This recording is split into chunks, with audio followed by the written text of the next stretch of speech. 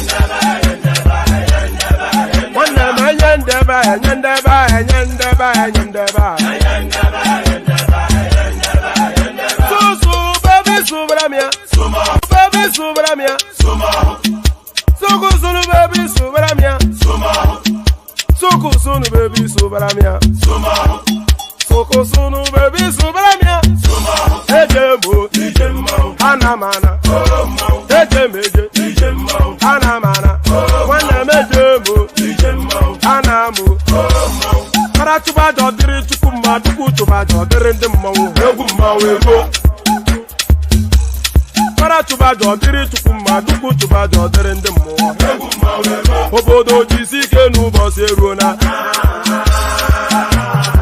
oyibo it's everyone be free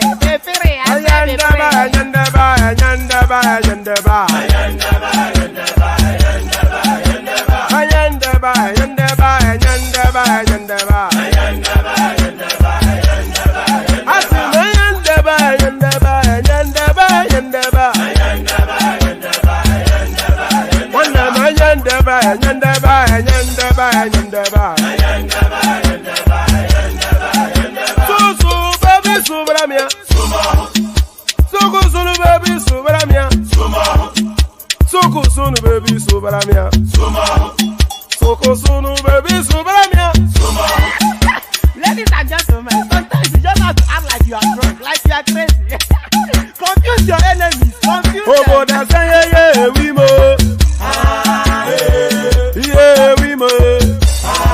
Fubara'S N800 no basanye ga kwantumo iye de gugeme.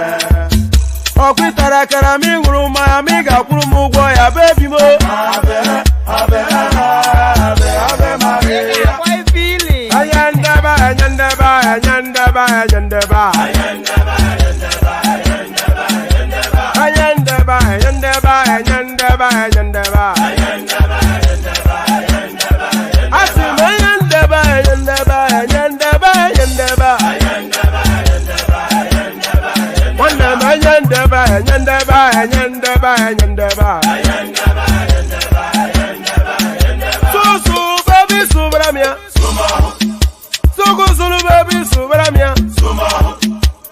Sunu baby Fubara'S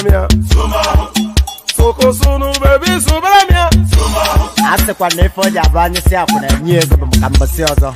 Since I was born, but now I am getting youth. Akuna motangu akuna kogabu. And there it is right there. So there it is right there. Here I am, right where I am. There you are, wherever you are. And what does that mean? Here we are. So here we are, and here we go again. Another banging session on the Woman Went to More platform. But then, whenever has it never been a banging session on the Woman Went to More platform? It's the mesh of the collective that come together that makes it this unique and just so intoxicating, addicting experience. So come get your fix of the. I don't know where I'm quite good with that metaphor. So let me just roll it to where it lands. Come get your fix of the. And by the way, I've got a bit of news for you. By the way, you know, one of our panelists, Adewale. So yesterday, I think it's not I think I know his wife gave birth to a baby girl. So congratulations to Dewale from the platform. I'll arrange chocolate and flowers on behalf of all of us to see how we can get that over to him. But whatever it is that I was saying, let me say this instead. Click on the like button just as soon as you're coming in. Subscribe if you haven't done that already. The hyperlink that says StreamYard invites you onto the screen if you want to be part of the cool kids. Not that with my bald head, I still, so if you want to be part of the cool crowd, let me put it that way, then click on that hyperlink that says StreamYard, and then come mesh around with the likes of Ajanle Koko and all of these superstar names that you've been hearing for God knows how long. So do all those. Click on like, click on subscribe, click on the hyperlink that says StreamYard, and then let's just roll straight into it. It's somewhat of a Spurs news cycle this time around. But we have been able to put things together. But then, of course, as the panels turn up, they will hopefully come in bearing gifts. And between all of us, we put something together. Between all of us, we will put something together. But let's start putting it together with this. So let's start putting it together with this. Fubara'S budget presentation, expenditure, illegal. So the fight between Fubara, I think we may well just let's take it from a video clip instead. Save me having to read it out. The fight between Fubara and the MC Wike, it has not come to an end, and it is not coming to an end anytime soon. So now that and by the way, there are no surprises that his 800 billion naira budget will be declared illegal. There was always the anticipation that would be the case because when that budget was passed, I think there were about no more than 5 to 6 parliamentarians in situation when they passed that budget, because that was that phase when a lot of them left the PDP to cross over to APC, and they were somewhat in abeyance. And that was also that phase when Fubara went to burn down the state assembly in Rivers State. So there was nobody to pass that budget outside of about 4 to 6 assembly members. So there was always the anticipation that that budget will be, it had problems, and that problem, it crescendos into this. So that problem crescendos into this. Let me just give you the readout, and then we can listen to the clip as well. Update: Court declares Rivers 800 billion naira 2024 budget illegal. So there it is right there. This guy is not suited for governor. It's more of a thug than a governor, somebody that is actually going to burn down. Let's just go through it. The Federal High Court in Abuja on Monday nullified the 800 billion naira budget signed into law by the Rivers State Governor Simi Fubara. In December, the governor presented an 800 billion naira 2024 appropriation bill to a faction of the assembly comprising of 4 lawmakers. Following the passage of the budget by the lawmakers, Fubara subsequently signed the budget into law. The Rivers Assembly became divided following a move by 24 lawmakers loyal to ex-Governor Yemsen Wike to impeach Fubara. The lawmakers loyal to Wike approached the court after their seats were declared vacant by the Edison here-led Rivers Assembly, following their defection to the All Progressive Congress. In the matter marked FAHC blah blah blah, the Rivers State House of Assembly and Martin Ameawule are the 2 plaintiffs. The National Assembly Senate President, Deputy Senate President, Senate Majority Leader, and Senate Minority Leaders are the 1st to 5th defendants, respectively. The House of Representatives Speaker, and then it goes on to add all of the federal space.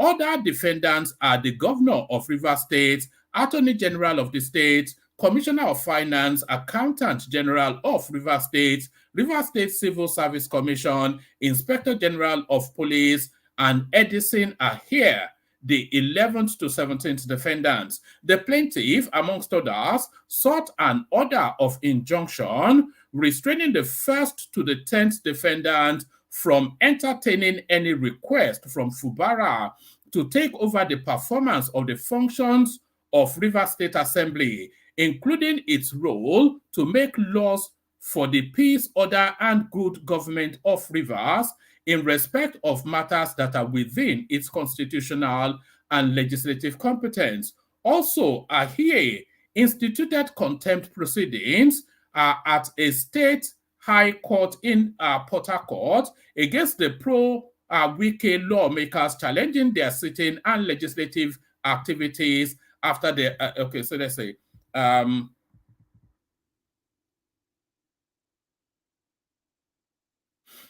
all right. Let me leave it there. Let me leave it there. Let's just go to the video clip. Just save me having to read through all that. Let's go to this.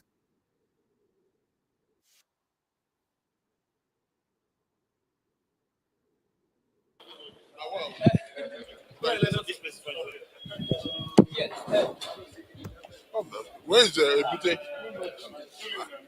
Not the enemy now. The judge just made some very well-pronounced decisions. Give us a summary of the key points made after the judge. Well, basically, His Lordship granted substantial parts of the relief sought by the plaintiffs. That is the Rivers State House of Assembly and the Speaker, Right Honorable Martin Ameawule. And indeed, in clear terms, condemned various acts of the 11 defendants, that is the governor, and equally the acts of Honorable Ehi Edison, who had purported to be the speaker. The governor, his lordship, in clear terms, declared that as at today, the National Assembly do not have any reason or justification to take over the constitutional functions of the Rivers State House of Assembly. So they cannot exercise such powers, and he restrained them. Okay?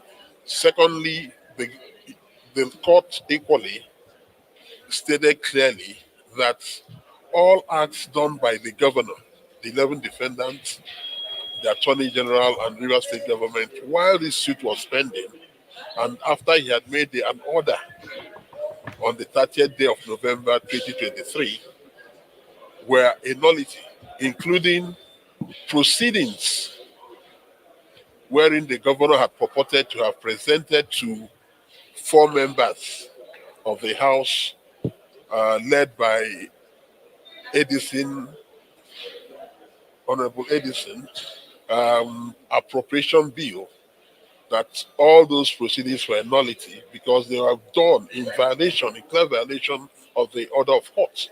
And he therefore set all those things aside, the proceedings, the budget, etc.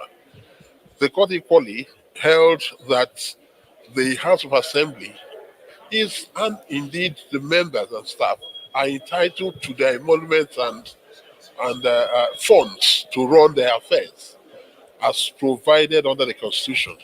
Therefore, the governor does not have the powers to, in whatsoever manner, stop the release of such funds to the House of Assembly.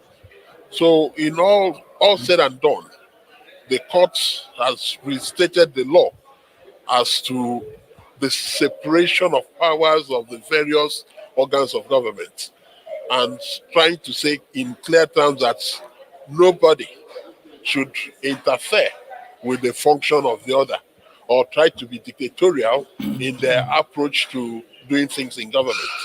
So that is the position of the law. So that is the position of the law. So that's the position. If you want to draw an equivalency, imagine then Tinubu trying to pass the annual budget, and then the Senate is either on recess or they are on strike or they are not available to pass it. So 4 senators are available, and then Tinubu then tells you that the budget has been passed. So that's essentially what happened in Rivers State. So no, it doesn't know the accoutrements of governance. This is what we're seeing of Fubara. It's going to be a roller coaster ride for that guy all the way through his tenure. And Yemsen Wike, of course, ever at the background with the whipping stick. Yemsen Wike ever at the background with the whipping stick, and Yemsen Wike still in play. Some politicians are making sure that President Tinubu's government does not survive. Wike blames politicians for insecurity in Abuja. So now, there is, you will struggle very, very, very hard to go against what Wike is presenting here. You will struggle very, very hard to go against all of the smoke signals. And by the way, for every government, there has to be an opposition and an effective opposition. But then, of course, the operative word is effective. So not and by the way, being in opposition, it is not then to try and negate and paint in negative tones any and everything that a government is doing. In instances, you can acknowledge that the government has taken a right step, but then, of course, as an opposition, you can then go on and describe how you could do it better. So that is also in the accoutrement, in the armories of an opposition. But what we're seeing in the opposition space is just to try and rile the populace against the governance. And that is not opposition at all. That is almost a subversive movement. That is all. I'm not going to use words like treasonable, but that's certainly almost a subversive movement. And off the back of that negative campaign, that campaign of calumny that we're seeing from the opposition space, we're now seeing outshoots of things that are actually raging against the very fabric of the country. And I'm talking about insecurity, which has spiked to an alarming proportion over the last 6 weeks, 2 months thereabout. And it cannot be a coincidence that we're suddenly seeing this spike up in incidents of insecurity. So there is not that the criminals have suddenly woken up and they've coordinated amongst themselves that they want to act in a coordinated way. No. So the only coordination that can explain now this real heavy spike in insecurity has to have a political undertone. Wike goes there.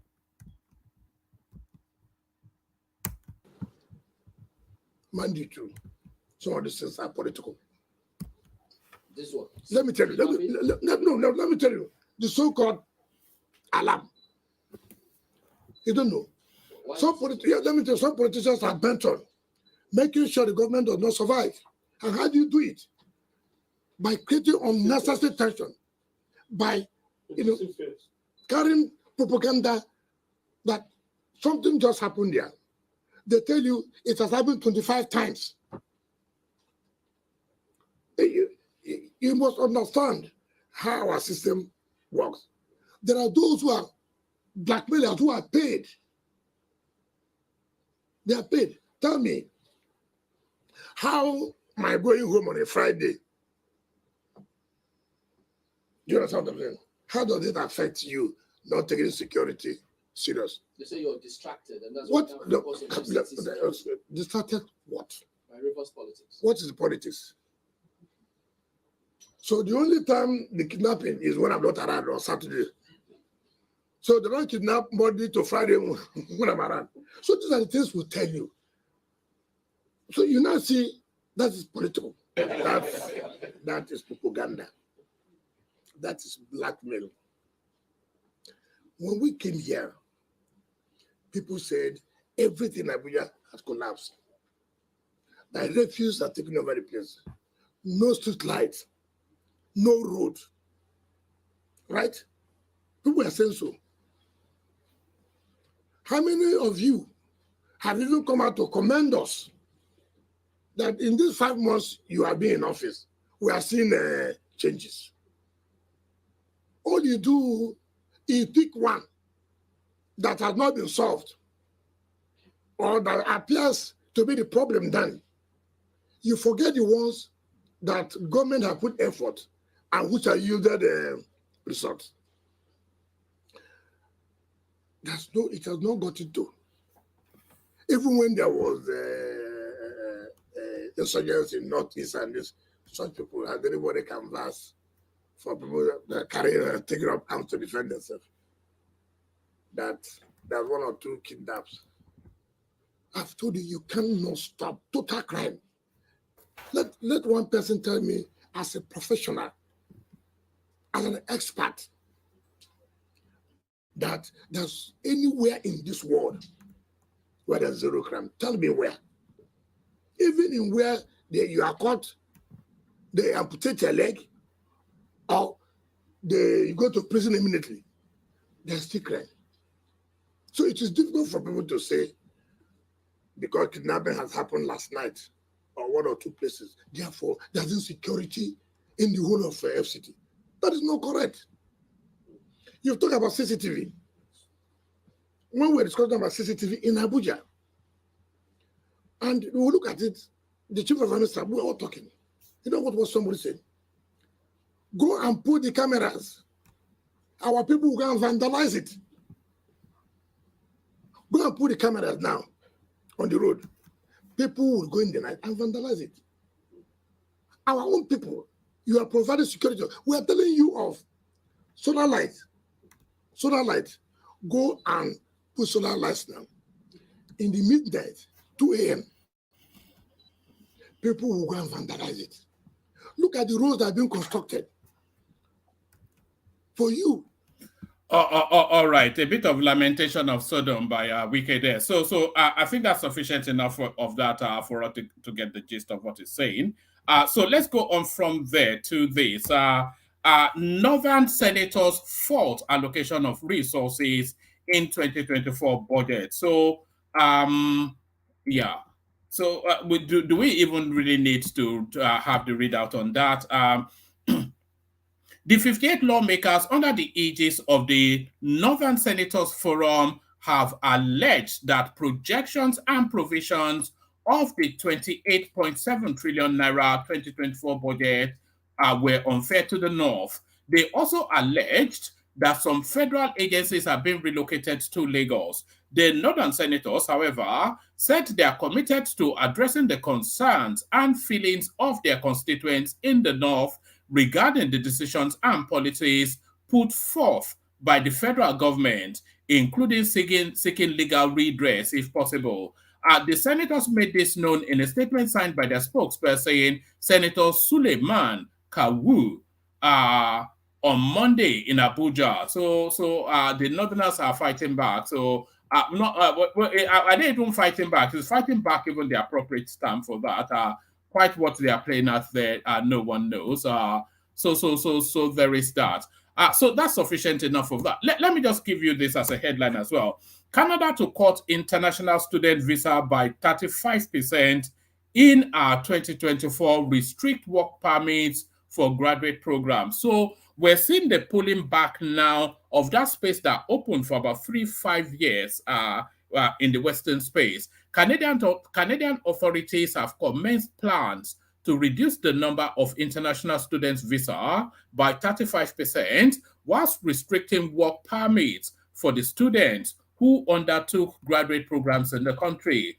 The Canadian Minister for Immigration, Refugees and Citizenship made this announcement on Monday. The cap on international students' visa and work permits, according to Mr. Miller, is the latest in a series of measures to improve program integrity and to set international students up for success, maintaining a sustainable level of temporary residence in Canada as well. Mr. Miller said, for 2024, the cap is expected to result in approximately 360,000 approved study permits, a decrease of 35% from 2023. The move to have a cap on international students' visa and work permits, Mr. Miller said, will check private Canadian universities taking advantage of the students' international visa to run under-resourced campuses.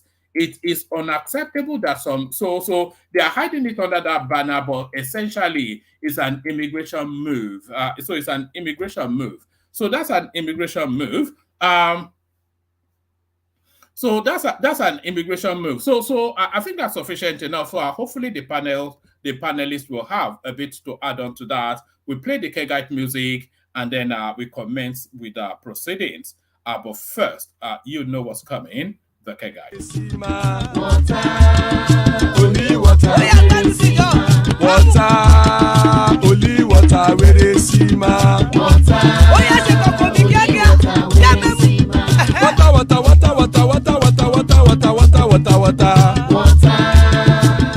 water, where they see ma. Hapa o naido.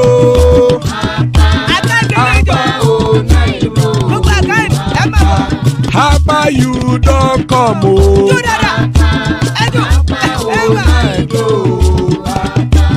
Hapa o naido.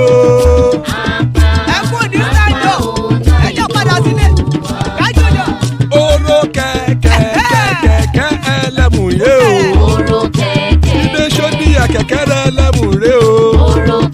Bobby master kẹ̀kẹ́ ẹlẹ́mùrè o. Chief Wike kẹ̀kẹ́ ẹlẹ́mùrè o. Eruku lẹ̀lẹ̀ ẹlẹ́mùdé. Eruku lẹ̀lẹ̀ ẹgbẹ́ ẹlẹ́mùdódò jàre o. Eruku lẹ̀lẹ̀ Ghana ti dé ẹgbẹ́ bọ́dì o.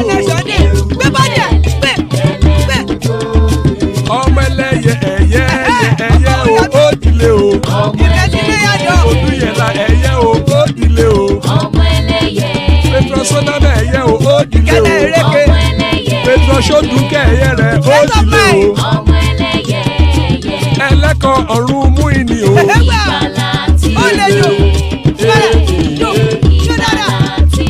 Àkùkọ ọ̀run mẹ́kọ̀.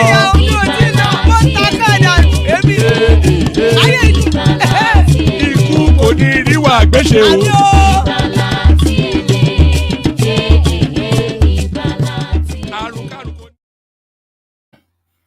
And there it is right there. Iku Koneru Agweshe, may death have nothing to do with us. So, joining us are War Peace from Japan. Good to see you, War Peace. The regal presence of the mighty King Emeka, always a delight when Emeka is here.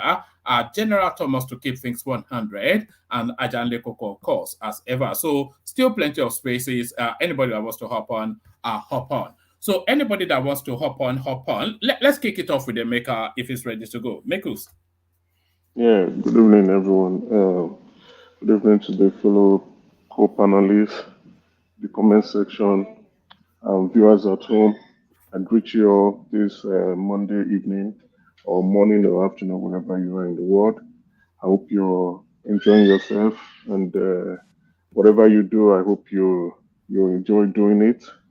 Well, man, we're back again. Yeah, back on again. a fresh Monday evening. It's getting colder here. And everybody is trying to stay warm and stay at home. Anyway. It looks as though you'll be staying at home by yourself. Your Canadian government now, they don't want Nigerians in your country anymore. What's going on with this immigration subject? Apparently, they don't want it to become an election issue. So they're trying to address it now because people are complaining about the high increased surge of immigration and the rising cost of houses. You know, when students come in, they come in with some good number of funds, not the ones coming from Nigeria, the ones coming from China and India. Those guys come in with good money and they are buying up all the houses. And the prices of houses are going up. People can't rent anymore. People can't even afford to buy houses anymore. There, you understand. There was a case where refugees coming in and some people were being seen sleeping outside in the cold in this winter. So to avoid it becoming an immigration issue, I mean, I say an election issue, the current Labour Party decided to see how to curb the rate of immigration. I saw the news. It's been anticipated anyway. It's coming. It's coming. We knew it was going to come. I saw it, and say starting from September 2024, that it will be very difficult now. They will curb dependents, except you are going to be doing courses in medicine and I think 2 courses, medicine and something else. So you can come with your dependents. Others come alone. Are people reading a racial undertone into this? No, it's not racial. There's nothing racism involved in this. It's just about inflation causes the high price of goods and services. In short, the main cause is the high cost of houses. So some people have been proposing that immigration numbers should determine that the houses that will be being released to the market, right? In Ontario, where I stay, the province where I stay, prices are so high. The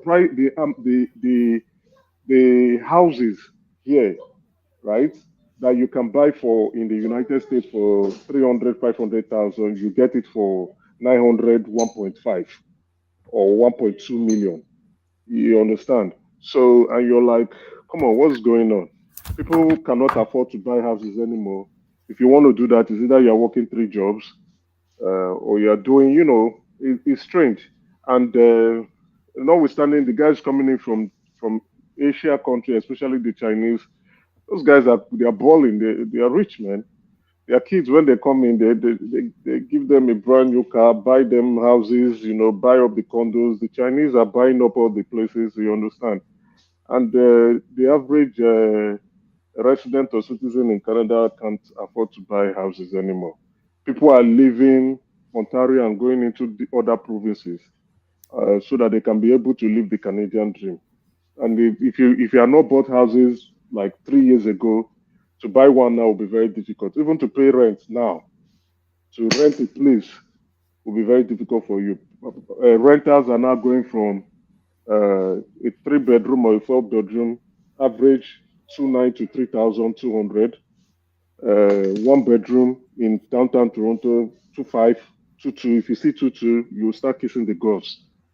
So it's just, and again, the housing prices is not the main driver of inflation in the country. Now, when you now factor that into the cost of goods and services, as well as job, the affordability and availability of jobs, you see, even students are even looking for jobs in McDonald's they can't find.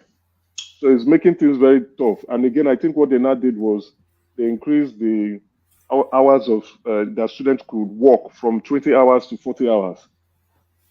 So it's now making it so tough for that's the normal residents, young residents or citizens in Canada to find jobs just to get that work experience.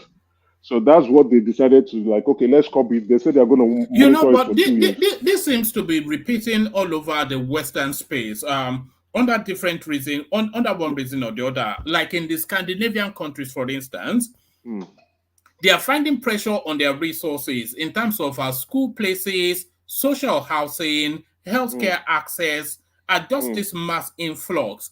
And then what they are finding also in especially those Scandinavian spaces, they are accusing then the migrants but this one has a racial undertone of creating a parallel society within their society. So they can congregate within one space and they ghettoize somewhat that space. So they are even now putting into law that a certain percentage of migrants cannot be resident in, and of course they've cancelled all the libertarian sort of positioning that they had previously. Even today, I saw that to become a German citizen, you have to spend 5 years, and if you can speak German, it should be 3 years, I think thereabouts. So immigration, they are not seeing the negative impact of immigration, right? Not immigration, high influx of immigration coming in. Is it negative impact, or are they afraid that the demography of their country would change? I can't speak for those countries like the Scandinavia country or the United Kingdom, right? Where in the United Kingdom is a small island. Now the population is overblowing itself. I can't speak for those countries, but for Canada, there is no racial undertone. Canada actually needs immigration. There is a positive side of immigration, the positive impact, as well as the negative impact. Now, they did not, for Canada, they didn't manage the influx properly. Now, what is actually also driving the house prices is because there are limited number of houses being released. For developers to get the license for your land to be approved, for your building to be approved, it takes a long period of time. The government is not just wanting to help out. The government is not just trying to make things seamless and easier. So when you are releasing a small amount of the supply of houses into the public, and there are a huge demand to mop it up, you begin to see the prices of house prices going up. You understand, and that's the major problem. Then when you go around, then again, and Canada the country is very big, but the people, the places people are situated is small. So they now need to see how to expand that place, and it comes with a lot of resources that is needed. So they didn't plan that. Yeah. So what you are telling us is the policy of the government on immigration, on housing is not encouraging for investors to. Oh, they've even stopped. They've even made it very difficult for investors. That happened like 2 years ago. They made it very difficult for investors to come in. You have to pay 50% of the listing of the house. They made it difficult for investors initially.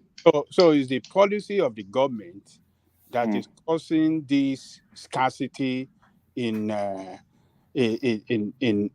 housing? Yes. They didn't manage it very well. So getting influx, not the influx of students into the country. So is the government policy that is not encouraging investors, to invest in and No, building more houses. let me also. So The there's, you know, plot people are I coming believe in. it's good for the economy of the country because they're going to pay um, for their school fees, and Yes. that will keep the university revenue, you know, going high and stabilize, and even for them to buy houses is good for the economy of the country I, too. I agree, but Yeah. that indexes, that the indicator, the housing indicator that are used is just one indicator alone. Now, these students, when they are in school, they need placement too.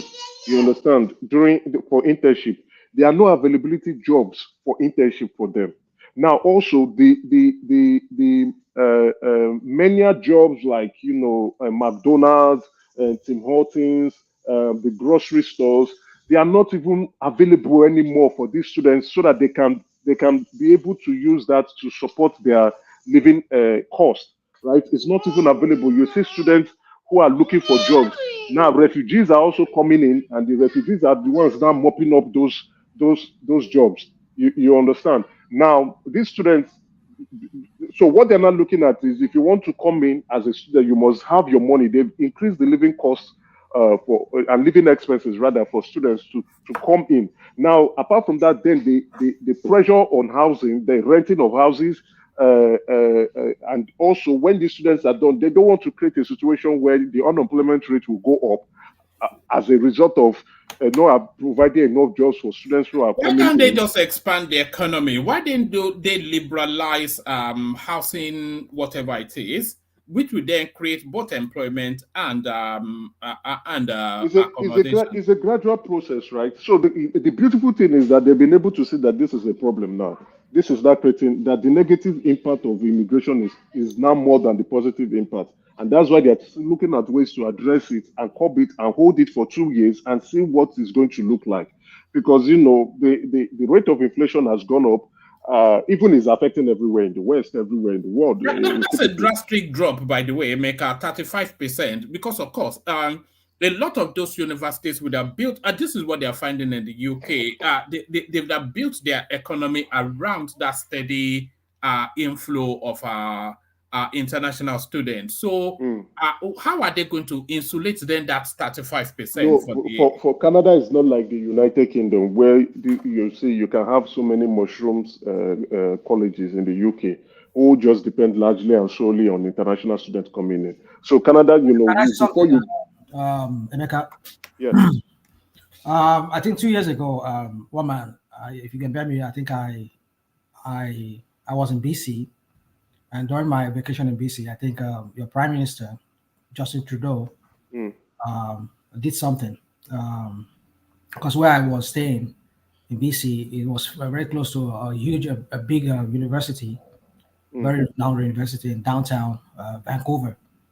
So, so my point is that he put there was a moratorium, a freeze on housing. That if you're a non-Canadian, you cannot buy homes. Yeah. That was 2 years ago. Yeah. The Chinese, the Indian, like for example, downtown Vancouver, all those high-rise buildings, those skyscrapers you're seeing in downtown Vancouver, they are all bought by the Indians and the Chinese. By the Chinese mainly, and people are not living there. That's it. That's what I'm even going into. So, if the reason why they are taking these stand now is they're restricting work permits, could it be because of they don't have enough housing? Because a lot of those skyscrapers, they are empty. These guys just buy them and just put them there, nothing done. So you're right. So what's the premise for this? What's the basis for this restriction of work permits? No, they've looked at it. A lot of people have started complaining. How pressure on housing, pressure on jobs, pressure on other factors as a result of this immigration. So it is like just to dispel the notion that whether it's racially motivated. No, not at all. This is pure economics. And that's what they're trying to address. Okay, you don't have students coming in because some schools can't find houses for the students. That was how it started. Schools can't even find housing. I think there are bigger underlying issues here than just what you just said. Could it be Justin Trudeau is failing in his governance style? No, I think elections are coming, and usually Elections are coming, when yeah. elections are coming, they usually play the It's almost like a race card that is playing now. No, no, it's not race. Elections are coming. They don't want immigration to be a huge factor, right, for the conservatives to run with. So rather, let them address the immigration issues, and then you come with what you think you can do better than the Labour Party. You understand? So with elections can come in at when, especially like when this stuff now creates a lot of problem. The Conservative Party will push for elections so that let the people decide if Trudeau is doing a good job with the housing issues or not. So they don't want this to trigger an election, and that's why they're trying to address this factor. Which is, if you ask me, I think it's a good idea. It's not like they're totally banning immigration via student routes. Other immigrations Also routes are still restricting them open. from bringing their families in. Is that Yes, not? to reduce demand, even with healthcare too. So they are not outrightly banning. You can still come in through the investor route. You can still come in through the economic scheme migrant route. You can still come in through the refugee route, but that refugee route is very difficult. You understand, because a lot of That's people a used to go totally to different narrative, isn't it? a That's lot of like people, a lot of people used to go through the US through New York, so they've closed that road. Now I think they've addressed the other transit from Quebec. So to now come in as a refugee in the United to Canada, it means my God, you would have flown into the US from the US, or you would have gotten a visitor visa directly to Canada. And to get a visitor's visa to Canada is very tough. It's quite tough. Even from Nigeria, it's quite tough. Which means you must have strong family ties here in Canada. And then anybody who is bringing you here will not want you to come and mess their record up. They are ready to pack you back and ship you off to where you are coming from, either Nigeria or the rest.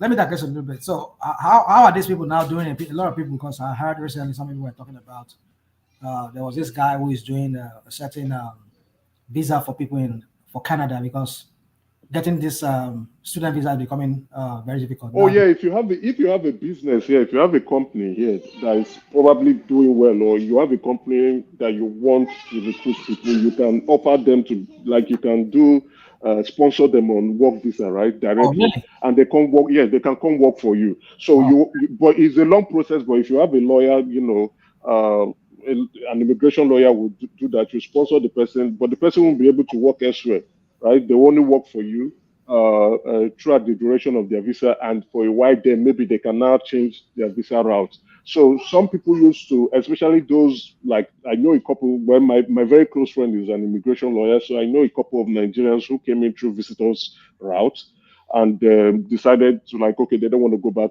to Nigeria anymore, and they're trying to address their immigration status. But it's quite tough anyway, and and if you're on the refugee situation, it can be really very terrible. Or if you are not accounted for, it can be very disastrous. But the student route still remains the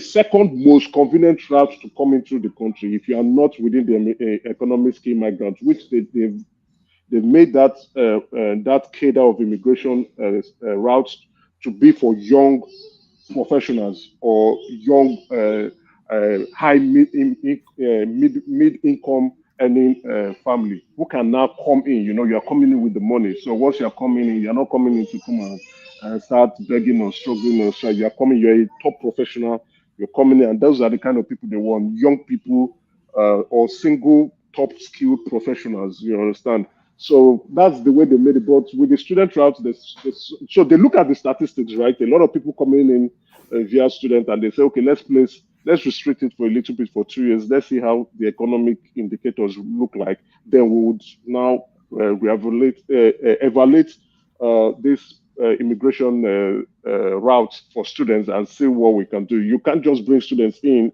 and the colleges cannot give them where to stay. At the same time, you cannot place them for jobs. And many students have been promised jobs.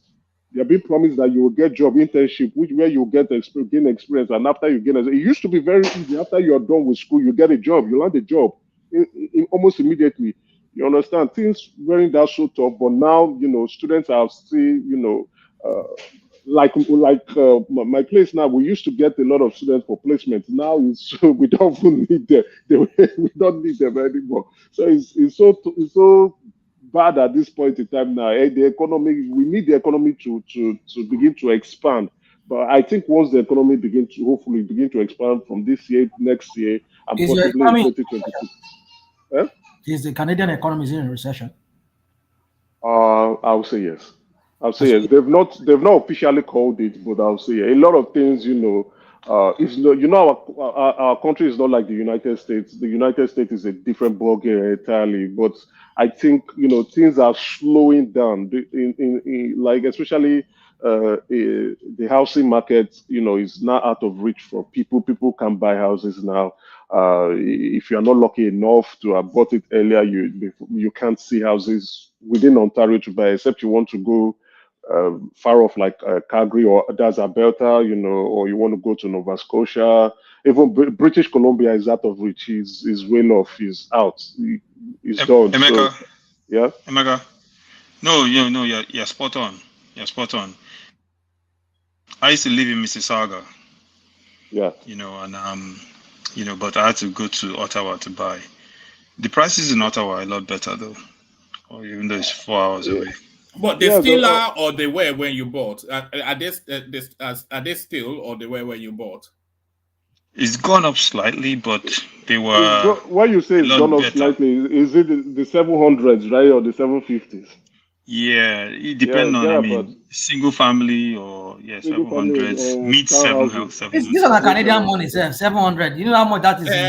Well, how much is it in real money? That's probably that's in the US. like 500. That's 650. 750 is 620, 650 United States dollars.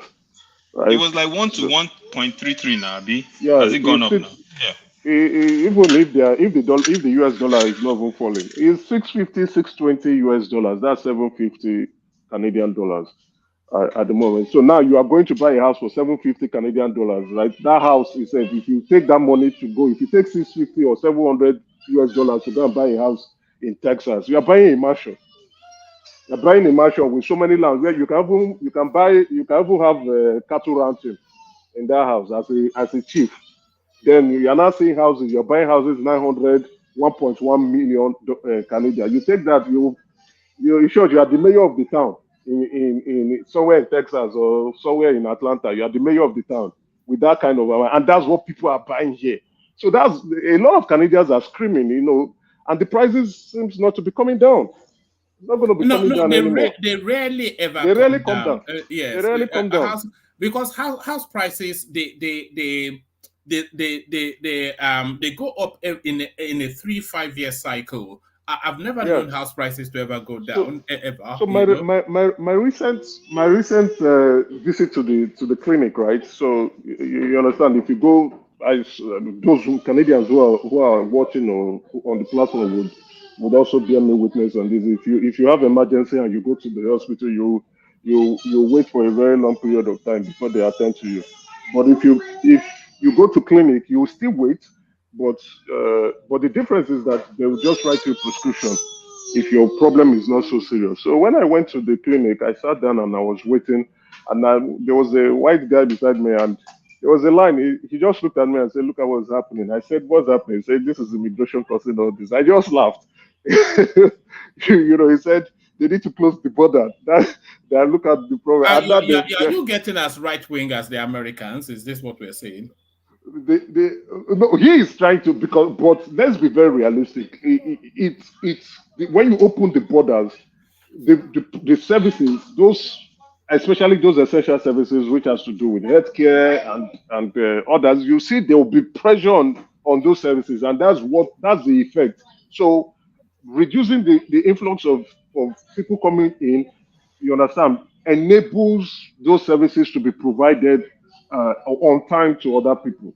So I welcome the development, you understand, so that the economy can expand and grow and accommodate new immigrants. Because the positive impact of immigrants is very good, you understand. It creates that demand, the demand. You know, if you're a landlord, you can rent out to students. You know, you're always going to have your house on the market, and nobody is going. You understand? You're able to rent that place out and make some income for yourself. If you are in the car dealership, definitely there will be demand for cars, as well as other services or products that you have if you're in business. But once things are now getting so tight and they are increasing interest rates, they've increased interest rates like 7 times, and you know a lot of people are stretching out the living cost for the average individual. So what do? You have to begin to look at the effects. Do you want to kill everyone because of immigration?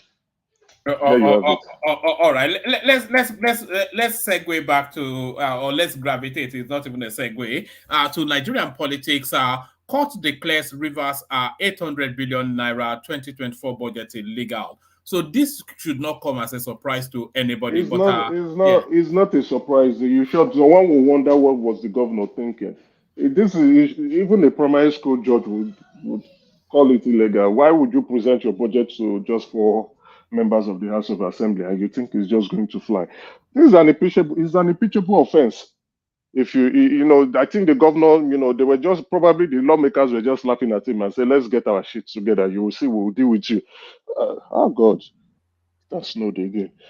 So, you know, the guy just went. His lack of understanding of how to manage people. I think he can't manage people. That's where he's losing it. He can't manage upwards. He can't manage downwards. And now only God knows what the gentleman agreement that were not codified.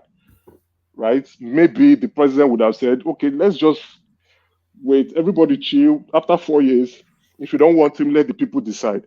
But what he has done is impeachable offense. They can impeach him. The only thing, people will come out to the street to riot. The police will come to see how to address the situation. Because what he has done, he has taken the laws into his hands. He burnt the House of Assembly complex.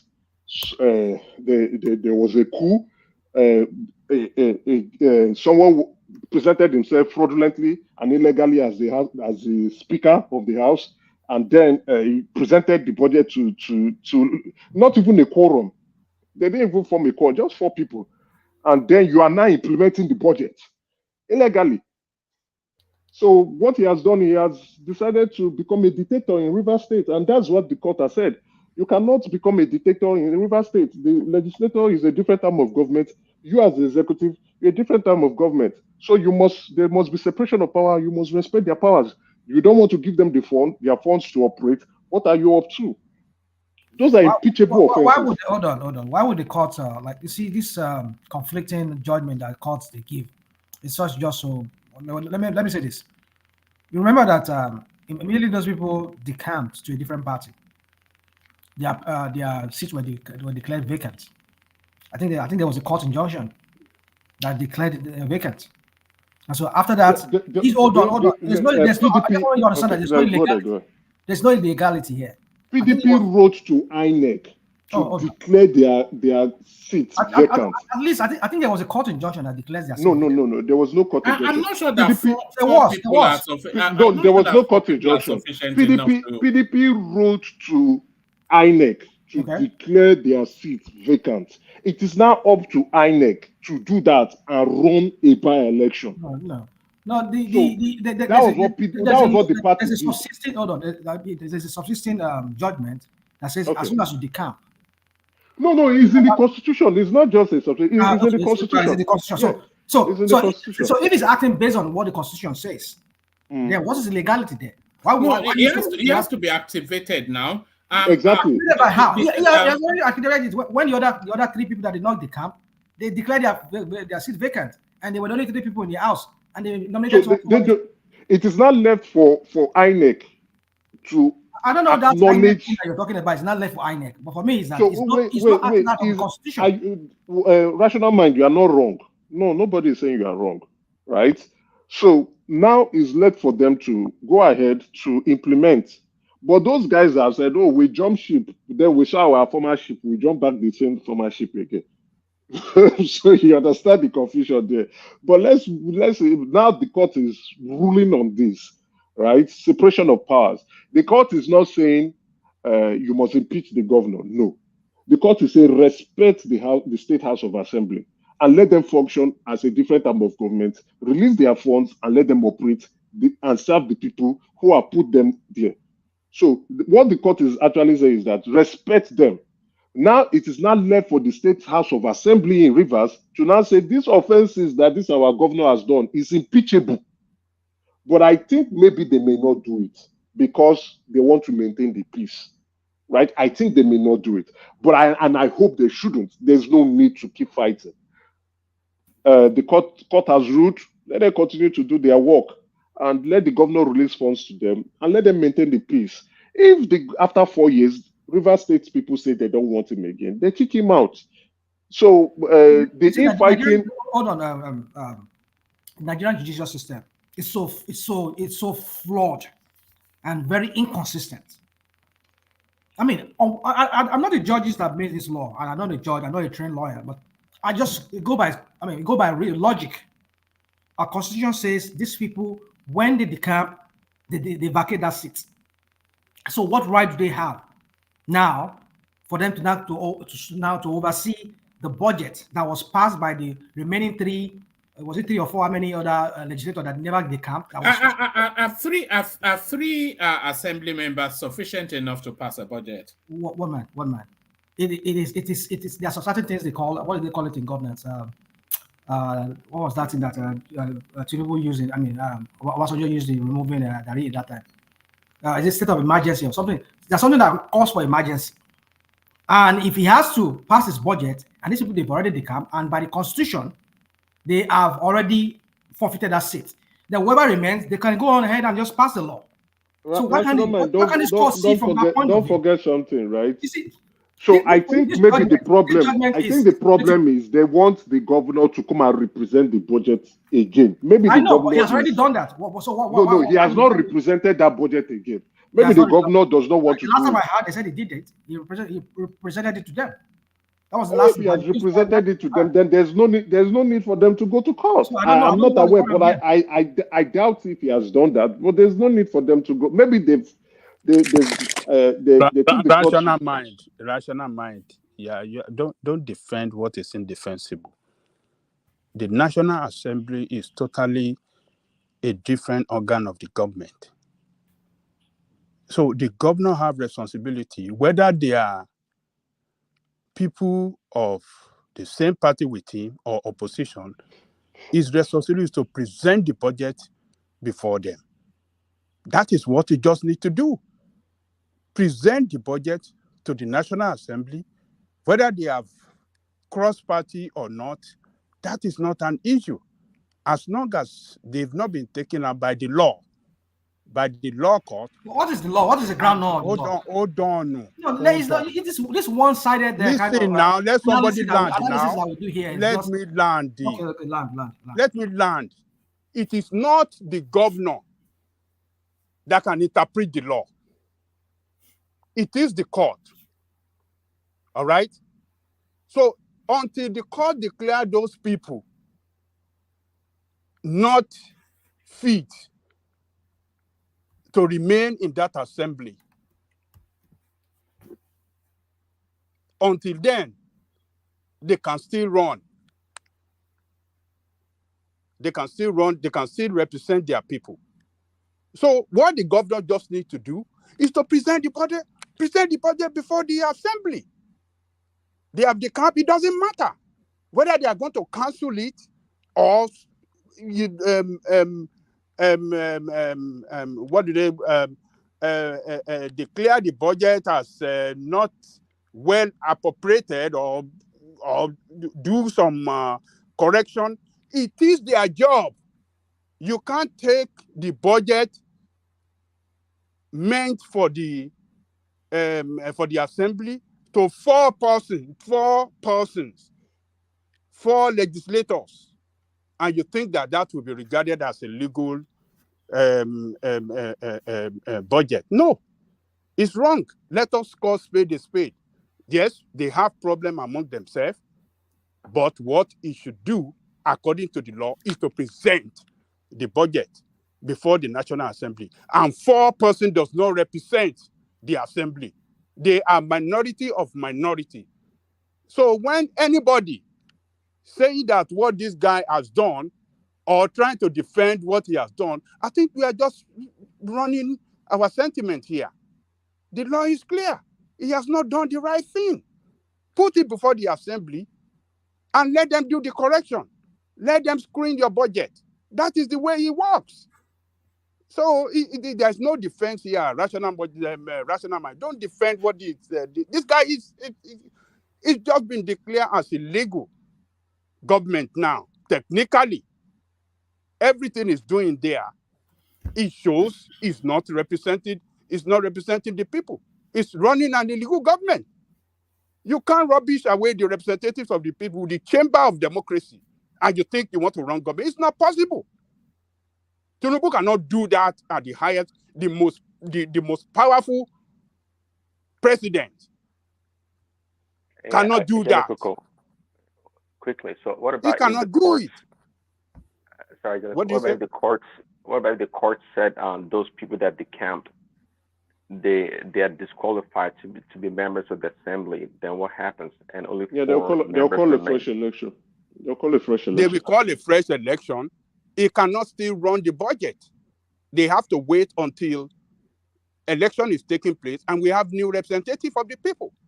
Okay, so I get it. So that's the way it runs. So he has to wait. How long can they wait for? How long can they wait for? They will surely speed it up. Surely speed it up. Don't defend this. Nobody's defending anything. This is common logic. Hold on. We are forgetting something, right? The State House of Assembly represents the people of the people. So it's not. Yes. So this illegality with impunity. We must not. You can't defend. You can't run it. If it is Tinubu that did this now, Rational Mind, you'll be all over the places. That was. You will be all over the places. Oh yeah. If it's Tinubu that have done this, you'll be all over the world. Yeah. I agree. We have told you this guy is an illegal guy and this and this. It's a different thing you'll be saying. Rational Mind doesn't want to follow the process. We would not even come on the platform because Rational Mind and co will be all over the world. Every attempt for Rational Mind to Rational Mind, if it was Tinubu, we will not be on the platform. Oh man, the whole world will have scattered. The whole world will have scattered now. Third World War will have begun. Third World War, and one man went to more. All this agbado here. I know why them. Why you ganging up on Rational Mind? So no, it is not ganging up. Stop it. Nobody's ganging up. I'm saying what I think. You're like no, it is not ganging up. But we are pointing out the fact. We know what we have done. If we are to be Tinubu, that have done this, being very partisan. No, it is not partisan. No. If we are to be Tinubu, Rational Mind will have been all over the world. Will have carried his missiles, his anti-aircraft missile, his intercontinental missile. They will take it to Radio Kudirat. They will take it to Radio Kudirat. Radio Kudirat. They will have relaunched Radio Kudirat everywhere. War will have begun. So Rational Mind. So this guy is wrong. Criminal. He will call him a criminal. He's a criminal. He's a this and that. Look, this guy, what he just needs to do, he has to find a way to go and settle with the for the Assembly. If he doesn't want to settle with them, present the budget with them. Leave them with the budget. Let them reject it. Then be clear to the people of Rivers that yes, they are the one that doesn't want to approve the budget. But now, with what he has done, it just showed that, look, it's running illegality, government of illegality, and they are tightening up the news against him. This is what this judgment represents. They are tightening up the news against him, and he is just a warning shot to him that, hey, go back and reconcile, and you can run your government. Exactly. According to the law. You cannot run a legal government. Rational Mind. All right. I've rounded that space, Emeka, and then I'll take you to one more talking point, and then we'll move the conversation round. I think Baba Jalikoko has helped me to round up the space. He just needs to learn how to manage people. Go and reconcile with your state house of assembly, because you can't fight them. The more you fight them, the more you give them the leverage and the talking points and the missile and ammunition to impeach you. He has to manage them, and so that he can run his government, even though they might not be friends, but learn how to manage them and be at peace with them. Simple. All right, brilliant. Let me take you to this space. President Tinubu explains reason for large cabinet. So let me just give you what he said, and then you pick it up from there. Justifying his decision for a large cabinet number of 48 ministers, Tinubu said, I have had a number of criticisms, including the rationale behind the size of my cabinet. If you want efficient, mobile, and resourceful people, we have to give people a load they can carry. If you combine too many ministries because you want to save money, you will have a future of non-performance and no results. Nigeria needs to turn the corner to grow, and we must give people challenges they can manage. And that is what we are doing. So essentially, well, he explains it. I don't need to add on to that. But do you buy that the largest number of ministers that the country has ever witnessed? I don't have a problem with the number. I just have a problem with the ministers doing their job. I don't have breaking ministries up, so that the portfolio would, be less for maybe the current minister is very effective. Is a better way to manage and deliver objectives, goals and objectives, right? If you have so much load on your head, and if they take a couple of those loads off you, you can carry the ones you have much better. But it is the caliber of people who are managing the portfolio that I have a problem with, not the 48. If he wants to break them to 103, that is fine. But are they going to deliver effectively? Are these people service-oriented ministers that understand their job, what they are supposed to do? I don't have a problem with the number, but I doubt that these ministers know what they are doing. Just last week or last 2 weeks, we were talking about Beta Edu. She didn't understand the assignment. She went there. She went to go and steal money. Tunde Ojo, we argued bitterly about him. He even with the Tunde Ojo rather Bumi, him doing his work, and the things going on between him and the humanitarian ministry, we don't know what's happening. Investigation is still ongoing. Some people want him to stay. Some people want him to go. Some say, oh, he's doing a good job. But for me, that job he's doing, which is good with the Nigerian immigration, very good. I like that. But let him transfer that skills around all his portfolio too. Then the one that is getting to my nerves is Minister of Power and the baby in trade. I don't know what those people are doing. There are lots of them, lot of Ministry of Health.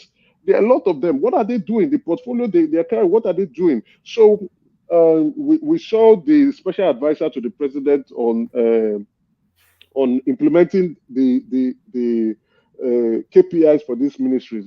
I think she's going around. She started with the Ministry of Defense to go and see their quarterly report and performance. Of course, we know the Ministry of Defense has failed. Parallel F9 everywhere, all around the 36 states in the country, including Abuja. Abuja now is the worst. Insecurity is eating everybody up. So they are failed. So it is now what will now happen to these ministers that we should be looking at. Quarterly performance. Let's see what if the result card is F9. What will the president do? It's not about him now saying, "Oh, I gave more portfolio, I divided the ministry, I distributed it to more people." But are they delivering? We lauded the president here to be a man who picks great talent, to identify people, to identify leaders who will be able to implement things. We looked at his those he has picked, his successors, as well as individuals he has groomed. And we say this man identifies talent. And he ran on it. Let's be very honest. He ran on it. He ran on that campaign slogan. But now, the talent that we see him picking, I don't understand those talents too. Some of them have K legs. Some of them don't even have legs at all. Some of them don't even understand what they are doing. Some don't even know their portfolio at all. We only have a few of them who have gone through proper leadership school or probably have good experiences, and they are not putting it into good use. For example, Wike, for example, yes, we could call Bumi Ojo. Then we can also look at a couple of them, a handful of them. The former governor of Ebonyi State. You understand that he was a former governor, so it's not new to him. Leadership skill is not new to him. But a few of them, we don't understand what they are up to. The Minister of Power, I don't know what he's doing. There's darkness all over the country. The guy is coming and he's talking about people should stop paying for prepaid meter. And you're wondering, come on, Mr. Man, what are you up to? You're not. Nobody understands you because you lost election in Oyo. We don't know what you are up to anymore. You are confused. Now, I just don't get it. So the president must begin to address his ministers and call them and say, come and explain to me what you are doing. Come and tell us what you are up to. There are some ministries that you just don't know they exist. So what are they even up to? I think on Twitter one certain time, some people decided to hold the Ministry of Youth accountable, and the shadow minister, that's the Minister of State, now decided to write an epistle in on Twitter telling us what they are up to and the skill sets that the skill programs they are trying to do. Do you think the problem we had with communication under the Buhari administration is starting to rear its head under the Tinubu administration?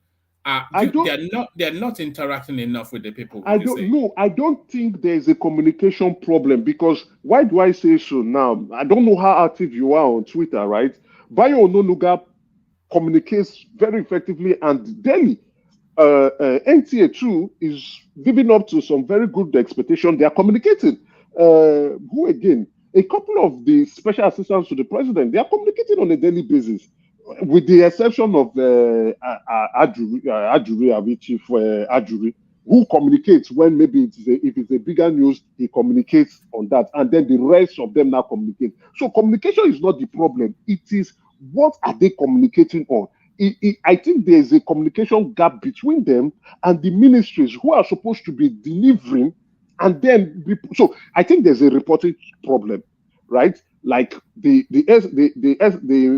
NEC meeting they are having, I don't know what that is delivering. They are supposed to be telling what they are doing, what their plan is, their future plan, their present plan, and what they've already done, what they've achieved, so that cannot be communicated to Nigerians. Some of these ministers too are supposed to be going to the media houses to communicate their strategic objectives to the country and tell the country, this is what we want to do in the next 3 months, in the next 6 months, in 1 year time, this is what we intend to do. So those will form that communication chain. And if maybe Ajuri, who is the coordinator of communication across board in the country, says, okay, we don't want that. What we want you guys to do is tell us your plans, what you want to do for the country, and tell us what you have achieved so far. Then we will now communicate it through the appropriate channel, either through NTA or through our media handles, whichever one.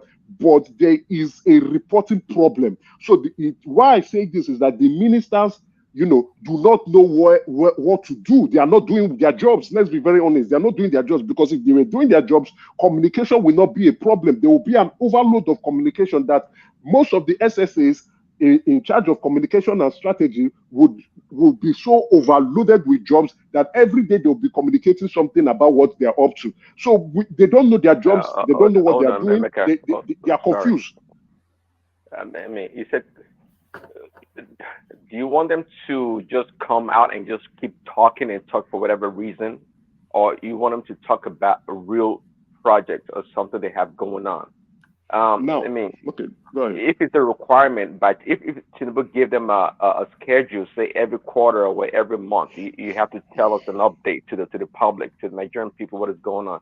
That's one thing. But I don't believe that they all have something great going on, that they should be talking all the time. I don't know. I don't think so. I mean, I understand the critical sector like energy or power. I think, was it on, I don't think it was on this platform when I was given that the example that if the ministers know what they're doing, they would know how to communicate to the public. They would tell the public what they are up to. You understand? Their budget has just been signed. Now, with your budget, you told the government or your ministry that these are the things you want for them to make your ministry effective for the year. They have approved your budget. Now, you are now on the next phase of them releasing funds to you. I think that is what they are doing now. They are releasing funds on a piecemeal phase. With that, once that your budget has been approved and they've released funds to you, the first piecemeal fund, you prioritize your budget, what you think is considered the topmost priority to implement, and you begin to implement. There you go. Before you even start implementing, once you see the fund, you go to the media, or you can use newspapers, you go to channels, whatever. In short, as a matter of, okay, I don't want to say something. Let me keep it till I begin to see the signs. Then I will speak on it. You go and explain to Nigeria, or you go and tell Nigerians what you intend to do. These are what you want to do, and these are the timelines to deliver on them. But you can see, okay, look at Bumi Ojo. Even though he ran to the media, sorry, Mecca. he ran to the media. Mecca, where is this? I mean, I think you're over ambitious. Number one, with your requirement, and number two, where is this model coming from? I mean, where is it coming from? When did they start doing all these things? We had it with Fashola though, Prince Daddy. Fashola was always communicating. Fashola was always communicating his plans. Wike is an effective communicator. Yes, that's personality at work. That's personality at work. Fashola has portfolios. You see now. You see the difference with Wike. That comes with experience. His experience being a former governor, his experience with leadership, and now he does not want people to begin to miscrew what his plans are. Now they came and the saboteurs were at work. What he did, he went to he called the media to come to his office and he explained to them, this is what we want to do on security. Even he has given 3 or 2 media interviews.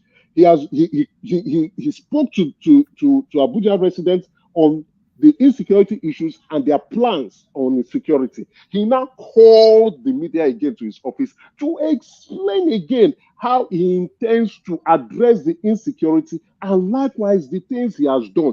Don't forget, last week or last 2 weeks, he took the media to the metro line to show them the phase at which the metro line is going. The near completion of the metro line, and it was like, okay, you guys need to fix this. So Wike knows how to communicate effectively. Wike knows how to channel his plans to the people so that the people can see. Wike gives Abuja residents a hopeful thinking that, okay, this man is up to the task and this man will deliver. And he even gets his enemies very worried because they are like, oh, this man is going to spoil business for us. Let's see how to attack him. And he knows how to manipulate and maneuver his way into the houses of Abuja residents. So that is what other ministers should represent and exemplify. Yeah, I understand. See, again, yeah, Wike is great. Fashola was great. But here's the thing. I'd rather have Ngilali or Tinubu himself come out to talk to the Nigerian people and delineate. Do you think he should be doing that quarterly, Prince Daddy? Do you think Tinubu should be having a quarterly national broadcast? That'd be great. Any way to communicate with the Nigerian people is great. But let Tinubu or his minions come out and tell us each ministry what the expectations are or what any big project they have going on. So we have an idea, at least an idea and a timeline for deliverables, right? But I don't want to hear people just making noise on television and promising and over-promising. This is not a culture. I mean, it's not a culture. I mean, it would be nice, not even the United States. I don't even think, not even Canada, they do that. We don't even know the ministers are. They just communicated immigration to us today now. Well, yeah, because that's important. That's in America also. They've identified you see. Well, we don't. The FEMA guy, the person in charge of the emergency when there's disaster, the FEMA person, it comes out once in a while. There's a hurricane here, there's disaster here. They come to television, we hear them talk. But other than that, we don't know what the heck they're doing. Who cares? Oh no, but again, now in the United States, there's even a dedicated channel, C-SPAN, right? Purely on legislative matters. So with that, you know what is going on. There are also multiple dedicated political channels in the United States that are trashing out all the issues, and you see You see those in the political brokers, the political powerhouse, all going to these political stations to go and express their opinion and tell the American people what they are up to. Then even in Canada here, the same thing. But in Nigeria, there's this communication gap. There's a communication gap. We really do not know what they're doing. I like that point. That the NTA actually should morph itself and become maybe like C-SPAN. They should go out there and knock on the doors of these ministers and hunt them down to get information and present it to the public. I agree. Fine point. That's an excellent point. I agree with you. I think that's what they need to do. Go and meet the ministers. If the ministers are not coming to you, go after them and ask them what they are up to. It maybe probably puts them on their toes and I need to communicate and tell Nigerians what I'm supposed to do. Then you can imagine a minister of health so far since he has been appointed. We don't know what he's doing. We don't know what he's up to. Doctors are leaving the country. Nurses are fleeing the country. Even pharmacists in fact, Lagos State has a better plan than it, because Lagos State is building a purpose-built a university for just to train medical personnel. Exactly. Exactly. We don't know we don't know the health policy of the country. You understand? We don't know what is going on, and there are fake products going around the country. NAFDAC is understaffed. NAFDAC is poorly equipped, and we say we have a minister of health. What is he up to? We don't. Do you know him? You don't know him. We I don't even know why his name is. That's how he looks like. Yeah. That's how bad it is. I don't even know if it's a he or that's a how she. bad.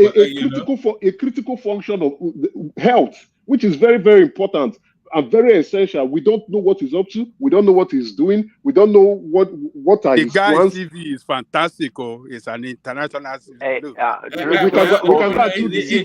Let him come and let him first come and explain the CV to us so that we can take the CV and go and eat. Minister of State for Health too. Both of them. If you look at their CV, man, it's a world standard, man. It's a world class. Let them bring their CV first. Now let's eat the CV first. Let that CV reflect in an action plan. Exactly, action plan. Let it reflect in action plan. That's also boo-boo. That's also boo-boo. Where is Ekene? Ekene will tell us we are here speaking grammar. We speak too much grammar. That's also boo-boo. We know the action. We don't see any action. It's very bad. It's terrible. And so many of them just like that we can't even remember. The ones we remember are the ones who are even making an effort. Let's be very realistic. The ones we remember are the ones making an effort. The ones we can't remember, they are not doing anything. See, maybe EFCC comes knocking at their door, there's a scandal. That's when we remember, oh, this one was once a minister, and now this one is stealing money. So it's bad. I think the president must coordinate his minister effectively. I am not against the number of portfolio he wants to give to people. I just want these people who have this portfolio to deliver effectively and let the country move properly. Thank you. All right, brilliant. Is there anything else we missed in the news cycle, Emeka? Yeah, just to round up on the insecurity in Abuja. Yesterday, we spoke passionately and very bitterly about the insecurity in Abuja. Now, we are hearing from Wike space that there are saboteurs trying to embarrass the president, which you were actually saying yesterday. Yesterday, I didn't want to call it out, but now Wike, who is a top-ranking minister in the cabinet of the president, is saying they are saboteurs, and it's looking like it. All of a sudden, the shot just came out from nowhere. It's like all the criminals in the country around to Abuja. They had the meeting. They had and they had the consensus, and everybody, let's go to Abuja and go and create problems there. So that's what Wike is actually telling us, and it appears, it's looking like it, but sometimes you just don't want to call something out. But with Wike saying it, I'm afraid I have to go with it that they are saboteurs. But then again, if you know they are saboteurs, those who want to spoil your soup, what do? Do you expose your soup for them to spoil, or would you cover your pot of soup so that they don't put their hands into it or throw sand into it? So you fight them. You are the president. You are the minister of the FCT. You fight them. You fight them and make that place uncomfortable for them. You embarrass them. You call their names out. You take the war into their houses as they are going into Nigerian homes to kidnap people. Go into their house and go and shoot them there. Shoot them. Shoot all their people too. Shoot them very hard into their homes so that they will run away and they say, this is too tough. We can't stay in Abuja. They've defeated us. So that's the attitude I want them to begin to portray. let them not see it as a situation that they've been defeated. No, if they're saboteurs, you go after the saboteurs. Why do you have the powers in your pocket? Use them. Use their munitions. Shoot them everywhere. You know, like if you are playing all these games, you know, you shoot them, let them feel the pains. Thank you, woman. All right, brilliant. So that's the majestic King Emeka. So thank you, Meku. Stay with us. Let's go on from you to Man of Prestige. We've not heard from Man of Prestige sufficient enough on this platform. Prestige, are you still there? I can't see you. Oh yeah, you are there. Man of Prestige. Look at that. He has gone to that Kuli he brought from Nigeria. He has gone. As we wait for Man of Prestige to join us, let's go to Aizon. Izon. Look at that. What's going on? One man. Oh, all right. Look at. I was about to start insulting you, but there you are. Yes. I'll be surprised if you didn't. No insults, but what is going on in the creeks? Does this conversation now, Fubara, just he should have known that this was going to be reversed. Actually, let me start. Since you are from that region, let me start it off with this. Listen to this. I'll only play you a couple of minutes. It's quite long, but listen to this. One, I just saw on social media now that the young man that we warned not to talk about the way to Wike went to a wall in Obiabo and he has insulted our leader. So I will address that young man. So I want to be able to listen. From the town, equal to the 4 local governments, 60 communities, I go to Mba, I know quote on, I want one tradition. I know, I can arrange you already. All right, let's not labor that, but that's a local government chairman raining insults on Fubara, and you can somewhat understand a 4-man panel to approve an 800 billion naira budget. Even when we were discussing it, when this budget was passed, we found this somewhat dubious, and so did the courts. Are you of the thought that an effective functionary, but not an alpha leader, is Fubara actually even suited to be a governor? Aizon? Well, man, that remains to be seen. I think we're going to have to let the jury is out on that. You know, in terms of how effective of a leader will he be. Obviously, you look at his background; he doesn't have a lot of experience in politics. He's a newer guy to the game. He's not as savvy, and but he has the backing of the Rivers people. And I think that is the key. This guy talking is clearly a Wike supporter, but he has the backing of Rivers people en masse, and it's not across ethnic lines. Whether it's Ogoni, Ijo, or Ekwere, they also majority of people support him. So, but he has to get very good advisors around him that can give him the kind of advice he needs to navigate himself through these waters. You know, I was listening to what Ajele said about, you know, his action with the State House. You know, he took that action because of what he was anticipating, that they wouldn't support him. But he does have the people on his side. So if they don't support his budget, he can always take it to Rivers. He has the pulpit of the executive. So whether or not he'll be a good leader, one man, we're all watching. But he's learning on the job, and he has to be smart enough to get the right people around him in that state, so he can come out of this unscathed. Do you think he can succeed without the full backing of Wike? Yeah, I do. You think so? I do. Yeah, because Wike is burdened in Abuja. You just said it right now, him coming up with this conspiracy theory. But he's burdened in Abuja. Heavily burdened. As a matter of fact, the people in Abuja, I was listening to someone today on channel say how they need him to focus on Abuja, that his mind is elsewhere. And we have enough problems. We have these things coming up. With the kind of focus that is coming up in Abuja right now, I think I saw something else today that was saying how northern senators are pushing against Tinubu's decision to move the CBN to Lagos. Yes, that's been rumbling for the last 3 days. And they are, they are moving the FAAN as well, Federal Airport Authority. Aviation, yeah. So it's So it's, you can see Wike has to get up for a fight in Abuja. The minute he got appointed, when he started trying to restructure the town and get everything all in an orderly fashion, they came out against him. They've complained. This is just the beginning. He can't, there's no way he can effectively fight that Rivers battle and come out on top while also fight what's happening in Abuja.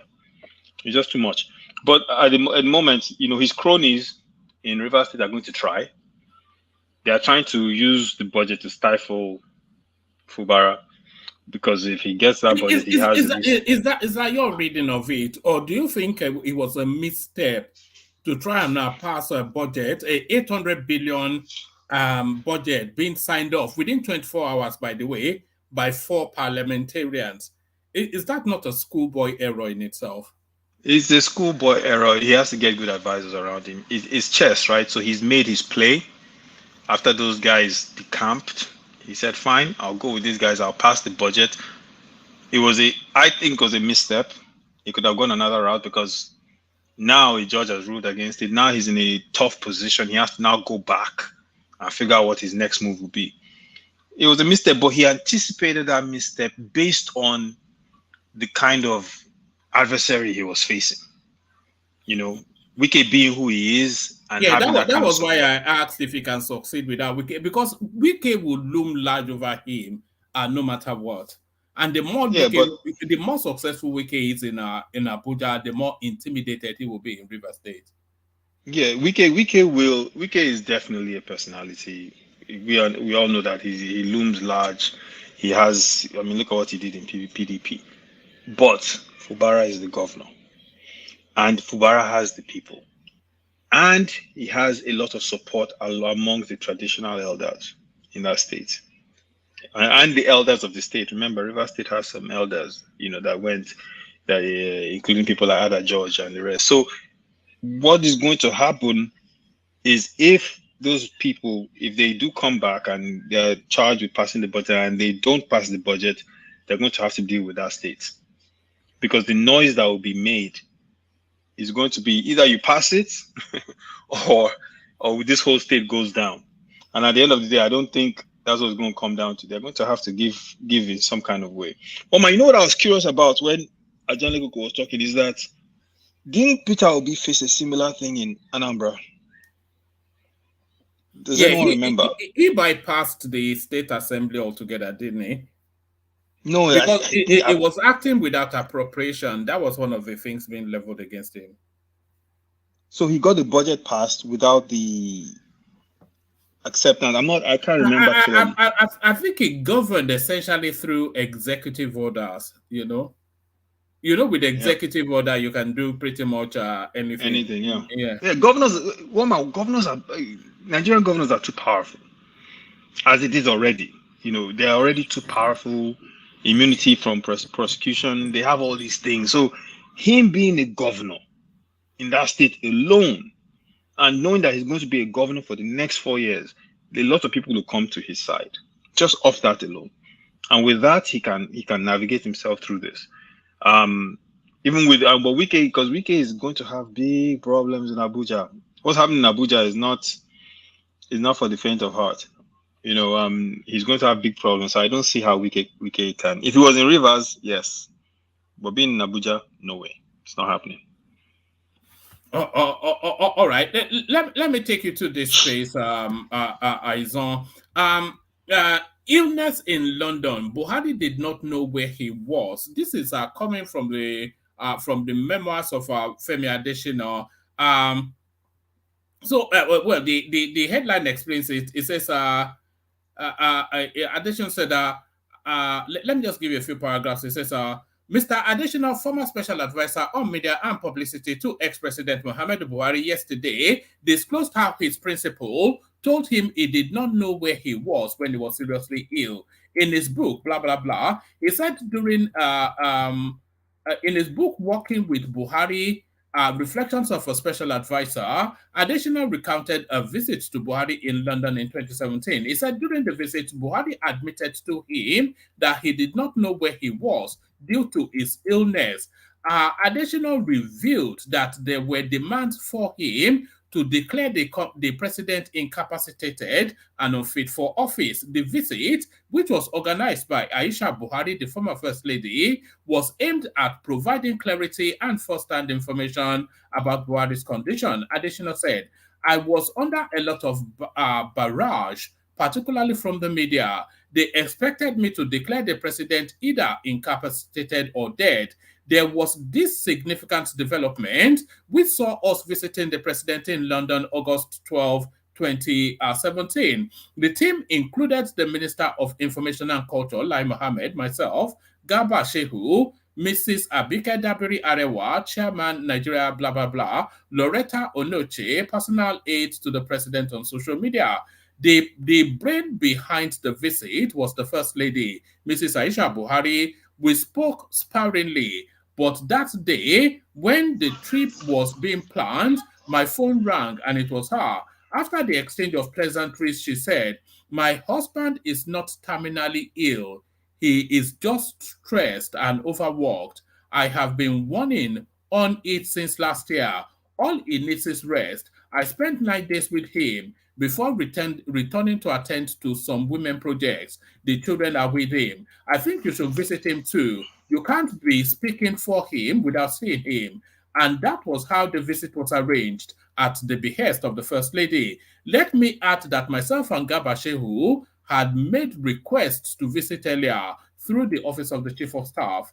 However, it was understandable that that was not possible, particularly when President Buhari was at the time struggling for life. It was during that London meeting that he told me, at a point, I did not even know where I was. Serious, very serious. Those criticizing the media aides were shut out.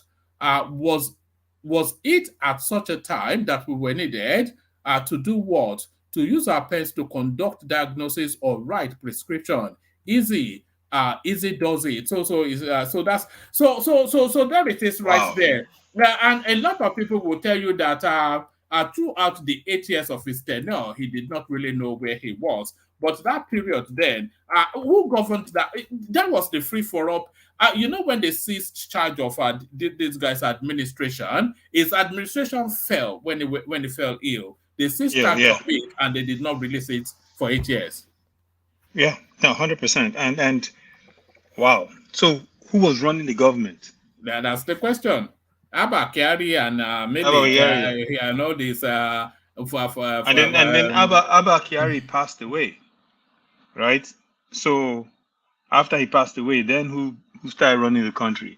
Because it doesn't really come as a surprise. I think that happened before Abba Kyari passed away. So yeah, so it happened. Then after Abba Kyari passed away, whomever came in after him probably started running the country after him. The baton passed on to Mamandaura.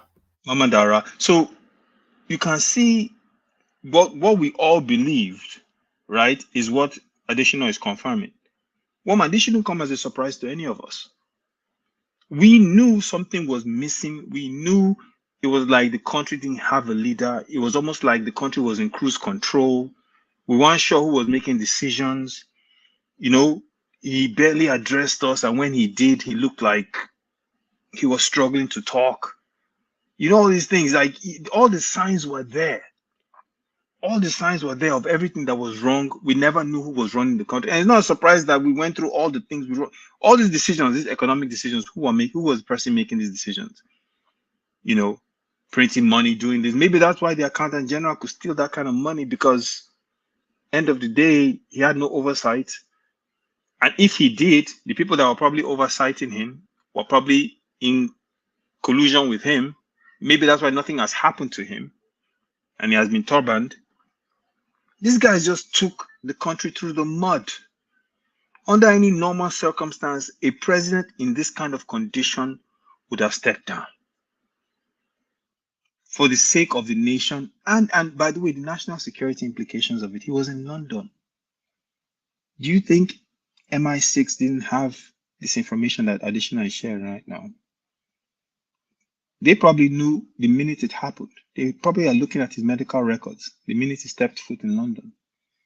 And at some point, our people don't understand that we can't continue to have our leaders go to foreign hospitals for treatment because they are giving international intelligence agencies their medical records.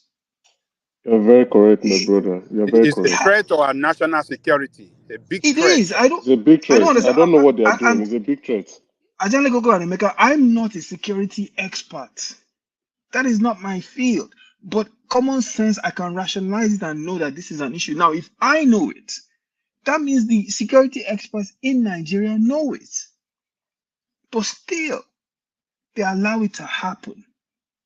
You know, it's been an issue. I mean, Tinubu goes to France. We know the French and their operations in Africa. There's no way they don't know everything about Tinubu. There's no way. But for some reason, we are in a big mess. In a big mess. I don't understand why any. I mean, look at this. If he was that ill, how would they not have looked at that situation and said, look, our country's in a mess, we have security issues, the economy needs to be revamped. How do we then boost up all of these things and have it fixed? You know, those are some of the issues that we need to fix. So it's very bizarre. I don't understand it. It's very, very bizarre. It's an Additional releasing it in his book. One man, I'm trying to understand. What is so special about Buhari's medical record that's a national threat to the nation? Well, okay, so they could blackmail him for it. He's exposed to blackmailing for what? For what? Okay, let me explain it to you. You guys just sound sophisticated. Look, it's not as deep as you guys are making it. It is. Nah. It is as deep. Let me explain it to you. Let me explain it to you. Right? So, a foreign intelligence... His life is in their hand now. The life of our president is in the hand of the foreign land. A foreign doctor in a foreign hospital. Wait. More importantly, his medical. They know the situation in Nigeria now that they are pushing him hard, and they have his medical record. So no privacy. What is not known to susceptible to blackmail now. What is not known? Let me say. Let me say this. They're not lazy people. Prince Daddy, let me say this to you. Let me say this to you. You're in America, right? You and I know there's a reason why we have HIPAA laws in America, right? HIPAA laws guarantee the protection of your medical records. Guarantee. So no one can have access to your medical records, Prince Daddy, unless you give them permission. There's a reason why HIPAA laws exist. So now you fast forward to a high-profile person like our president, Africa's #1 economy, most populous black nation that is dealing with a myriad of challenges. Everybody wants our oil. They want resources. They want to have leverage over us. If they know the president's medical records and it is dire... The keyword. Wait. Go ahead. The leverage you're talking about, they already have it. So that's the point here. So I understand him being the president, sure, but there's nothing the MI6 or 5 or CIA, FBI want about any one of your leaders that they don't have already. There's nothing special about it, not at all. Here's the thing. I think Emeka just said it, that pot of soup analogy he gave, where he said, if someone wants to put your hand into the pot, at least you cover it before they get access to it. It's the same thing here. Yes, they might have. They might have certain information about us, which is fine. But if Buhari was, no. Let me put it like this. Wait. Let me land. You know that the president can easily be killed. Do you know if it's becoming too troublesome against their interest? When they killed Gaddafi did not take medical. When they killed Gaddafi and all your leaders, they did not they were not. It wasn't because of medical. Prince Daddy, do you know? Wait. Let me ask him this question. Let me ask him a question. Prince Daddy, do you know how many African leaders have been assassinated in Africa since independence? No. But let me point it out to you. When you have a continent with that kind of history, right? The last thing you need is to put your leader at risk by having him get treated when he's critically ill in a foreign hospital. That is the last thing you need ever. He should be in Nigeria, in Abuja, just like getting Jonathan, treated. Hold on, just like Jonathan, when Buhari did not care for Jonathan, and that's why he was opposed by any means necessary. If they didn't want Buhari to become president, the British government could have done something about it. And if they want him out of the power in Nigeria, not necessarily coming to England, they'll do that. My point is that these people, they have unfettered power to do whatever they want to do to you people. Okay, so let's not make a big deal about his medical record being such a big deal. It's not at all. It's just not. It is a big deal. It is because your medical records tell the world. Listen, if it wasn't a big deal, Buhari would come back to Nigeria and release his medical records to everybody. Well, there's a reason why he never did that. When it comes to the intelligence body, your medical privacy with everybody. No, that's we're not so talking what are about you me. talking about? Why you say it's not As one man would call us oil polloi. He's not talking about me, not about me. But my point here is that the life of our president is in the hand of the foreign power. That is what it means. Okay, hold on. You're concerned about his medical record. Hold on, you're concerned about his medical record, but you're not concerned about the treatment. Hold on, no. You're concerned about his medical record being public, but you're not concerned about the treatment from whom is getting the treatment from. Do you really need his medical record to poison him or do whatever they want to do to him? They don't need his medical record. I know you guys just talk about formality. It's not again, I repeat myself. Having known Buhari's medical record by the MI6 or the British intelligence, it's not a big deal. There's nothing it is a big deal. It's a very big deal. And you know why? You know why it's a big deal? Let me explain something to you. Outside of just regular espionage, there's economic espionage, right? That they do. There's information to know who to talk to when they want to get things done. If they know that Buhari is incapacitated because of his condition, then they start to leverage over who is probably controlling the country, who's the next person that they need to talk to, and they will leverage of that person.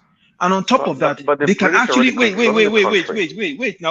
On top of that, they can actually go to the leader or to whomever his handlers are and say, listen, we want X, Y, and Z things from your country.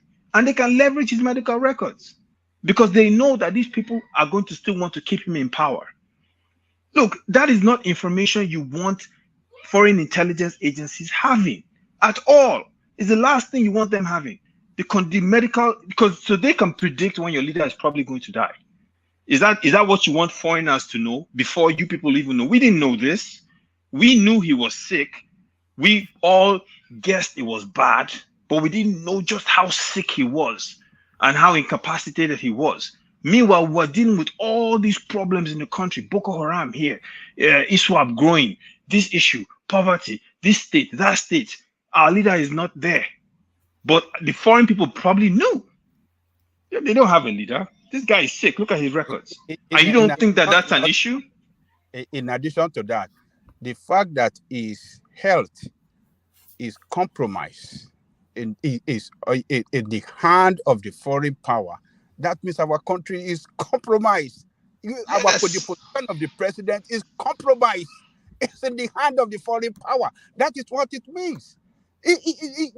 Our number one citizen. Our president should be a person that be well protected in our own country and anywhere he goes, and because his death can cause instability in the country. It can 100%. Cause instability, serious instability. And you see what happened to what do you call it, Yaradua. Yaradua. You know the war. Don't let me say war. The struggle. I will call it struggle. That the Southerner has to go, particularly until when Professor Wole Soyinka started demonstration, protest in Abuja before it got clearer to them that, look, we have to hand over power. They didn't want to hand over power. Respectfully, Ajani Gokwane Aizon.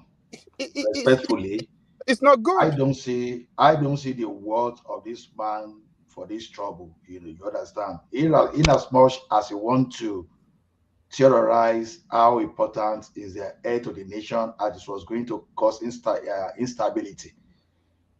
When even in their life there was instability there, but the only thing there is that it's the shame of a nation that your number one president cannot even equip the Aso Rock hospital.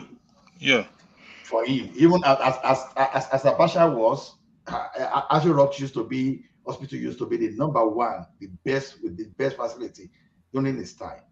So it's just a shame. So that's how they want it. So I won't stress myself about it, but at least we should learn from it. But I don't know. I hope Tinubu will not follow his path, and they'll be able to do things that even other citizens can benefit from. So to me, congratulations to him. He survived. But will I really care?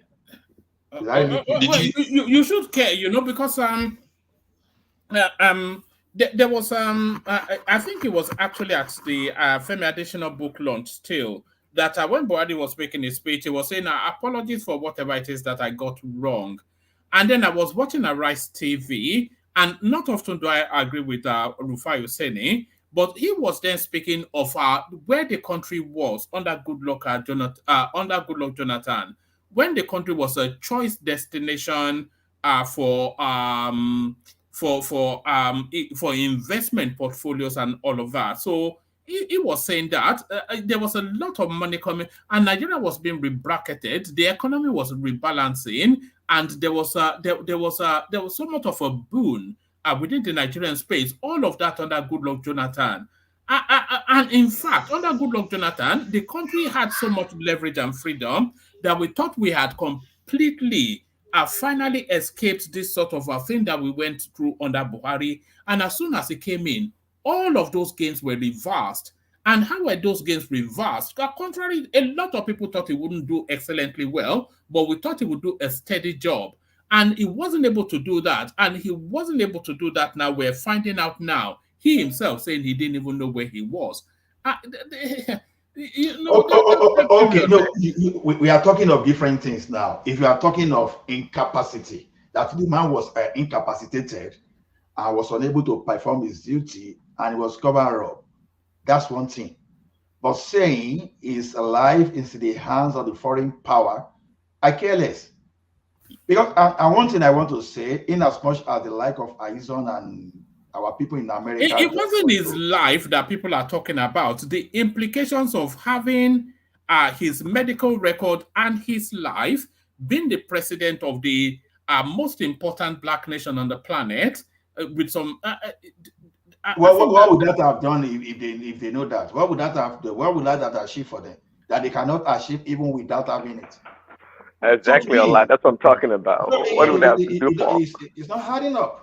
It's as powerless as even while. Sorry, can I interject? Please go ahead. Thank you. It's like we're just living in La La Land. Sorry to say, I'm not insulting Ola and Prince Daddy. Buhari medical records with MI6. You can see the result now. That's why Nigeria is in shambles. Don't forget, everybody have interest. You want to bring a steel company to Nigeria. For example, Buhari wants to bring a steel company to Nigeria by all means necessary. He has signed with Cuba, and British don't want it because they have interest. We are buying steel for them. What do you think is going to happen? And today we are complaining we don't have steel company. They use all those power, those soft power, leverage over it. Hold on. In Nigeria or in foreign country, it doesn't matter. It matters. For example, again. Hold on. I beg, hold on. Let me say this one now. Okay. Yeah. For example, now, see Ukraine. I'm not going to use Putin. The comedian in Ukraine, going to Russia, taking treatment. What do you expect? The war will be over the next day now. But you will say you care less that what's his name? Shakovi is going to Ukraine going to Russia for treatment. The war will end the next day. What piece? You have to consider your environment. Don't just bring a foreign environment to us. Our environment, even when the president is Eddie, you still need some collaborator within the government that still want to sell the country. It has nothing to do with his head. Just get that right. If there is no thief inside, another thief will not come out from outside to come and rob you. It has nothing to do with the earth. And Ruaka and Co is not just because of earth. Desiani under Goodon Jonathan, it has nothing to do with earth.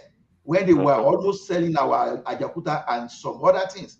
So the thing is this, whether the guy is overseas or here, those people working with him that want to call deal, they will see undermine him right in his presence and do whatever they want to do.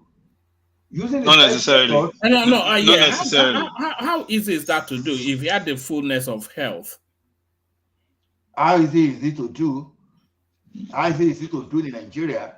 I don't know. I'm not talking about in Nigeria. We are talking about Buhari. How easy would they have? It was state capture, wasn't it? What happened? Yes. Pretty much. Yeah. So quick interjection. So the thing is this. Wait. The thing is this. If he was in Abuja hospital, right? We have our intelligence locally. We have people, national security people locally. If they knew 10% of what their job required and the president was ill in there, only strict personnel will be allowed in there. Whatever is going on with him will be highly classified. It's not going to be leaked automatically, and you will control that.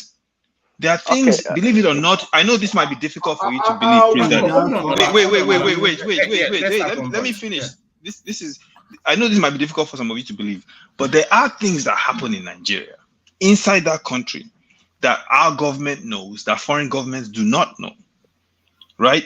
People try to make all these foreign governments more powerful than they are sometimes. That, they know everything. I always wonder, it's almost as though they had like a godlike eye that they how would they know everything?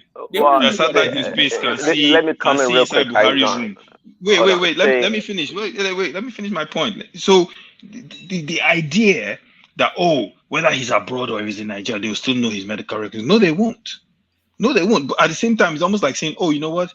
They're going to know our military capabilities, so we might as well just send them a letter with all the military hardware we have, right to turn down the street or to whomever. It doesn't make any sense. Just because you feel. Hold on, let me come in. Allow me to come in, please. No, wait. Let me finish. You're interrupting me. You're interrupting me right now. Okay, go ahead. Sorry, go ahead. I think he gets the broader point. Let him come in, and then you round off that space, and then we move on. No. Sorry. Go ahead, Aizon. No. You come in, Prince, and then make that point, and then Aizon, in response, will round off this talking point, and then we'll move on. Yeah, Prince. Yeah. See, you talk about known our military hardware. Question, Aizon: did we produce any of those hardware? The president wants medical treatment, so we flew him to London. Okay. And by the way, even our intelligence, do you know how many of them work for the international intelligence, such as the CIA or the MI6 or MI5? You don't know that. You don't know how. See, this intelligence, CIA and MI6, they spend millions and billions of dollars on intelligence. They have the money, and I know you know that. Okay, so don't pretend like you know how Nigeria's intelligence works. Do you know how many moles are there? Even in advanced nations such as America, they have Russian moles all around America's intelligence. So how much more Nigerian intelligence they don't have? They don't have one that are Nigerians working for the state. This is easy stuff we're talking about here. So I know what you guys. I have a good grasp of what you guys are talking about. But at the same time, my point here is that look, we are 100% literally dependent on this nations, these leaders, and we pretended like it's so important that our medical record, our president's medical record is so sacred that them knowing it is like a big disadvantage to Nigeria. It's not. I know you want to sound really important. Nigeria is not to that degree. We don't. I mean, we pretty much import everything. There's nothing that we have like this advantage, competitive advantage or comparative advantage that we have over these countries. They call the shots for us. Look at our dollar. Look at the dollar to the naira. And we don't have any leverage. Let's quit pretending that because they know our president medical record is such a big deal. It's not a big deal. And I agree with Allah. It's not a big deal. They already know it. They already know it. Please, Daddy, let me make you laugh if you don't mind, so that Aizan will round off. You see, one thing is this. This one may look like outside, but if you think deeply, you will see the type of mess Nigeria is in. When they kidnapped Obi's father, Roman Abramovich said, he called Obi, do you want me to send guys to get your dad for you? The guy said, you're supposed to do it, boss. He said, when you are ready, just tell me. And Obi said, it was damn serious. That's just a Chelsea football owner. He's saying he will send guys to Nigeria to get his father's release for him. That he can do anything for Obi. That's the type of Nigeria you are talking about. How is that guy supposed to be so bold enough? You know, people like that, they don't just want to look like a rubbish in the presence of Obi. That I will send people to Nigeria and get your father for you. And we are saying, see, all those equipment we are talking military hardware, they have the information. As if you are not going to be clear before you buy all those stuff. You'll be cleared. So what are you talking about? PI&D. Who are those people that were selling Nigeria assets? Who were those people that tried to sell Ajakuta to foreign power? What are we talking about? Was Jonathan sick when they were doing all those in Odani? I think we just we are giving ourselves unnecessary power. You know, Nigerians like you and I are the one that will be selling Nigeria, including the president of Nigeria, right under the nose of Nigeria there, just for money. Thank you, Prince Daddy. All right, bring it to Maizon and then we'll move on. Okay, so the it's hilarious, man. If a country has to grow and to build its sovereignty and its independence, how is it going to do that when its citizens are willing to roll over just because a powerful country shows up? The analogy for military hardware was an example to say, because we believe they know it, doesn't mean we should send them a letter highlighting item for item everything in our system. Just to help you guys understand why that analogy was used. In the United States, the president of the United States goes to Walter Reed if something is wrong with him. He doesn't go to George Washington Hospital. He doesn't go to the hospital in LA. He goes to Walter Reed. There's a reason why. You understand what I'm saying? Now, can the Russians still find out that the president is sick and find out his condition? Of course, if their intelligence is good enough. But it doesn't mean he should fly to Russia to get treatment so he can just put it on a platter for them. That is the difference. Intelligence community that is using remote viewing to spy on each other. What I'm saying? They are going just because they might know something, because they have the billions and they have the fifth elements within our government that have turncoat and are serving them, those traitors that we have. Okay, yes, that's possible. So what does that mean? We shouldn't have our intelligence protection? What does that mean? We should just roll over and let them take anything they want out of our nation? Are we not a sovereign nation? Or did we give that up too? Because there were people that wanted to sell Ajakuta, or people that wanted to, or Jonathan said that Boko Haram was in his government. So what? We should just scrap our whole government, scrap our intelligence apparatus, scrap the privacy that we're supposed to have and just give it to everyone. That's madness. At the end of the day, we're a sovereign nation.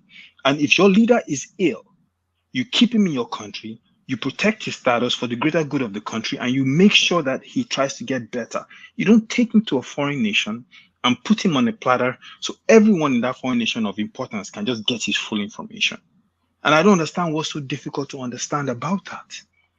You're still a nation and you have to chart course. But if you believe that because everyone else is more powerful and because we are a struggling, developing nation, right, we should therefore not try to protect whatever it is that we are and try to get better, then we're not going to have a country. We might as well just go back into colonialism. One man, I digress. But you make it sound like they're forcing you to take your president overseas for medical care. That's the point I'm making. We should not be taking him there. We should have some pride. We should have some pride about who we are and keep him in the country and protect his identity and protect his medical records. That is what we must do. Okay, why do you think if we have everything to take care of the president in Nigeria, why did they fly him out of the country to another country? That is the point we're making. That is the point we're making, that there is a flaw in the thinking. Tinubu is going to France. Yar'Adua died abroad. Buhari was abroad. Did you hear what Vladimir Putin said? African leaders steal money in their country and they die in another man's country. We need to stop the madness. That is the point we're making. We're not saying, yes, it happened, but we don't have to be okay with it. We have to stop the madness. He should not be abroad. We need to develop our infrastructure at home. And if anything, this revelation by addition... Until we do that, what happens? What should be happening until we do that? Did you hear what Atiku said when they asked him about this? He said, "Oh, I should stay at home so I can die." That's what he said. But Bola Osibanjo was ill, had surgery in Lagos. What did he say? Sorry, I missed that. Wait. Atiku, they had an interview with him. I think it was towards the end of last year. They were asking him about foreign trips to medical doctors. He said, "I go and see my doctor. I've been going to see him. I have a relationship with him." They said, "So what do you think about building infrastructure at home?" And he said, "Oh, I should do that so I can die at home." He said it on an interview. Right? No, you're laughing, but it's not funny, my brother. It's not. Because guess what? There are people that their children die because they can't get heat after delivering a baby in a hospital. We talked about the fake medical drugs that are being sold in the country. We've talked about all the different things. You know how many people that you talk to, they're like, "Oh, he would have survived. He had gone to another good hospital. They couldn't do this because they didn't have light." Or, I mean, come on now. And then at the end of the day, you have guys who are in power who can fix it, right? They don't. Look at what happened to that senator from the southeast when he went abroad to get get a donor for his daughter. Came home. If we had if we had medical facilities at home, would that ever happen? Whatever happened to him, by the way, he's still eating baked beans in Belmarsh. I think he got sentenced, right? He got sentenced. They found him guilty. Did his wife get sentenced? Did his wife get off? Do they serve Kool-Aid there? One man. No, it's baked beans and porridge. Baked beans and porridge. Yeah, sorry, one man. You know, I kind of disagree. See, at the end of the day, we're talking about mentality. We're talking about our orientation, the way we think about things and the world around us. I don't even believe that. I don't even believe that if we have the best medical care, equally as matching that of the Western world, that our leaders with so much money in their pockets will not still take their own children or themselves overseas for medical care. You know why? They would do that because we know they would do that. Why? Because they like to distinguish why they are a better people, why they are so important. They would do that. And I think guys know that. The same way they do for education and everything else. Is it not? I've heard about Nigerian, I guess wealthy people that order pizza from London in the morning and get it in the next few hours. It's our nature. Sometimes we do pretend. If we have the best of the best that's equal that of the Western world, I believe those that have money, they would still try as much as possible to distinguish themselves from the rest of the people. It's our reality. Let's quit pretending. All right. A quick one on this one is on, and then we'll go from you to Rational Mind. Sure. So Tinubu now justifying this ballooned governance that is running and is giving these reasons. It says, I have had a number of criticisms, including the rationale behind the size of my cabinet. If you want efficient, mobile, and resourceful people, we have to give people a load they can carry. So there is there's a debate going on within the Nigerian space in terms of just the structure of governance. So a lot of people feel that the Nigerian thing is too top heavy, too many ministries, too many duplicitous agencies, and all of this. So now, and we had that under the Onosoye report as well, by the way, that he said that governance has to be pruned down at least by half. So when Tinubu came in there, we were having that expectation of a leaner government, but he went for a more expansive one. And his rationale is that he wants to chop up the works into bite-sized bits so that they're able to digest it and be effective. So what are you then making then of the Luther from Battalion justifying having a large government? What's the word, woman? Teamship, right? That's what he said. Yes, teamship. Look, it's, and I'm not even a conservative person. If you were to look at, maybe I'm a little fiscally conservative, but not that much. If you were to look at it, but anyone that looks at the Nigerian issue can automatically, immediately know that you have to cut the size of government. You have to cut the size of government. It's too big, too wasteful. I mean, look at what they were spending money for. How much better I do pay a consultant? For what? We don't still know what he was going to do. Look at the ESTA code fees that they were paying for all these people. The other day we were talking about, I think it was not on your platform, I think it was on Dr. Damages. We were talking about Super Eagles going to camp in Dubai instead of camping right there in Ghana or even in Akwa Ibom because of ESTA code.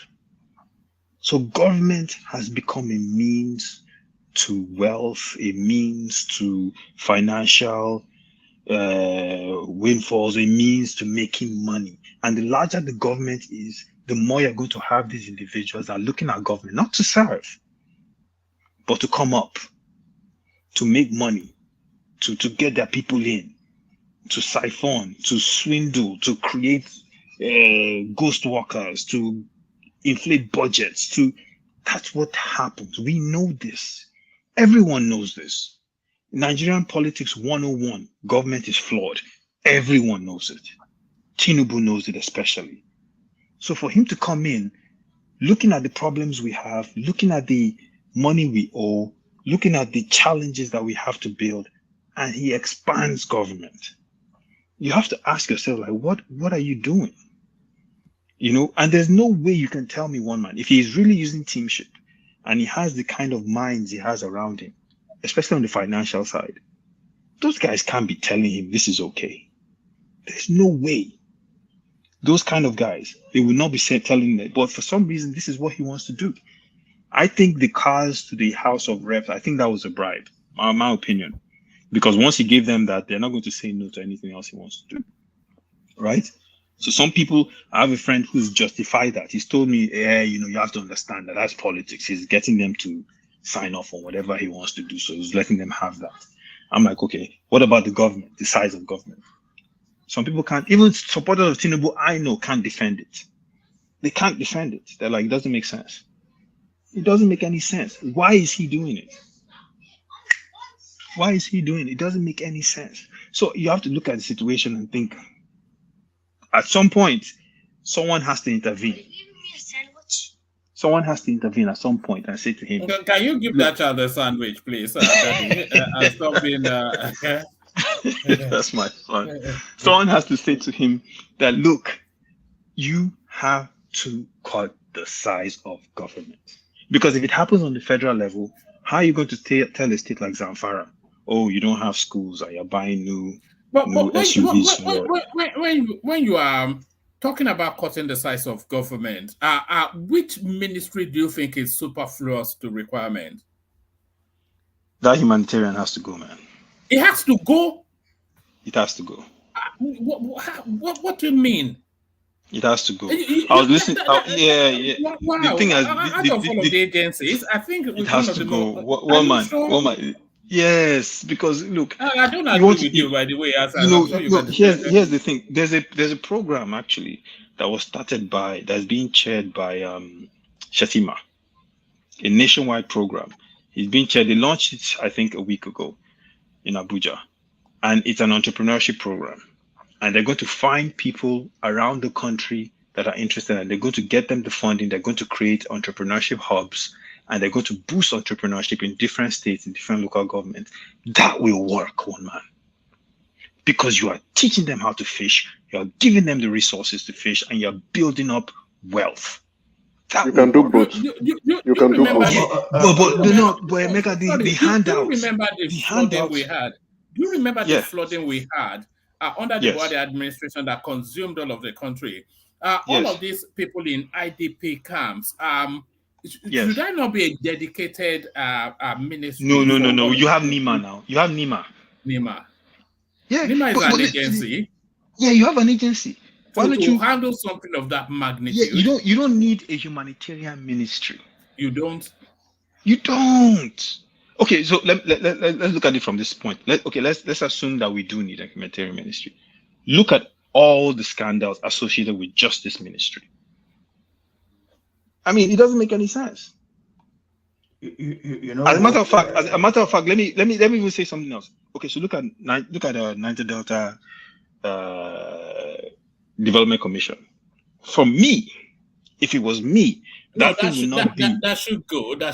Okay, you see, but what I would do if it was me, I would restructure that and break it into individual states where it's controlled at the local level. Because guess what?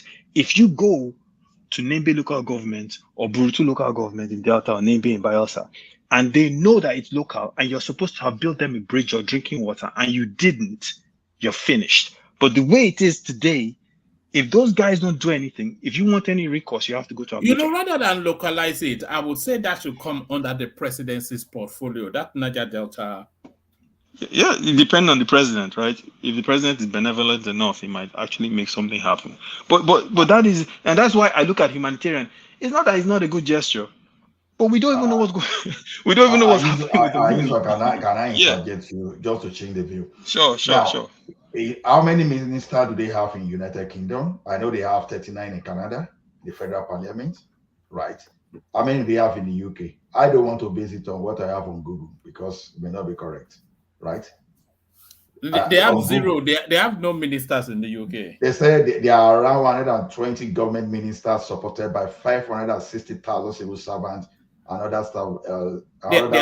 They are secretaries of state. They are not ministers. Okay. Yeah. You see, the number of ministers we have in Nigeria, unfortunately, they are not enough.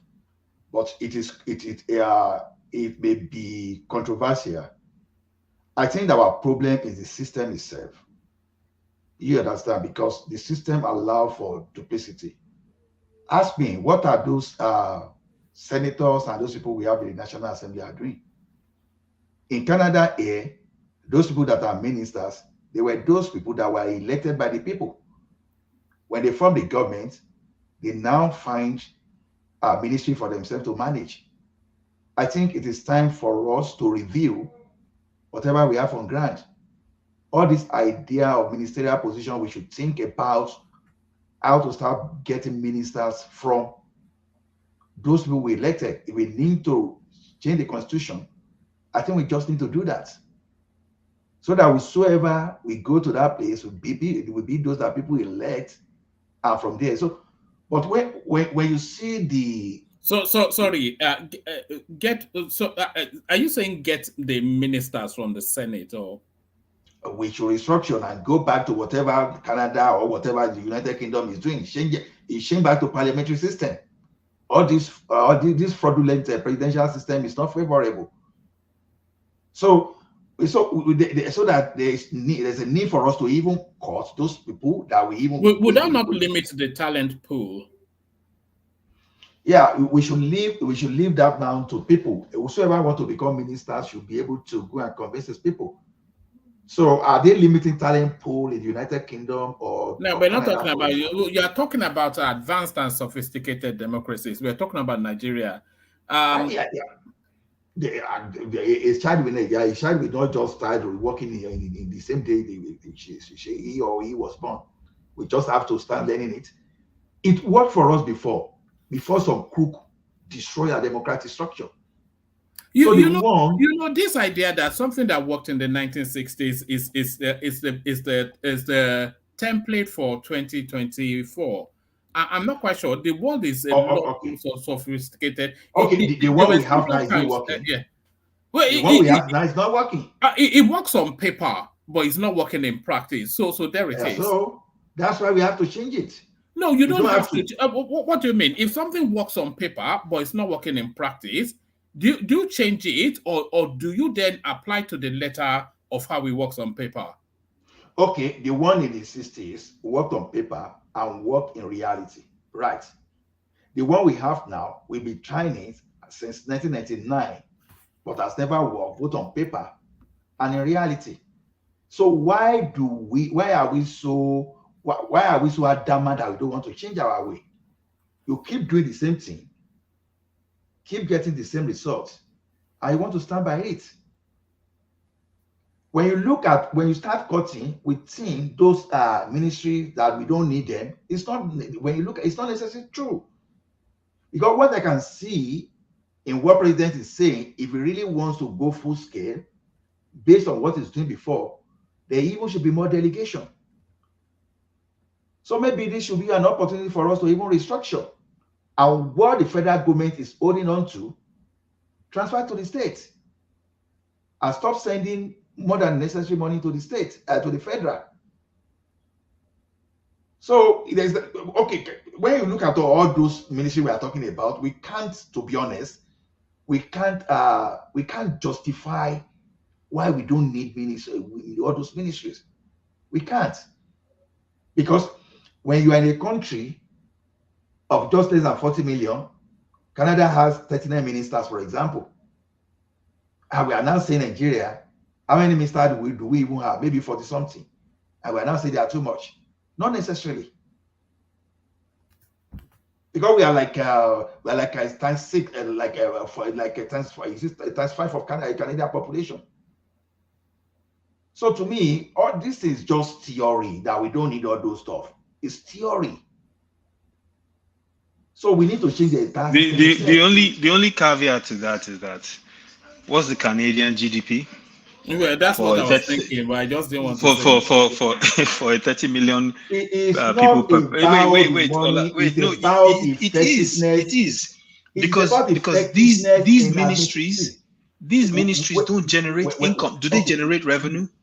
No, do the ministries in Nigeria generate revenue? No, that's not the point. That's not the point. It is the point. No, it is the point because here's the thing. If you have, let me explain to you. If you have 50 million to share within, and I'm using numbers, arbitrary numbers. If you have 50 million to share with 100 or 200 and something million people, and then another country has 500 million to share amongst 30 people, and here you are, you want to compare the size of that government that has 500 million to a size of a government that has 50 million.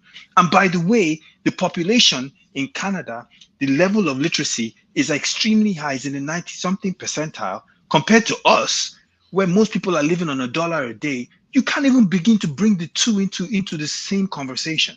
And on top of that, when you look at our situation, we don't have the basics. Sewage, drinking water, electricity. Wait. No. Because you're trying to use Canadian government, parliamentary monarchy, whatever it's called, is using X amount of ministers. Therefore, we should have a larger government. No, it doesn't make any sense. We should have a much lower government until we're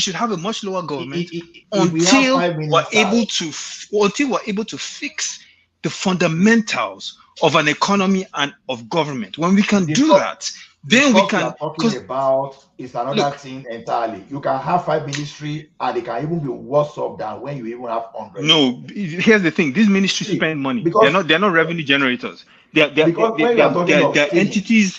They're entities that hemorrhage money. So the more you have, the more you're going to spend. Keep in mind, we have a revenue problem. We don't even know how we're going to generate revenue on the federal level. If those ministers are not stealing, everyone if talks those ministers about are not the stealing, success if they of are Lagos. earning like But they what has used Lagos to been able earn to do in the well? Second Republic. Lagos has been able to generate revenue. They've been able to make it work. So the point I'm making to you is this. You want us to create more, but we're not making more money. You see, this is fundamental economics. We're not making more money. So until we make more money, it's not about so much making money, but getting the impact of governance to the people, because the ministries are not generate revenue. In most instances, the ministries they are meant so much to be like a social service sort of space rather than for the most part. But one man, here's the thing: even to get the reach that these ministries are supposed to have, there's a certain amount of revenue it needs or budget it needs to have. You have 776 local governments. If you're a Ministry of Health and you want to make sure ministry can make money, the ministers don't. Yes, they can. Yes, they can make money. But and they make enough money to sustain their budget. Apart from the IRS in America or in Canada, the CRS, whatever it's called in Canada, do you think any other agency in the U.S. makes enough money to carry their budget? I don't think so. The IRS is going to collect the money. Most of them lose money. They collect people here and there, but it doesn't. It's peanuts compared to their budget and their salary. I don't. Apart from the IRS, I don't think any other agency is capable of sustaining itself. Yeah, but at the end of the day, the allocation of resources in the United States of America, based on the amount of money that the federal government generates, the federal government in the United States is a serious money-making machine. Yeah, well-oiled. but that's the same template in Nigeria as well. Now it's but one man, America has been in a deficit. America has been in a deficit for a few years now. This is the point I'm making. Like this, I'll use a sport analogy. If you want to play any sport, you want to play American football, you have to know how to tackle, block, and catch the ball properly. You want to play soccer, you have to have a good first touch, you have to be able to cross the ball, all of that. We don't have the fundamentals. What's the fundamental of any government? Very efficient taxation system. We're still trying to figure that out.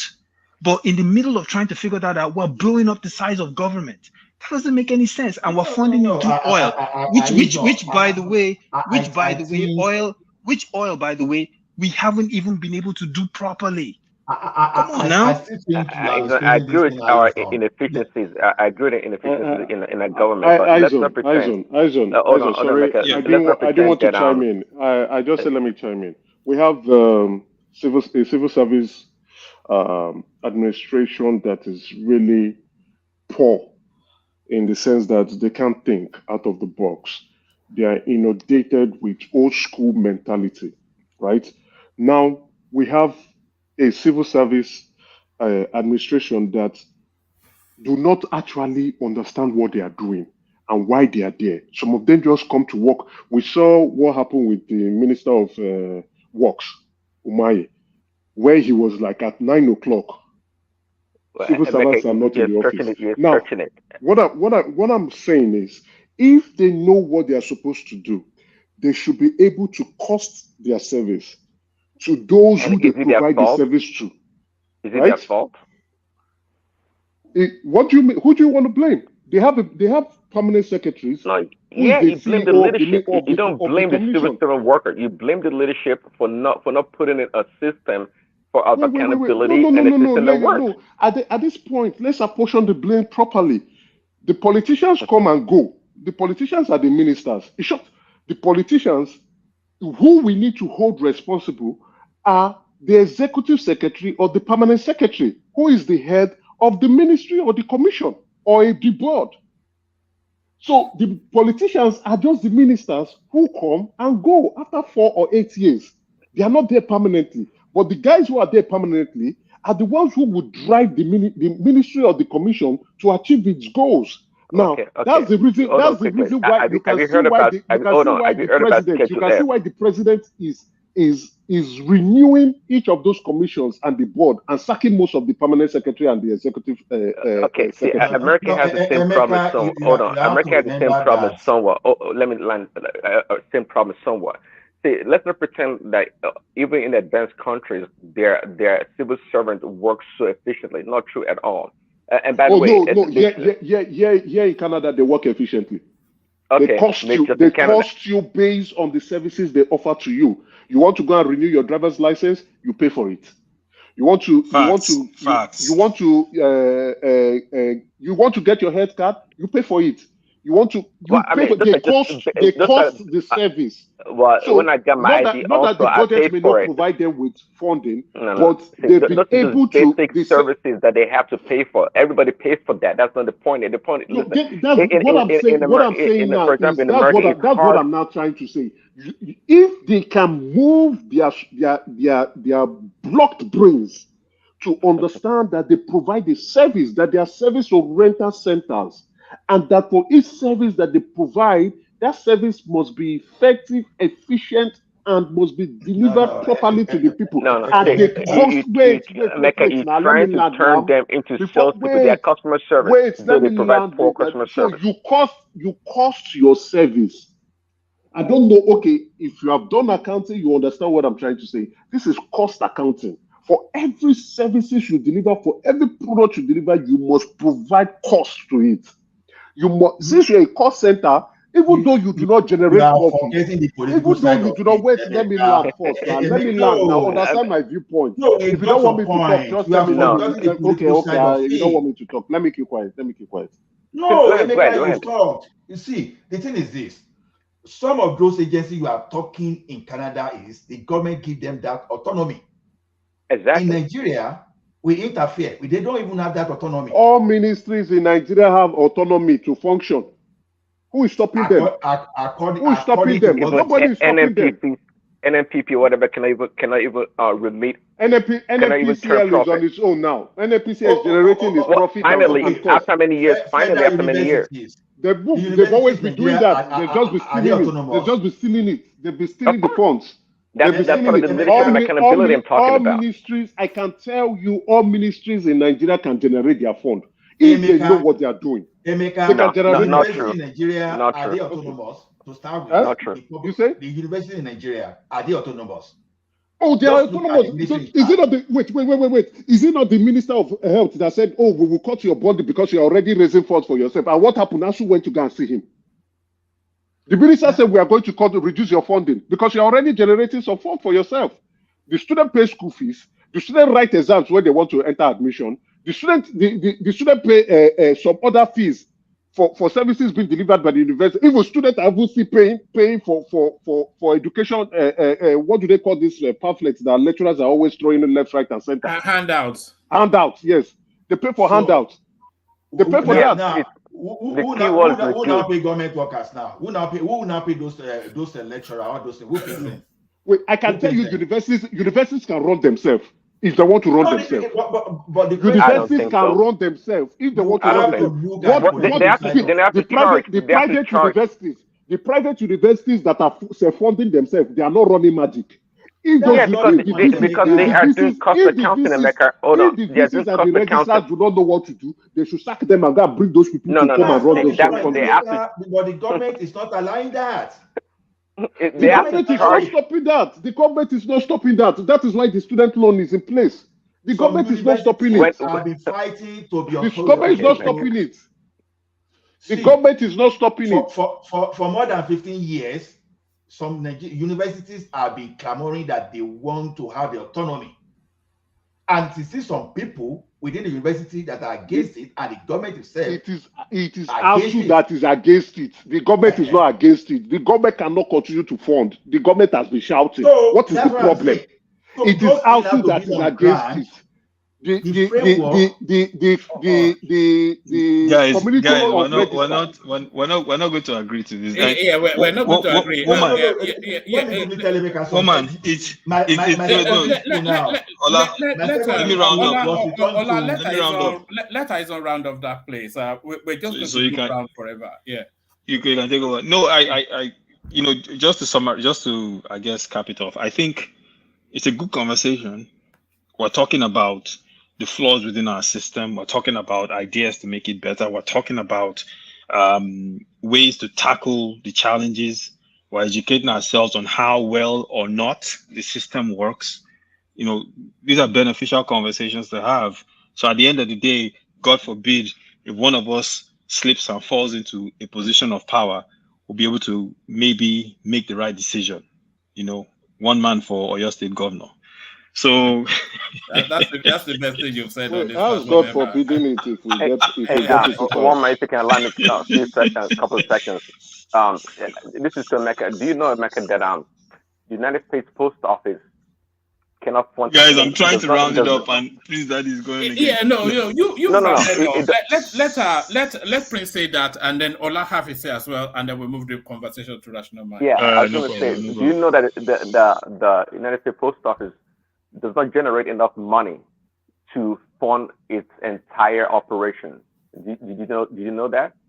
They, every year for the past how many years? 15, many years, decades, they get funding to substitute their budget from the federal government. You know why? Because they have, they make a lot of money from the normal milling and whatnot, but the employees, with all their pensions that they have to pay, all the money that they generate is not enough, not sufficient. Every year they get subsidized. Okay, they do. So and that if any other agency in America could make money, that would be the post office, and they don't even make that much. So let's not pretend that all these other agencies across the country they make money. They don't make money. If you go to DMV to get your license, they charge you out on the $20. Do you think that's sufficient to pay for the salaries and the pension and all the healthcare benefits? No, not at all. Even the United States is running on deficit. Think about it. All right, brilliant. I'll wrap up that space, and then we go into rational mind. So, like what we're saying now, before we can start talking, looking at the model that Emeka talked about, we have to have the both political and the legal framework for the thing to work. Just like Prince Daddy just said now, even we still have some universities say that can't even fund themselves. Example, Athabasca University, Then we have some universities that just declared that went bankrupt just because they could not even fund themselves. So even some government universities there, they still receive money from the government. What I mean, government university is that the city universities, they are still being sponsored by the city and the province. So it's not every thing in Nigeria, like every civil service thing in Nigeria that you can cost like that. I know it's a good idea, but before you can even demand that from all these civil servants, you must give them that autonomy. If the autonomy is not there, that they still have one minister that will still give them that, and they will still have the budget. The government will still have to give them budget for them to function. Then we can't just go by that suggestion. Do we have schools that can sustain themselves in Nigeria today? Yeah, my secondary school under this guy, the Fayemi, were handed over to the original owners. So my school, Kali School, and we're already in transition already. So, and we just have about three set of senior school members to graduate for the school to be fully functional. So, and that school from the junior part, they've started funding themselves already. So for self-funding to work, government must remove hand. Then the issue of delegation of power. When you look at organization, you have to delegate more power. The problem with the ministry in Nigeria is the minister, they are living large. In the Second Republic, it wasn't like that. It is only in Nigeria that ministers are richer than even people that are entrepreneurs in Nigeria that employ thousands and thousands of people. I doubt if it's only in Nigeria. It's a corruption issue. But I'll wrap it up and then we. I'm already done. So I don't know when we are going to have the like of Adekunle Ajasin that went to the office with his Pojo, and I went back with his Pojo. And he said, "You see, 447." So it's the money. If we can have 1,000 ministers, but don't give them $1 billion a year.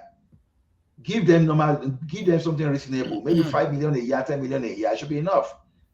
So that's just it. It's not the number of the ministry, but what we budget. That's the problem. Thank you. All right, Bilam. Thank you, Ola. So thank you, Ola. So I wonder if Rational Mind is still there. Rational Mind. I'm still here. Look at that. You've gone back to this your quirky computer system. Are you ready to go? Or I'm okay. I'm good to go. All right, brilliant. Pick it up then from Tinubu explaining away the size of his governance. 48 ministers. I think he actually even created new ministries. But the one thing that struck me was that he did not split up the Ministry of Justice from the Attorney General of the Federation's office. But in terms of, it's saying it's an efficiency measure that that way, by splitting it up, the ministers then they don't have that much of a burden to carry, and then they don't have too many excuses not to deliver. So, what are you then making of your favorite man Tinubu and his excuses? Well, I mean, on the second thought at what he did, I think there will be no from. Are you sure it's the Rational Man favorite man, one man? Yes, is it not his favorite man? I think both awake and asleep. He thinks of nothing else but Tinubu. Well, yeah. Well, anyway, so for me, I think from the way it's explained that for simplicity and so that they don't get overloaded, I think it might make sense from that point of view. But for me, I think what you should have considered is where is Nigeria at the moment? We have a revenue deficit. What they generate, where the country is generating. I mean, economically, where is the country right now? I think that's what you should have considered before doing all of this. You should have looked at. You are asking Nigerians to tighten their belts, but you are spending money like creating ministries that will be an avenue for you to pay out money more than what we currently say we don't have. So for me, I would have, if I were him, I would have hold on to creating these ministries or adding more or even filling up all these ministries. Maybe I'll just like concentrate on the key ones and from there launch my manifesto. As time goes on, as the economic situation in Nigeria improves, then I can start filling up those ministerial portfolios that are required for me to fully carry out what I have said I promised in my manifesto. Well, what we know, you see, I'm just tired of criticizing this guy. Not as if I'm tired. It's just I just look at that these people will do whatever they will do. Nigerians are just the ones who are suffering. If you guys have seen what is going on, I think you see this is a propaganda way of trying to rule that country with propaganda. We'll see how it's going to. We'll see how it's panning out. I've been watching these stocks lately, and you just see some figures coming out from the Nigerian Stock Exchange. Some stocks are just shooting up, and then you start wondering, what are the basis for these stocks really shooting up? And Nigerian Stock Exchange is one of the most prolific in all the stock exchange in the world. But then you see, what are the indices for this? But then when you see all these people like the nations and all of them, when they promote this stock, there's usually some sort of movement in the market that, like for instance, over the last 2 days, Otedola bought huge stake in Dangote Cement. So you'll see a spike in the stock of Dangote Cement because a big player has shown interest in that space. So the market then will want to follow him on the assumption that he might well have some insight. So those are sort of things that move the markets in Nigeria. Well, man, forget it. I understand. Let me not go. I don't want to digress much on that topic. I just want to say that talking about let me just narrow it to what you asked me. It's just what I'm just saying. I'm saying that in passing is just the propaganda that these people. We see you cannot just make up figures. Sooner or later, it will pan out. I mean, we saw what Bubu did, how they tried to cover up. And then didn't we see how it played out with the economy? Or they've been trying to patch all these years, trying to give us the illusion that the Nigerian economy is growing. And look at how it panned out after he left there. So for me, is this guy sincere? That's the question we should be asking ourselves. Is this guy really sincere? You're asking Nigerians to tighten up their belts, and then you are increasing portfolios. I mean, I'm not saying this portfolio might not be necessary for him to achieve his manifesto or whatever program he said he has. But can you kind of like work with the ones you have now? At least show to Nigerians that you yourself, you're serious about tightening your own belt. Nigerian people have suffered so much for everybody to be coming in. Boo will come, that one will come, everybody come, telling them to be tightening their belt. Obasanjo came the other time, told Nigerians to tighten their belts. I mean, all the Nigerian leaders, there's no one time they've never told Nigerians to sacrifice. But what are they sacrificing themselves?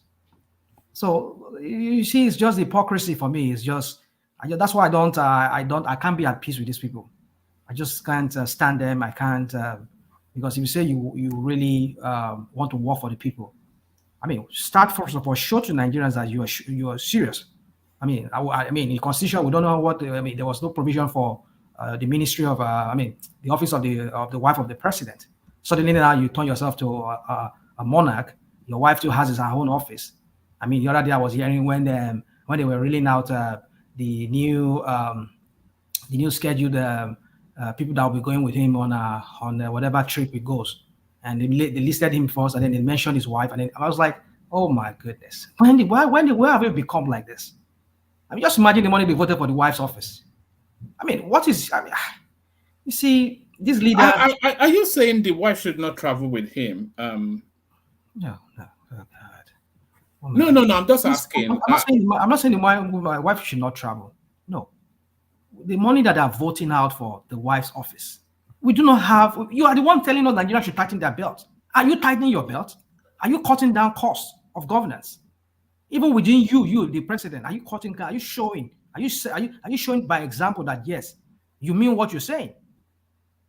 I mean, now you increase the number of portfolios in the ministries. I'm not saying that might not be important for him to achieve this.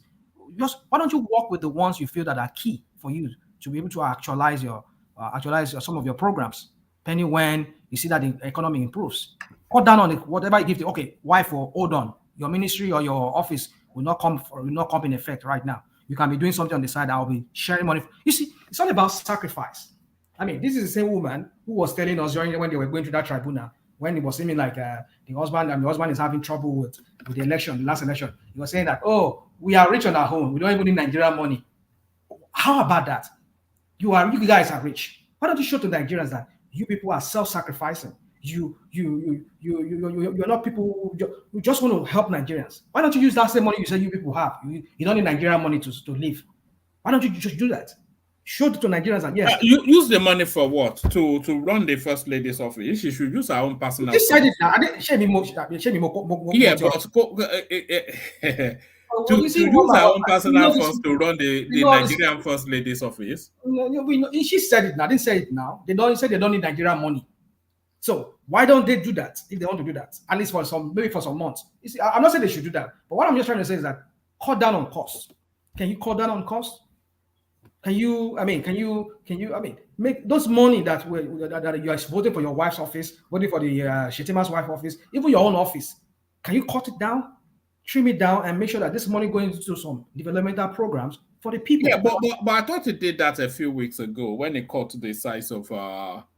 And then he went to Imo State. Did you see the entourage people? They said he went with him. Over 50 people went with him. And when some people will justify it here, they'll say, there are other governors too. Governors, they follow them. They will go with their own entourage. I mean, God, come on. You see, woman, I've said it. We're not ready to build a nation. We all come here every day, and it's getting sickening for me to be coming every day or every time and to be talking about. I was on the platform today. We're talking about elites. It's like, did they say all our life we should just be talking about these elites? Where other countries are talking about ideas, going to space. I mean, they are launching things that are creating wealth for people. I was talking about I was saying, look at Jeff Bezos there. I mean, he's making millionaires and billionaires. He's a billionaire. He's also making millionaires and billionaires, people that are trading on his platform. who are selling stuff. A lot of them are becoming millionaires. They're also training other people to come and also, I mean, do business on Amazon and other platforms. So my point is that this is what we should be talking about. We should be talking about the next business, the next kind of idea in Nigeria that we can make. But every time we come here, it's always Tinubu. If it's not Tinubu, it will be their minions. If it's not them, it will be one of those governors. You see, as long as we don't get it right in our country, we're not going anywhere. And I don't, like I said, I don't expect Tinubu to do anything. I don't expect him. He's not going to do anything. It's not. This is not a swear. Except maybe he does something about that constitution, he restructured Nigeria. If he continues this way, wanting to work with this 1999 constitution, he will end up a total failure like all his predecessors. So one for me, just to conclude that question, it would be nice if he had waited and allowed the economy to improve, and have that economy improve to an extent whereby we can say, yes, there's a little bit of prosperity, or Nigerians are doing well, then you can now introduce or bring in those portfolios and let them be filled up so that you can eventually achieve your goals. But now that the Nigerians are suffering, you're telling Nigerians to suffer, and then you are, forget it, woman. I don't think these guys are serious. All right. Take us to the Fubara space and his and the court nullifying his budget. Oh, well, I think I was saying something in passing on that. I don't know, maybe here, I was just imagining. So, yeah. So, I think for me, I was arguing the point here that these inconsistencies we see in Nigerian, you should just imagine Supreme Court gave a ruling that the way the basis by which the Plateau State governor was removed, it's fault in it. It's flawed. And then they gave a ruling that was consistent with what is known, what has been the previous even Supreme Court ruling. That is not it's a party matter. It's not it's a pre-election matter. Whatever. So then look at the appeal court, how they treat out those people. Look at the injustice, and then even the same Supreme Court too. Look at their own inconsistencies too when it comes to their own rulings on some of the election matters. But then you see, I'm not surprised. Like you said, it could be some kind of an handwriting on the wall for Fubara to know that he's losing the war, he's losing the battle or whatever it is. He's losing this fight, and I think they're just starting on him, because if this Supreme Court can say, which somebody was saying here, that could be viewed as an impeachable offense, because if you are doing something that is violate the Constitution. But for me, I don't see anything violation here, because if whatever he does is constitutional, I don't think any court should rule to the contrary. But am I surprised? Well, that's the Nigerian judicial system. It's so corrupt that you can obtain judgment anyway. Anyhow, they will rule anything. They will just pervert your judgment. I mean, justice. Well, they can't pervert justice. You can only pervert judgment. Give their own judgment. Anyway, so for me, I'm having that argument with Ajaliko a while ago that I don't think he has done anything wrong. If those people vacated by what the Constitution says, not even a ruling Supreme Court. I think there was a Supreme Court ruling in the past on that. If they come from one party, you lose that seat automatically. So, but somebody was saying you should have enforced it. How should you enforce it? Call INEC. I mean, how will they call INEC when? I mean, you see, it's just a convoluted space. I don't want to go into that. I wish Ogwene is here. Maybe could let me give us a little bit of throw a little bit of light into that. But I feel if he has done something within the Constitution, with the constitutionality of what the Constitution says, that as long as they vacated, he don't see them, he no longer sees them as people who should be in National Assembly. So if you vacate you left my own party where you stood election and you won on, and you moved to another party, then the Constitution says you lost it. So you have no points. He is number one enforcer of law in that state. So if he goes out on that premise, I will say it's justified that no, you cannot sit in the House of Assembly because you already lost that seat. So how many people remain there? Okay, 5 or 3. Okay, 3 of you. Okay, here, pass my budget.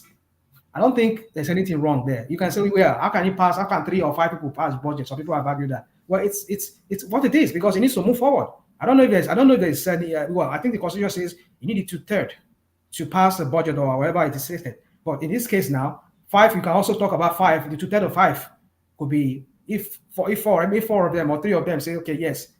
That's the 2/3 of the, because the Bible, the Constitution does not say that it must be 2/3 of so. I don't know. Maybe let me not argue on that. Let me not argue. But I'm just saying, if it says 2/3, 2/3 of whatever number they have on that seat in that house. So I think that is still debatable in that point, from that point of view. Because if it's just 10 people there, then to be the 2/3 of the third of the 10 people should be the one passing it though. But then, so what I'm saying is this is an extenuating circumstances that requires him to act that way. But if the court is now saying that no, it's what was the premise? What was the basis for this woman? What does the report say? It was the basis for the court ruling that it was illegal. I'm asking the woman. Yes. What they said was that those assembly members they had already gone to court to hold the governance in abeyance, and then it was after they went to court that he then passed the bill. So the court had already stopped all his activities before he did it. So okay, so after they decamped to APC, they got a court injunction restraining anybody from acting on the vacated seat until court rules that. But then he now passed the he now signed the. All right, let me just give you this. It's about 2 minutes or so. It's not that lengthy. So yeah.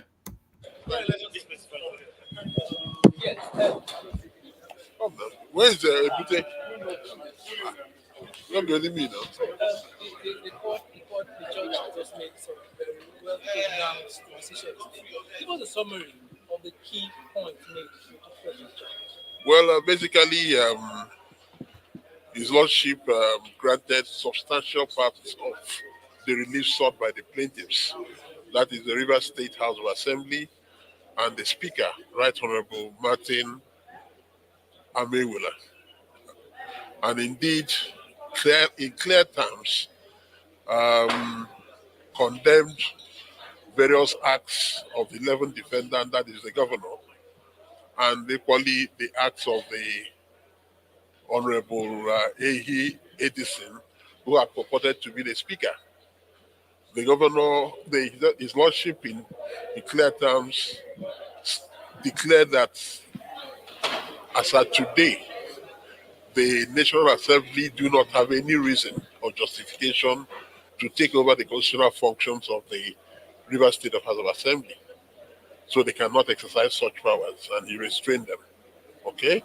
Secondly, the court equally stated clearly that all acts done by the governor, the 11 defendants, the Attorney General and Rivers State government, while this suit was pending, and after he had made an order on the 30th day of November 2023, were a nullity, including proceedings wherein the governor had purported to have presented to 4 members of the House, led by Edison, Honorable Edison, appropriation bill, that all those proceedings were nullity because they were done in clear violation of the order of court. All right, so that's essentially well, basically it's an order of court, so it's not like it's based on constitutionality. It's just, so I think they can still challenge this in other higher courts. I think this is just what court is. This is not a Supreme Court, right? So as time goes on, we'll find how it goes. You see, I think it would just be easier for him to represent the budget. Because if he challenges it, then he holds the budget in abeyance. But then that could be a prelude to saying that, okay, if you are representing it, it means that you recognize that you've committed some infraction, which is an impeachable infraction. Because if you are signing a bill that was not fully deliberated on by the full state assembly, then it means that there's a violation. I don't know, maybe we shall see whether it's within the realms of impeachment on that, but some people have said it is. But we shall see. But for me, since it's just a court, and the court is just talking about there was an order giving this so and so, and you people are doing it after that, we shall see how that plays out. For me, I don't want to dignify this. Some of this convoluted. See, Nigeria is a very convoluted space. That sometimes you might give analysis today, then you find out tomorrow that you were so wrong because some of the information you will get, the information are not too clear. Or it's like when you have a confused set of people like Nigerians and their system that they run, that is very, very hard for you to pin down one thing that you can hold on to as as maybe as a real truth or truth of a matter or a fact of a matter. So for me, you hear one today, one court will rule one court today, and then when you carry it to another court will rule on that thing, another one will rule, and then you start wondering what is going on. Well, that is just what they say. Judges too are all humans.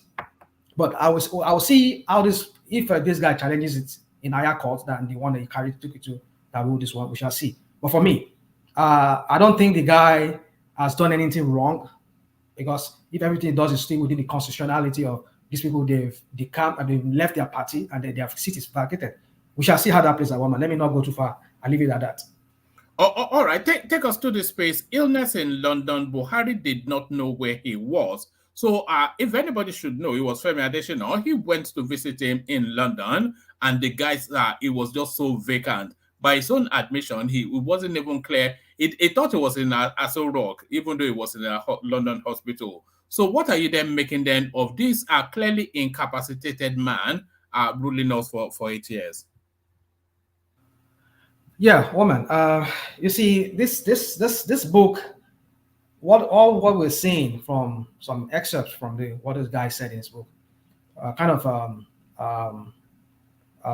verifies what we often suspected, and we've talked about on your platform here, maybe other platforms, that these people, they are doing this, they are planning this, they are all. I mean, it just kind of validates all of these things that we said in the past. Now, if he's saying that some at the time whereby people were saying that this guy is almost dead, the people say he's dead, the people says he doesn't know what he's doing, he's sedated, heavily sedated. All of these things, we talk about this, and then some people say, no, we're just really meaning to what we don't know. And this guy is trying to confirm some of the things we've always suspected. Then tells us that some of us were not far from the truth or the fact as to what was the situation back then, So for me, as some people have already argued here, it's a matter of national security. But you see, our African leaders, they're not patriots. They don't know what it means to be a patriot. All they think about is just money for them. They don't know how to build a nation. They don't know what it means to be a patriot nationalist. They just go by that name because they just want to appear as a nationalist or a patriot so that they can win election. In the actual sense of it, what does it mean to be a patriot or a nationalist? You think first your country. You think about what could be the implication of your actions or your inaction to your country. One of them is this: when they go abroad, they've opened themselves up to a lot of things that could put our national security in jeopardy. We can go on and debate it here, like some of the other people have already debated it, that there's nothing to it. There is something to it, because there are some angles of espionage and how do I say national interest that could come to play in this matter.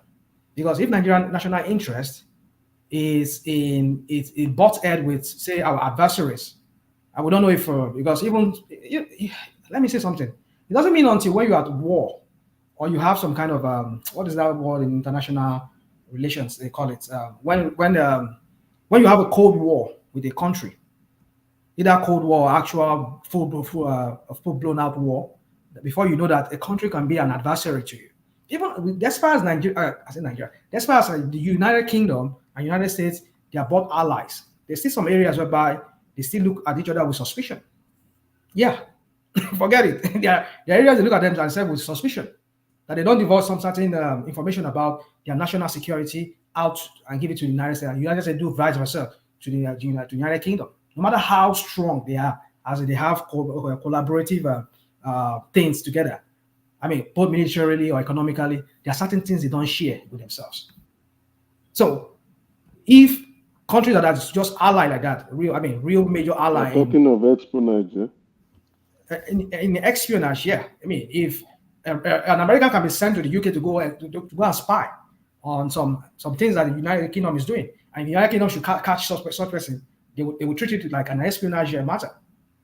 They still spy on each other. So the point I'm trying to say is this: is that if nations could understand that even you being an ally of another country, there's still a limit to your information sharing. It tells you a lot. That it's just because we see our own leaders as we are from a very backward country. What do we have to give? What do we have to give to the international community in the Committee of Nations? Yeah, that's why somebody like our friend from Canada, Ola and the Pim Daddy could be saying that, oh no, it does nothing more to it. Yeah, because we look at our leaders as inconsequential. They are nobody. They are non-entity. Yeah, because if Nigeria has something to offer, say we have some information, we have some kind of, let me not say information, we are technologically savvy and advanced, and we even Saudi Arabia, Saudi and Emirates, Qatar, they have their kind of areas they partners, and the areas they don't even partner. You can go and find out that they don't share. There are certain things they share, there's certain they don't share with each other. That's why they are very close ally in that Gulf area there. So it's because they want to protect, because they don't know tomorrow, what by tomorrow being, and then they might become an adversary. When you have revealed your secret to you use that against you. I mean, Saudi can just wake up tomorrow morning and say, oh, we just realized that Emirates used to be part of our kingdom, so we're taking over Emirates, we're taking over Qatar because they have the military might. So that's why they do never. There's certain things they never share with each other. They will parley on certain things, but not everything. So my point is that I'm saying that we need to understand that even though our country at this moment, our nation is that our leaders are not really consequential in the committee of, in the scheme of things in international.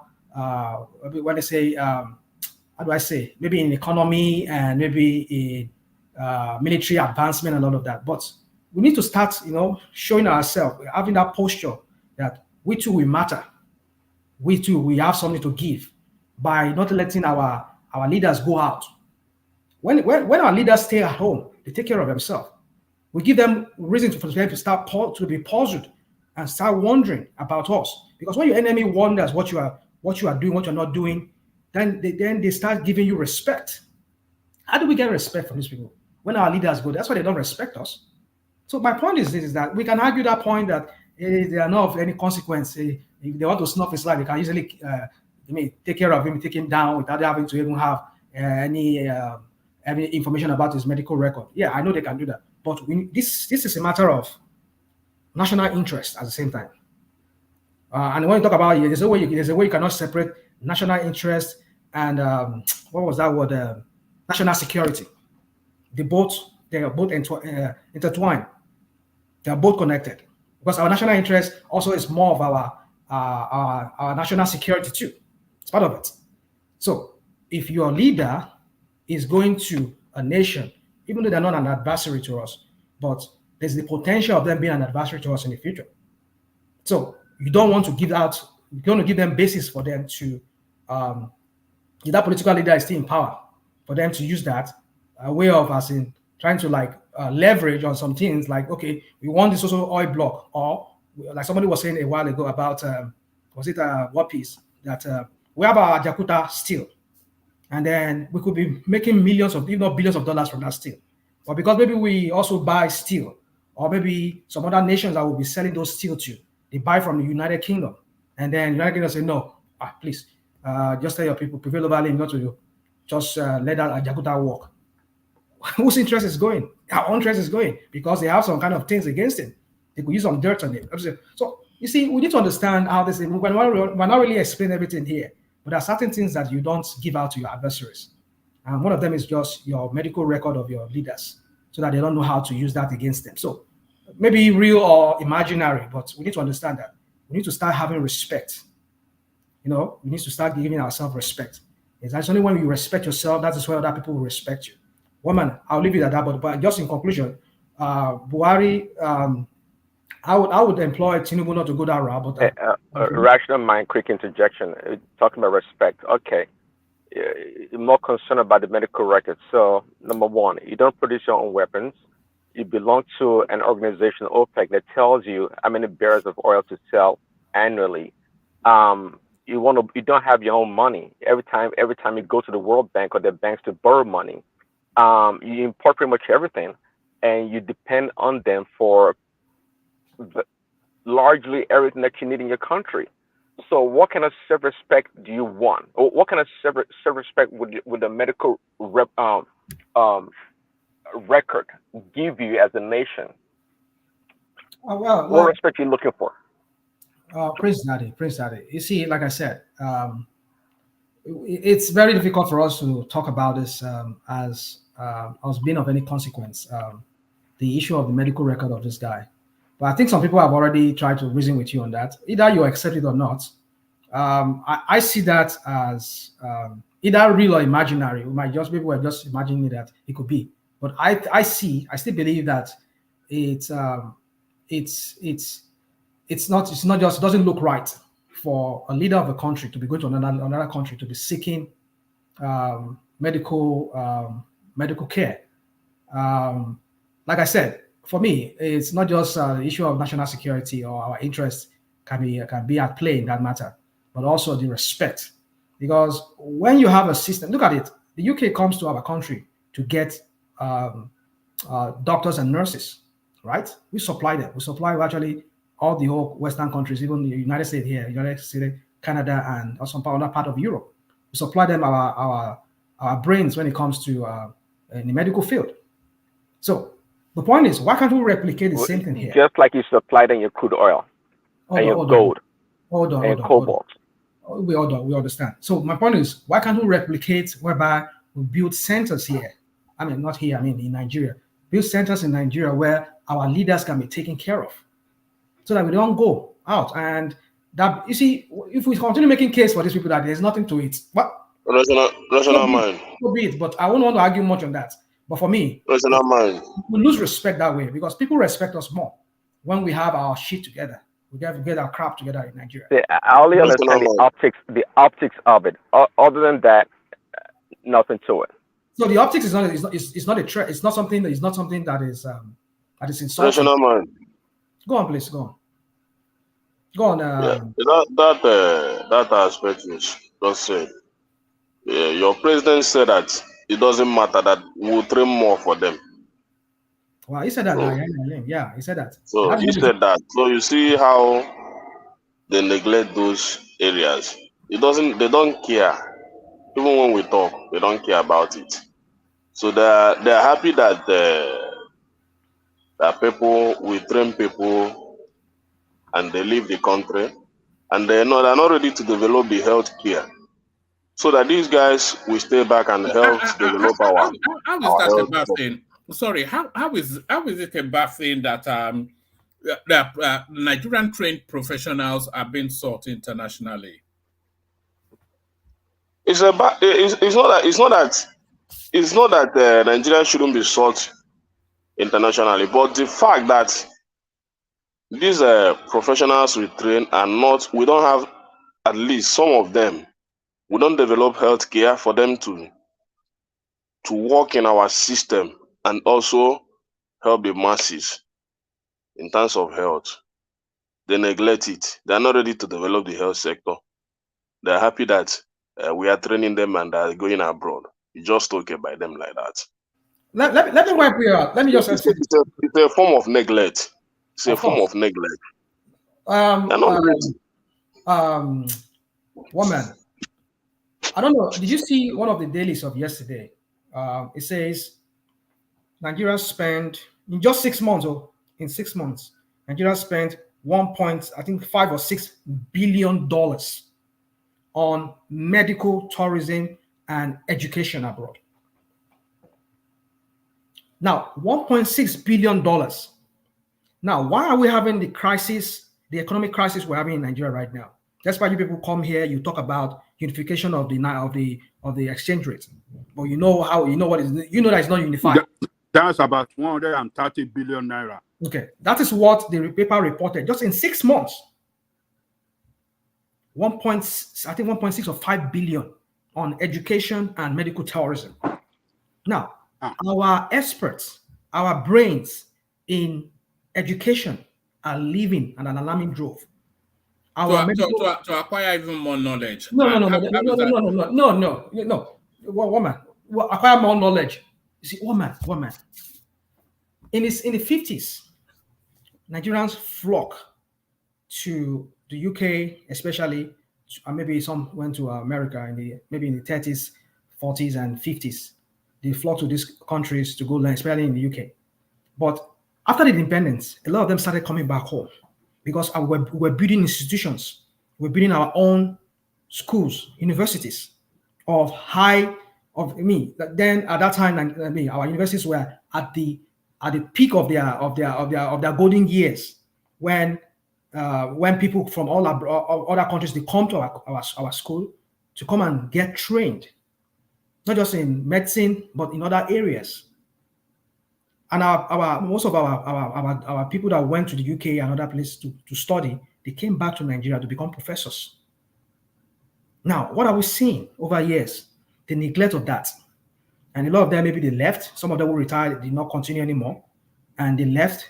So my point is this, one man, is that ordinarily in the 70s, 80s, as far as I can remember, we have lots of people in our universities that are coming from abroad to come and study in Nigeria. If you, I don't know, so let me not go into some of time. My point is this, one man, is that do you know how much of that money we can keep in Nigeria if our educational system is what it used to be? So let's say like in the early 60s, 70s, and maybe up to mid 80s. If our country can be sustained or maintain that standard, do you know how much money do you know how much money we can gain from this international education that the Nigerians are getting? What are we getting? What are we getting? Tell me. Just tell me. Yeah, I'm listening. Go on. Don't let me tell you. Let me let somebody else tell you. I've got this guy. Let this guy tell you. How is it that Nigeria is struggling with the issues it's struggling with, but some of the smartest people in the world are Nigerians? Yeah. I think most people have mischaracterized the true cost of corruption. I don't think the most expensive line item in the cost of corruption, right, is what it's done to the economy. I think it's what it's done to sentiment and what it does to talent. In other words, when you corrupt a system, those less deserving get opportunities to which they are not deserving. Entitled. The problem is that those who are deserving pick up a little green document called a passport. They get on a plane and go elsewhere. And they leave.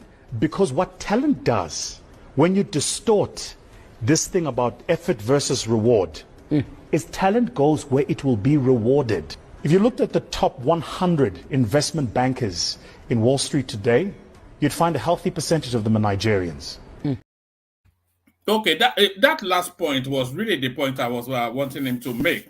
That's the consequence of that international education. That $1 billion or whatever you said in 6 months is now leading out to the half of the investment backers in the United States, the topmost Nigerians. And then, of course, ultimately, a lot of that money makes its way back to Nigeria as is the example of all of us on this platform. I beg you, woman, forget that. You see, this is what we're talking about. We've lost. I think we are lost as a people who wants to build. I don't even know what we are. Are we a country? Are we a nation? I don't believe we're a nation because we are a country of nations. But I don't know what we are. But we've lost it, one man, and that is why some of us we can come here and make cases for these corrupt and clueless leaders that we have occupying every. But rational mind. One man, are you happy that this man just described Nigerians as the people that are supposed to be getting opportunities in Nigeria are not getting it? Let me even land this point. Yeah? And we're happy about that. This man just described it. That the people that are supposed to get opportunities to develop this nation are not getting it. That guy was simply, delineating the symptoms or the problems of Nigeria. Okay, because if we have the institutions, the hospitals, the schools, the functioning agencies, then these people will come back and contribute to the country and create jobs and do a lot of things. The fact that they're working on Wall Street is great for them personally. Okay, yeah, so they send change from their salary back home, or they build houses and whatnot. That is great. It helps move the economy. But see, we treat everything like raw material. Just like I said earlier, no, we export things. Okay, our talents. We export them. They get education. They get training, and they stay back. Compared to back in the days when Rashtam was talking about it, and they actually came back home. Do you know that international remittances is about 40% of the Nigerian revenue? I know, and I track it. I know. That's why I said that Nigerian private sector is huge. Okay, without the private sector in Nigeria, the government is incapable of sustaining that economy. But that's not the point here. The point here is, that we don't have that structure. We don't have the leadership and that organizational skills. That's what I understand. To bring these people back and really help develop our nation. Country. And another thing is that most of these talent live abroad and die abroad. Nothing to contribute. One man. I'm not sure where you're getting that from. One second. Sorry, Bishop. I'm not sure where you're getting that from, Kene. Where did you get that data that most of them die abroad? Most of them waste all their useful ages in abroad. Can you imagine? A lot of them don't come back. A lot of them, after they leave, they experience in abroad. When people choose to live abroad and die there, how is that your business? How is that government's business to determine whether they must come back? People are free to go elsewhere to live. We discussed sometime here when somebody suggested that when people graduate, they should be made to serve Nigeria as doctors. They should be made to serve Nigeria at 5 years. I know how many people raised hell here that this that we made it, all the kind of noise. Now people are going. We are set. Hold on, you here. I know there was a time you were making so much about that. It is because of the remittance of Nigeria in diaspora that is sustaining and is doing this. They are contributing their own quota, whether they are in Nigeria or they are abroad. I never mentioned it. You said there. Just let me finish. I never said it. Hold on. Let's let me finish. It's your stock in trade. Some of these things don't even need to respond to them because if you cough, I know where you are going. Okay. If you sneeze, I know where you are going. So the negativity in you there is nothing like negativity. There is nothing like negativity. The only thing I know is that the system is not deserving to these people. Let me finish. Can melt the old ice in the North Pole. This all goes for rational mind, and that that's not big deal in that. But the truth of the matter is this: yes, people are free to relocate to wherever they want to relocate to. Nobody can tie anybody down in Nigeria. Are they making their contributions? Are they making their impact? Yes. When they make good things, do people reference their country? Yes. Let's assume, without considering, that only 10% or 20% that is thinking of coming back to contribute their quota to Nigeria. That is still a plus. America, the tech industry in America today is hugely dominated by the Indians. Hugely, bigly dominated by the Indians. And if we talk of Indians in America, does India have the kind of problem we have? They have their own problem. If you don't know, you don't know. They have problems. Let me finish, Rational Man. Let me finish, Rational Man. The construction industry in America today is dominated hugely by the Mexicans. Do they have problems back in their country? Of course they do. Indians too have problems. It's just because the way we address they address their own problem is different from our own.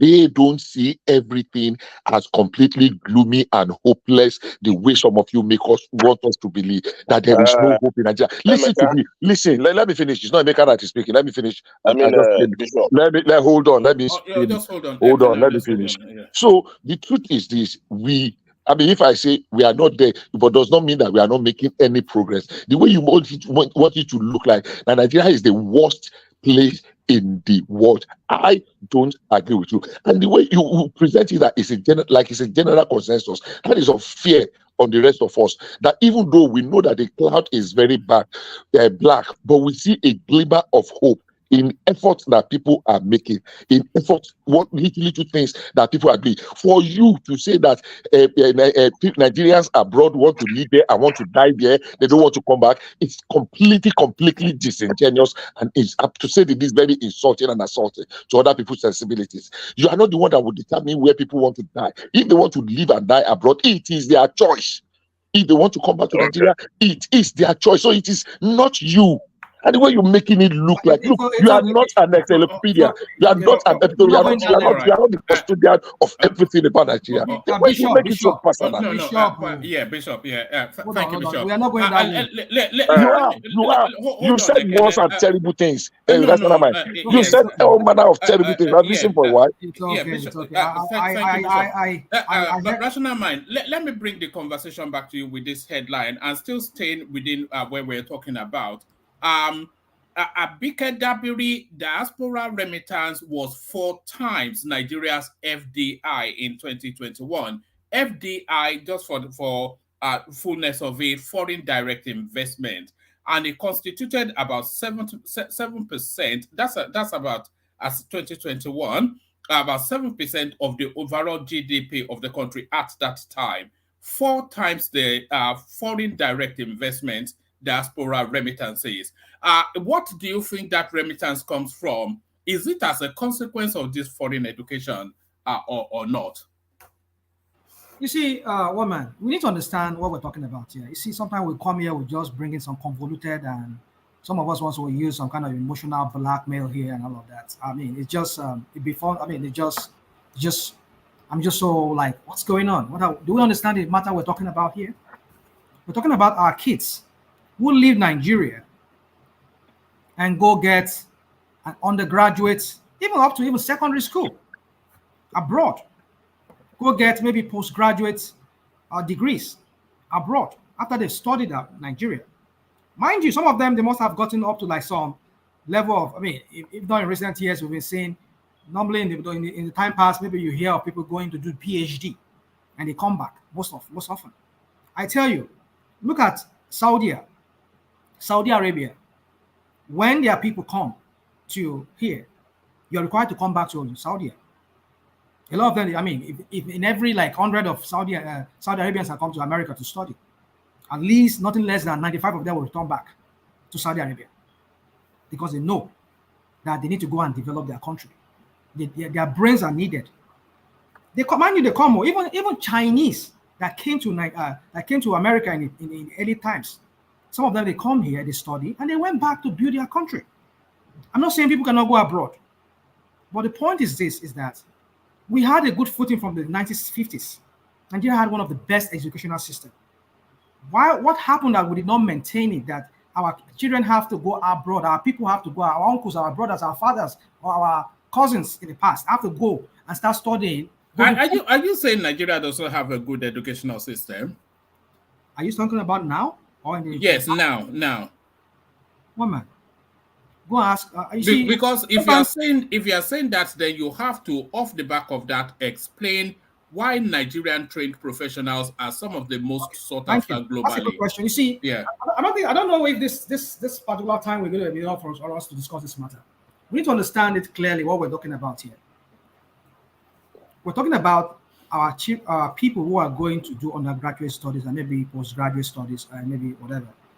Mind you, they've had education, and when some of them they go after that, they don't come back because they know the situation in Nigeria. A lot of them, they even use our opportunity to go out of Nigeria and not wanting to come back. Agreed, there's a remittance coming to Nigeria, but the question is, how is that remittance? How is it translating the life and the economy of that country? And even the people. No. I have something to say. Let him land this point. So my point is that we need to understand that what it means to be a patriot is that you have to think Nigeria first. Yes, our education is nowhere. You can't even compare our education now to anything. Those people you're talking about. So why are Nigerian professionals, Nigerian trained professionals, things that I said, professionals sought globally. Let me say to you, one man, let's not kid ourselves here. The Nigerian professionals you're talking about here, the bulk of them are medical. That's not true. Bankers and IT. 80% of them are medical. No, they are even not. But they were not trained in Nigeria, right? Give me. They were not trained in Nigeria. Hold on, but that's actually not factually true. IT professionals.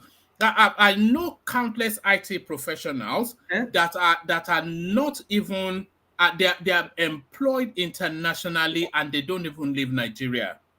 They don't live in Nigeria. One of them have been a lot. One of them have been here to tell us several narratives. Well, I don't know where you're getting your figures from. Well, it's in the open space. No. Hold on. I'll tell you. You want to. Larry is a tech guy, and he told us that some of Larry. There you are. Larry. Yeah. Hold on, one man. Hold on. But the Flutter Wave, hold on now. Flutter Wave, all those companies that are doing well in Nigeria, all those guys that you're seeing, they came to the US. Agree that they have a little bit of IT experience in Nigeria, but they came here and improved more on it, and they went back to Nigeria to set up. What are you talking about?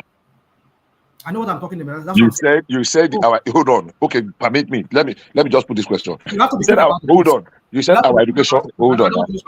Hold on now. You said our education is nothing, but those guys had their first degree in Nigerian universities, and that's a fact.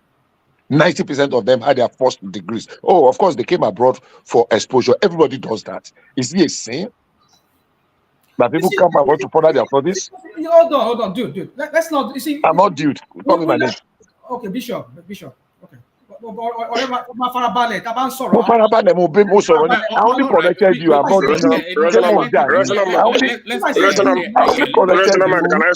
Can I can I just hold on now? There's already a conversation taking place. So I'm not quarreling you. I only just corrected you. Just let him respond. All right, respond to you, man. So, woman.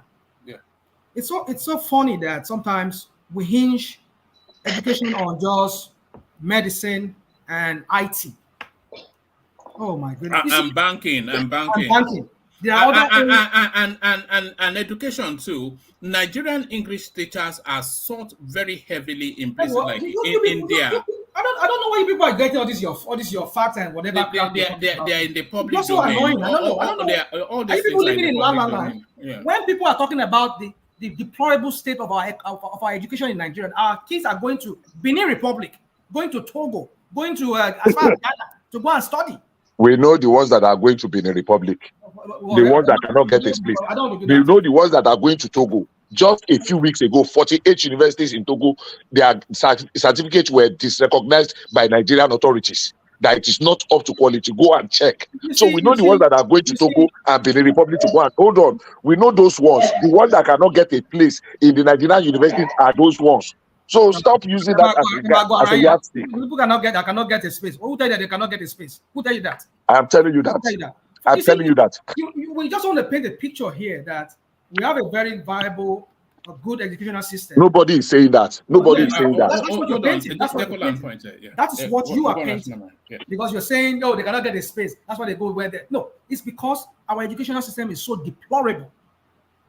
I agree that there are some areas, like in medicine, our people are still good in that. They are doing well. That is why we're able to supply the world that. But education does not just revolve only around just medicine or IT. There are other aspects, other skills that are required. Are we doing anything about it? No. But even the little ones that we have, go to loot there. I don't know if you have this. Let me make this point. Okay, go on. Then I'll ask you something. Yeah. Go to loot there at some of our government-run hospitals. All the doctors and nurses, they've all run away. Run out of that country. And who are to take care of? You see, when we talk about patriotism here, this is what we're talking about. Some of us don't even know the concept of patriotism. We do not know it. Because all we think about is just money. We don't talk about what it means to build a country. When you have, because are you patriotic by yourself? Are you patriotic? Let me ask you a question, Rational Mind.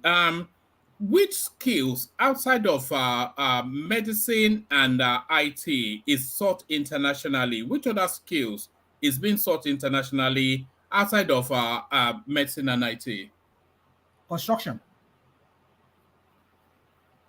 If I want to move from America right today, I get a job offer to go to Saudi Arabia or to any of the Gulf states to go and supervise a construction. I can do that with my skill. It's heavily sought after over there. IT is not the only thing it's not the only skill. There are many other areas. Those are the predominant skills that has been sought internationally. It's because that is what we see out there, and that's what some of us are exposed to. There are other skills that are required. Which skills are places like India, Pakistan, and every other country? Which skills are they exporting internationally? One man. Let's don't pin me to this. I don't. You see, this conversation is no. Hold on. Just hold on 1 second. What I'm explaining to you, and I think this is what is widely known. I'm not sure that too many people disagree. The two set of skills being sought predominantly internationally are medical skills and IT skills. These are the skills and engineering as well. And you have a lot of Nigerian, we didn't even mention that, a lot of Nigerian engineers rather globally sought as well. So those are the three key skills being sought globally. And there's an abundance of supply coming out of Nigeria, highly priced. Out of the Nigerian educational system. Out of the Nigerian educational system. Some of us are so narrow. No disrespect here to anybody. Some of us are very narrow-minded when it comes to what is out there in the world. It's just what we want to see. And that's what we want to see. We only think about IT. I'm not saying IT does not employ a huge amount of people. It does, but IT is not the only thing. Medicine, being a doctor or a nurse, is not the only thing that kicks an economy. Are Nigerian engineers highly priced internationally? How many of the engineers has built road and built a bridge? No, that wasn't the question. Are they highly priced? I've got two brothers. They work internationally. No, yeah. they don't. Nigerian engineers are not highly sought internationally. You see, these are what about? You see that you accept it or not? It's up to us. Whatever we want to make of it, it's up to us. But the thing is that the evidence on ground in Nigeria shows the rots, shows the decline, it tells us all that we need to know about what is wrong with our country. Either you say, oh, we are supplying the world, we're doing that's all they're concerned about. They just money. The people in Nigeria, whom are supposed to be benefiting from what it takes of the governance, you're neglecting them. You're supplying the whole world. There are whatever thing that they should be benefiting from. And then you're telling me that it's a good thing. We're supplying the world and we're sending money back. How many of those money gets into the hands of the common man on the streets? How many of the people here do they see even the benefit of that money that we're remitting to Nigeria? You see, one man, we can spin this however I want to spin it. But my point is this, one man. My point is this, that our leaders are not patriots. All they are concerned about is money, how to increase IGR. IGR does not translate the life of the common Nigerians, but lands more than half of it into their own pockets. And even the tokens they give, the token they give to the Nigerian people is not even something that can even do anything. Rational mind, stop talking about patriotism. You are not patriotic yourself. Are you patriotic? Can I say something? Ekene, please come in. Yeah, let Ekene come in. Yeah. One man, the point is this. We are talking about Nigerians, developing Nigerians. We have it, we have the talent. But our leaders are not showing concern that these guys need to be accommodated to help develop this nation. And I'm not against people going abroad. But you see, an average nurse, an average doctor in Nigeria today, studying or in a final year, is thinking about once he's graduating, he's leaving the country. Once he graduates today, next tomorrow he's leaving the country. That's the average thinking of somebody studying either medicine or nursing in Nigeria today. And we're happy about that. But in our system, you go to our our general hospitals and all that, it's hardly for you to see doctors there. It's hardly for you to see good nurses there. But we have a lot of them abroad. And our government are happy that these guys are going abroad. And they're not. What I see there is this. These guys are admitting their failure of not wanting to develop our health sector, at least to accommodate some of these talent. So that our health sector, when you come there, they look good. You have good doctors, you have good nurses. Before you even think of exporting some abroad, they're developing they are admitting their incapacity of not wanting to develop our educational system and all that. They just people want to study. You see, Nigerians survive by themselves. That is why when you see them, they study. Only thing they want to study is just to live and go and earn dollars abroad. And these guys are just happy that they are remitting dollars and all that for them to squander. Oh. And we're here, we're exonerating them, we are hyping them. Okay. We have the people that are supposed to be in the position to build this nation are leaving. Then the people that don't have anything to show are the one ruling this country. One man. Can I please come in? Let's finish. So I don't even understand the argument you are making. When you go to our hospitals, it's hardly for you to see qualified doctors, qualified nurses. But we have a lot of them abroad. That's a lie. That's a lie. That's a blatant and don't let me say irresponsible lie, but let me come in, please. There is not, you can say that. Let me finish. Let me finish. I can be lying to you. I can be lying to you. Yes, I can be lying to you, but don't say things you don't have the facts. Hold on for him, Bishop. You have to understand that Ekene lives in Nigeria. So that is no. In this matter, it does not matter. Bishop, let me finish. No matter how you want to say it.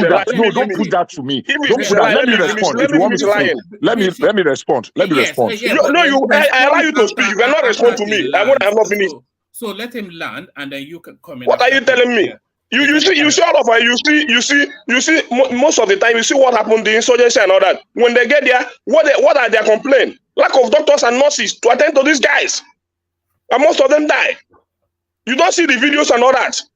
You go to many local government today. You hardly see doctors. You hardly see nurses. You are our pregnant women just die just because of lack of doctors and nurses. You just land and let me make my contribution. And you say I'm lying. Bishop, yeah, because you are lying. Because you are lying. Lying what? Let me mute you for a moment. Exercise some patience. Let him land, and then you come in after him. You said I'm lying. You see videos during during the SARS and all that. You see videos of people. You display patients on ground. There is no doctors, no nurses to attend to them. A lot of when those things happen, when casualties happen like that, you don't see doctors. When you take them to hospital, you see them display patients on under the trees and all that. And you said I'm lying. And when you speak to these guys, they tell you that only one doctor is attending to all these people. Can I wrap up so that you can come in so I can just. So what you say I'm lying? Come and tell me where I'm lying.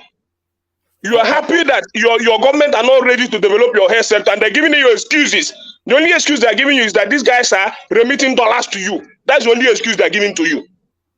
So therefore they're happy, and I'm lying. All right. They're admitting their incapacity. All right. Can I let Bishop come in? Bishop, come in. Bishop, are you there? Bishop. Well, man, you muted me now. You muted me. That was not necessary. We were having an estate. We were not fighting. Other people were having intercession and the rest. You did not. You were not supposed to do that. I don't like going over this. We were having an estate. People have had a hotter. No, you hold on. Let me clear my view. We are not doing this. It's unbearable, man. Yeah, when I say hold on, please hold on. Just don't steamroll. I said let him land, and then you come in after him. So What his I landed. will you So let me just say my own? no, You yeah, cannot be go, shutting me up all the time now. Let me Bishop, please. talk now. No, please exercise some patience. Am I not exercising patience? Can you hold on for man, me? let Bishop speak. One man, this is Hold on. not fair. And Bishop, hold on as well. Bishop, just hold on. Bishop, hold on for just hold on, because this has to be done in an orderly fashion. So let me moderate the space, and then when I say when it lands, you come in. So he's landed, so now you're not coming. So don't come at me. Go to his conversation and where you want to address his conversation. So go to his conversation. Bishop, I'm not coming at you. Yeah, I'm go only to his stating. Can you go to his Okay, thank you. I can't bear this. Somebody else come in. It's unbearable. Yeah. So one man. So in conclusion, I don't know why we have to go back and forth on this. When somebody's let's just go on, just go straight to the point. I mean, we all have. If you, okay, let me just go straight. All right. So my point is. Let me say something. One man. Rational man. Okay, woman. Where's Bishop? He's there. Bishop. Hello. Yeah, Mr. Adale Koko. I mean, it is good for us to share your thought. You see, we are all learning here, woman. Ekene, like you said, is in Nigeria. Is telling us what he has seen, what is going on. Bishop has his own. I believe he has his own fact too, and we should let him speak too, so that we can all learn and benefit. But that's exactly what I said. I said the floor is his, and he's wanting to. And I want to speak after Bishop too, because yes, I have a little idea of the way health sector run too. So let Bishop speak. All right, Bishop, the floor is yours. But to what Ekene said, Bishop, the floor is yours. But why will you insist on what I must say? Why can't I express my view? If you don't want me to express my view, there's no point. Look. Okay, do what you like. Do what you like, yeah. There was no need for you to mute me or throw me at the back. I was not fighting. We were only having an exchange. People have had hotter exchanges, and you did not mute them or throw them at the back. I mean, it is not too much for me to state that. All right. So to what Ekene said. You stated that, so now to what Ekene said. Oh my God. Okay. I will manage and see if I can say something about that. Because you completely just messed up my thought, but that's fine. I've done it before. Our health sector that Ekene is describing is not true. Yes, government hospitals are not as good or up to what they should be. Unfortunately, the worst in our health sector are the primary health care, under which most states rank 0. Primary health care is the function of the local government. Then secondary, that belongs to state government, general hospital. The United Nations rule says there must be a private hospital, a government primary health care within 3 miles radius of where people live. Most local governments in Nigeria cannot afford that, but it is still a function of the local government. General hospital is for the state, and there is a specified number of miles radius or number of people that a general hospital should serve. Federal government does not have one general hospital. What federal government control are the tertiary hospitals, and they now upgraded a few years ago Federal Medical Center to that status too, because what we used to have were just teaching hospitals and specialist hospitals. An example of a specialist hospital is Bobi Orthopedic Hospital. Nigerian private hospitals rank some of the best, both in equipment, in expertise and in what do you call the facilities in Africa. That is a fact. They have hospitals. They cost some amount. Of course, every good thing comes with a cost. Our tertiary hospital, even though it's not what it used to be, we have some of the best experts in some areas in the field of medicine globally. That is a fact. Is the carrying capacity, patient doctor ratio okay? When we quote the one that are operating, we quote the number of governments. It's just like the university today. The private universities have more, carry more.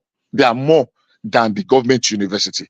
So when we talk about the amount of money that federal government is spending on our universities, and we use this as the amount generally we are spending on the universities, we are not being factual.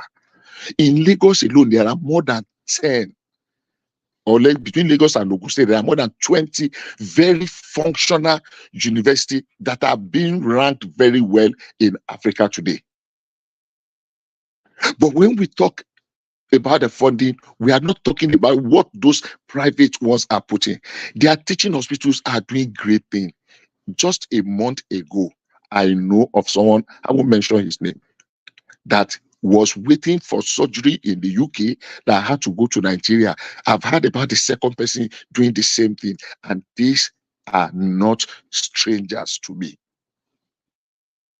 Now, when doctors go abroad, because there is an economic opportunity there, nobody can fault them. Ditto other professionals. But we know the professions that are very marketable. Ekene is saying that we are talking of global diaspora remittance, that the money is coming into individual pocket and the squander is it supposed to come into government's pocket? It's coming into the Nigerian economy. Every money you send home to help people, whether to pay school fees, whether to give them a stipend. So I don't know what you mean by the money is going to some people's hand and they are squandering it. Are doctors supposed to send their money to federal government to put into the budget, or to use it to build roads, or to use it to build hospitals for you? I don't understand that argument.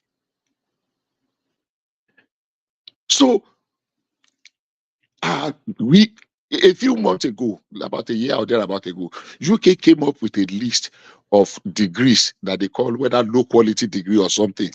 I can't remember the phrase they use for it. And they discourage people from going, into those fields because they are not really, it's like those degrees from what I read there, it's like they are not marketable. They are not selling, they are not, on high demand. People go, and they discourage it. And they even said there were no grants for them. Even the ones that they are importing in Nigeria that you will not say you want to go to. So I don't want to mention any study, so that I will not be seem like to be disparaging. So when Rational Mind was trying to talk down, say it is only medicine and IT, which other field that are actually in high demand? Look, there is a lot you need to do to get into construction in America as a Nigerian trained engineer. I have a current certified doctor, that's my friend, engineer, what do you call it, all the qualification. I knew how it was difficult for him because it is not the same technology in so many areas that they are using. So the areas that are general, IT and medicine, and that is the highest thing that even the Indians in the field of medicine, when I say medicine, I mean both medicine as doctor, as a pharmacist, as an ophthalmologist, as a specialist in different areas, and even nurses. And Nigeria is exporting them here. And those are the two main areas. So when you say is that the only area, and my argument is that, look, those same doctors we are talking about were being trained in Nigeria. You say they go for Harvard, but they have a foundation. A lot of people that can afford Medicare in Nigeria today are going for the Nigerian option. Even people are going from the abroad, whether it is UK or America, to go and have their procedures in Nigeria. Maybe we'll have issues with some of the federal government hospitals that are not up to date, but there are private hospitals that are top notch. I don't want to mention it. I'm not advertising any of it. Bishop, I know. Bishop, I'll be done in a minute. Okay, please. Thank I'll you. be done in a minute. Oh my God, what's supposed to be? We can hear you. Go on.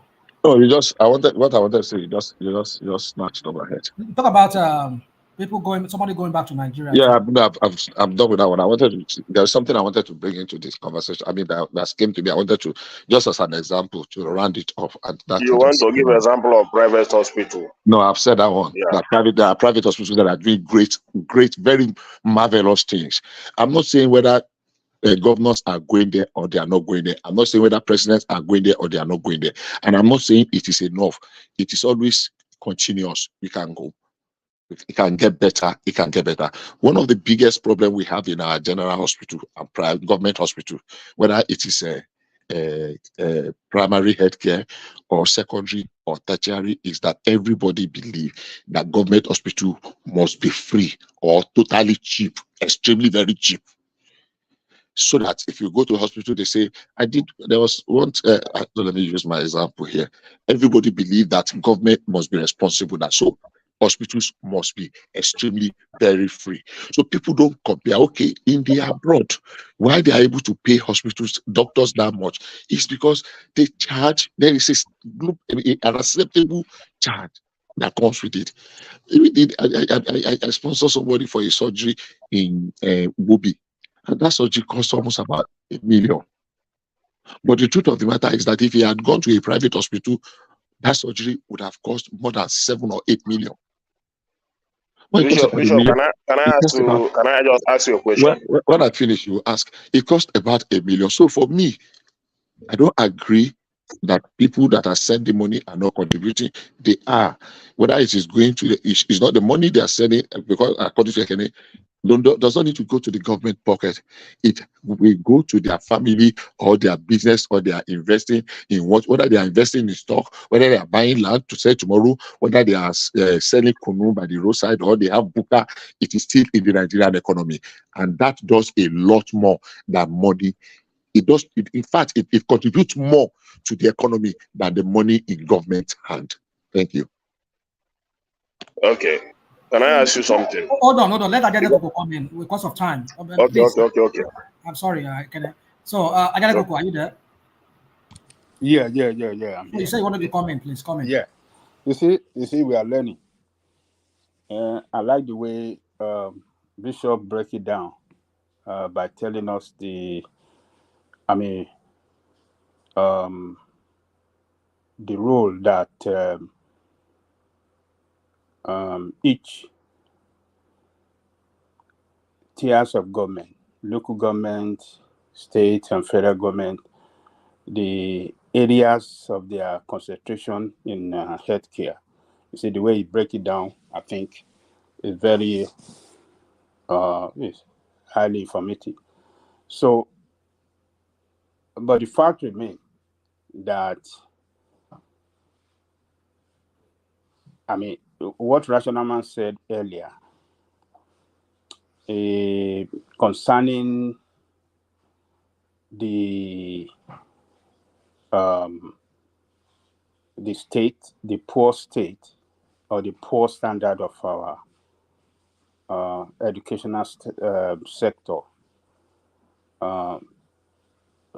it's not far from truth that the standard of education in Nigeria has fallen. That one is, except we want to lie to ourselves, it's a fact. Everybody knows that, and we all know that. Public education, we know that the standard has fallen.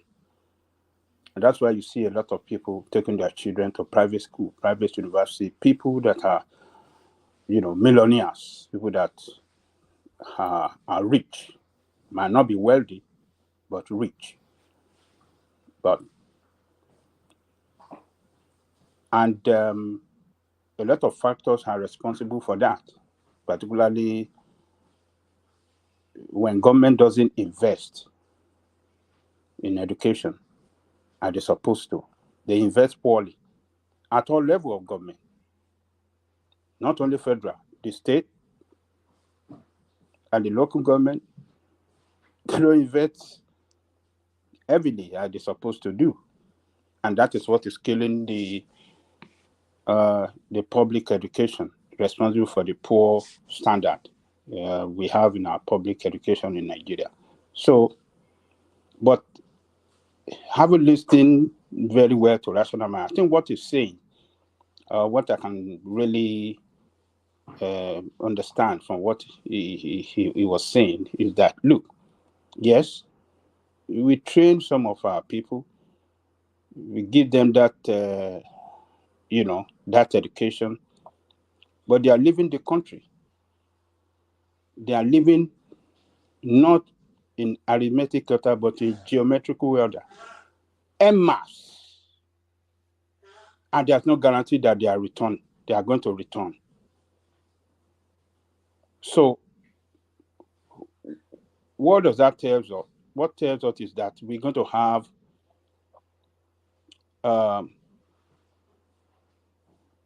we're going to have a situation where there's going to be a short staff.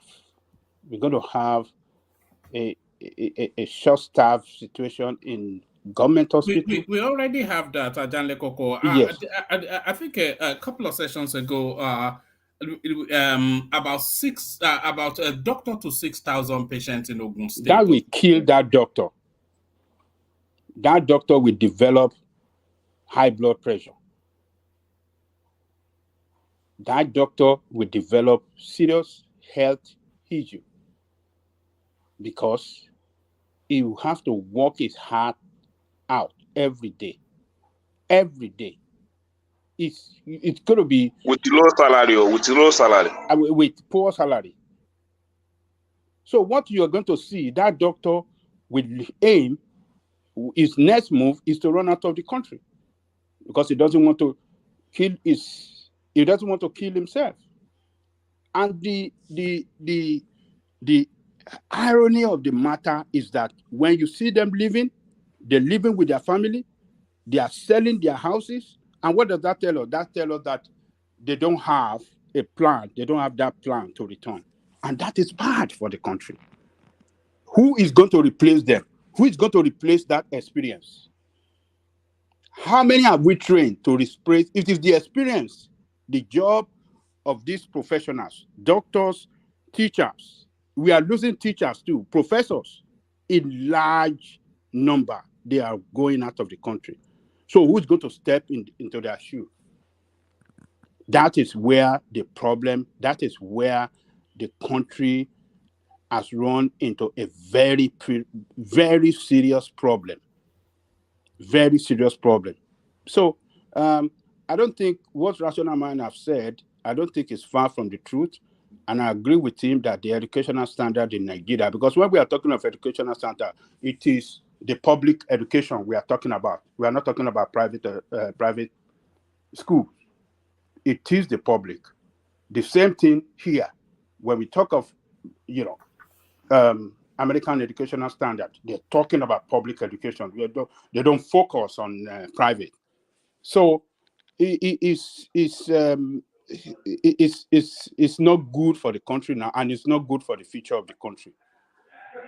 So I agree with Rational Mind that our educational standard has fallen, and I agree with him that, look, we are not going to benefit in any way for people that are running out of the country. But can we blame them? We can't blame them because they don't see the future is not, the future is not bright for them, and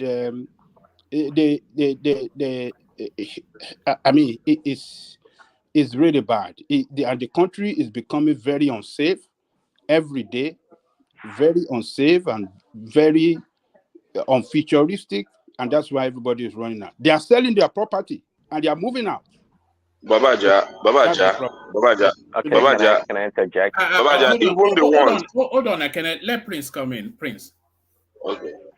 Thanks, man. So trying to get a grasp of this argument, really. I don't think anybody's arguing against if Nigeria has enough talent or smart people or highly educated people. Even with the standard of education, it doesn't matter if it's not par. But I think the brain is there. The brain, the talent is there. And that's why when Nigerians leave the country, go elsewhere, they do pretty good. They're quite successful. So, but and yeah, just like the article that you read earlier, the person that spoke earlier, that we have talent on Wall Street, we have engineers, we have doctors, yeah, we have all those people, perhaps almost rivaling that of India. But that again to me, that's not the bone of contention, really. Um, unless we're saying that we don't have any problems in Nigeria, then that is fine. Okay, but sometimes we make it sound like we are exporting our excess talent overseas, and we're good, and we don't need them in Nigeria because we have everything, with everything up to par, we're doing good, and that's not the case. That's not the case. See, again, every time we see individually, we're doing very well. Individually, yeah, they work overseas, they send money back home, remittances are going high. Okay, but overall, we're not taking advantage of the talents that we have overseas. We're not. We are lacking in so many ways. Obviously, we don't have the best or more robust healthcare system. We don't have it. We still have challenges in our schools. Infrastructure, we have challenges. So although we may have the talents all across the world, but we don't have that ability to bring them back home to help give the country. Prince Daddy, you make a very critical point now that I agree with you, that we are not making the use of their best brain outside the country. So that's the most important point that everybody have made here, that those we have outside the country, are we making use of them for our own good? No. Exactly. Continue. To me, that's the point right there. So we can keep talking about it. Nobody's going to debate. I mean, you can flip through, Google it, whatever. You're going to see Nigerian talent everywhere. We have abundance of talent. And I always compare our human resources as the same as our natural resources, quite frankly. Because if we are a well-organized society, we would tap into all this talent and resources that we have and make the best out of it. But we're not doing it. So that's the challenge. We're not doing it. See, I mean, we can't really compare ourselves with India. India is five times bigger than Nigeria. But, yeah. Even the ones that are patriotic, that want to come back, maybe on themselves, I want to contribute or invest in Nigeria. And let's say they are okay, they are finished their tax in abroad. I have a lot of money now. Let me come back now and settle in Nigeria, maybe to build a pharmacy and all that and all that. They are being kidnapped. Insecurity. Well, that's when they finish, yeah. When they finish doing everything that they want to do abroad, at least for them to retire home, it becomes a problem because of insecurity and inflation. So the problem is too much. We shouldn't wait for them to retire. We should take advantage of them now. Yeah, it's good. I mean, I know we're doing very well in fintech and all these things. We're doing very well, and a lot of people are making it. I even heard about people working remotely in Nigeria making dollars, $100,000 a year. That is great for anybody in Nigeria making that much money. That's a lot of money. Okay, but again, we don't know how to organize and put all these things together to get the best of it. The best of it. I mean, we're arguing earlier about Buhari going to London for medical care. I guarantee it's not because we don't have the talent in doctors. You see, this is the point. It's not because we don't have talent in doctors. It's because we don't have the infrastructure or the equipment necessary to do the surgery or take care of our people. That's the problem.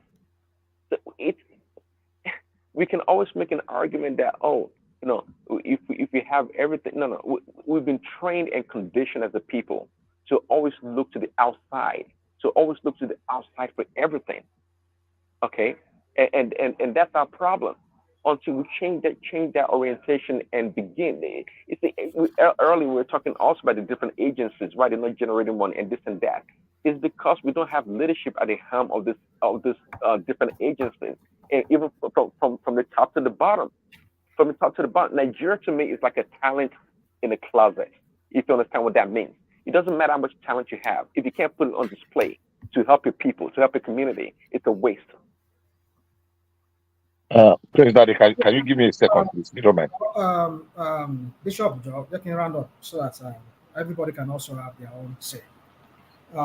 Yeah, so you see, I think everybody has said it. It's either we just want to be like, act like our people are back home do not count. Their life is not important as ours is important. Then we can continue with this mental idea that yeah, we can continue supplying the whole world. You see, somebody who just came here, like what it does every time. Are you patriotic yourself? I mean, like, come on, dude.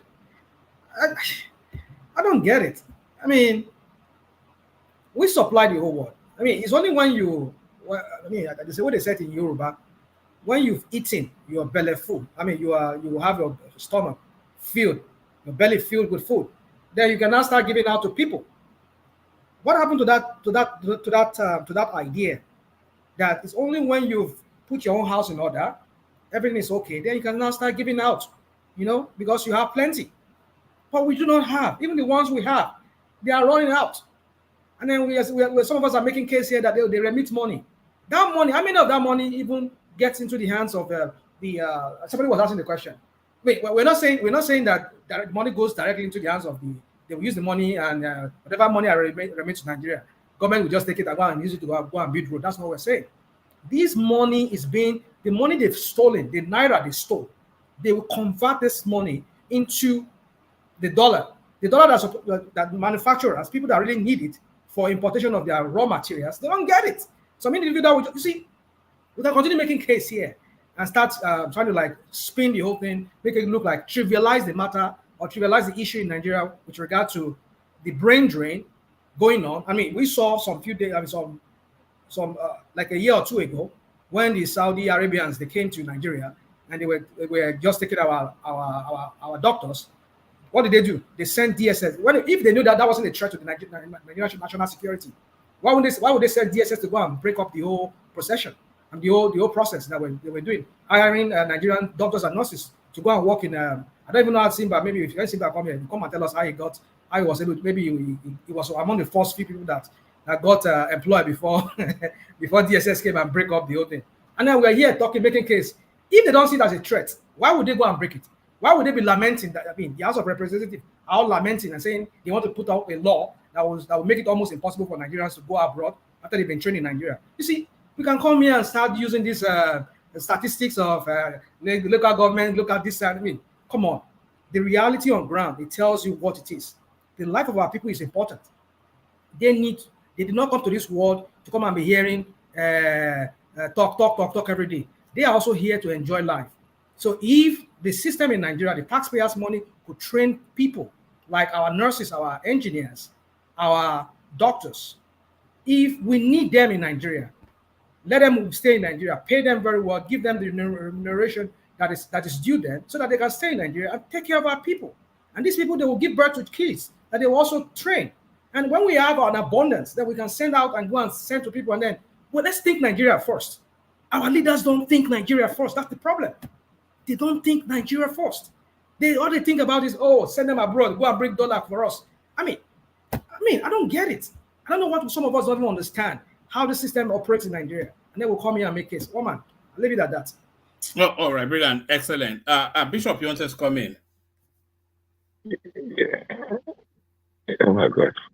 Yes, I wanted to, but I think I made a mistake. Okay. Yes, I wanted to just correct.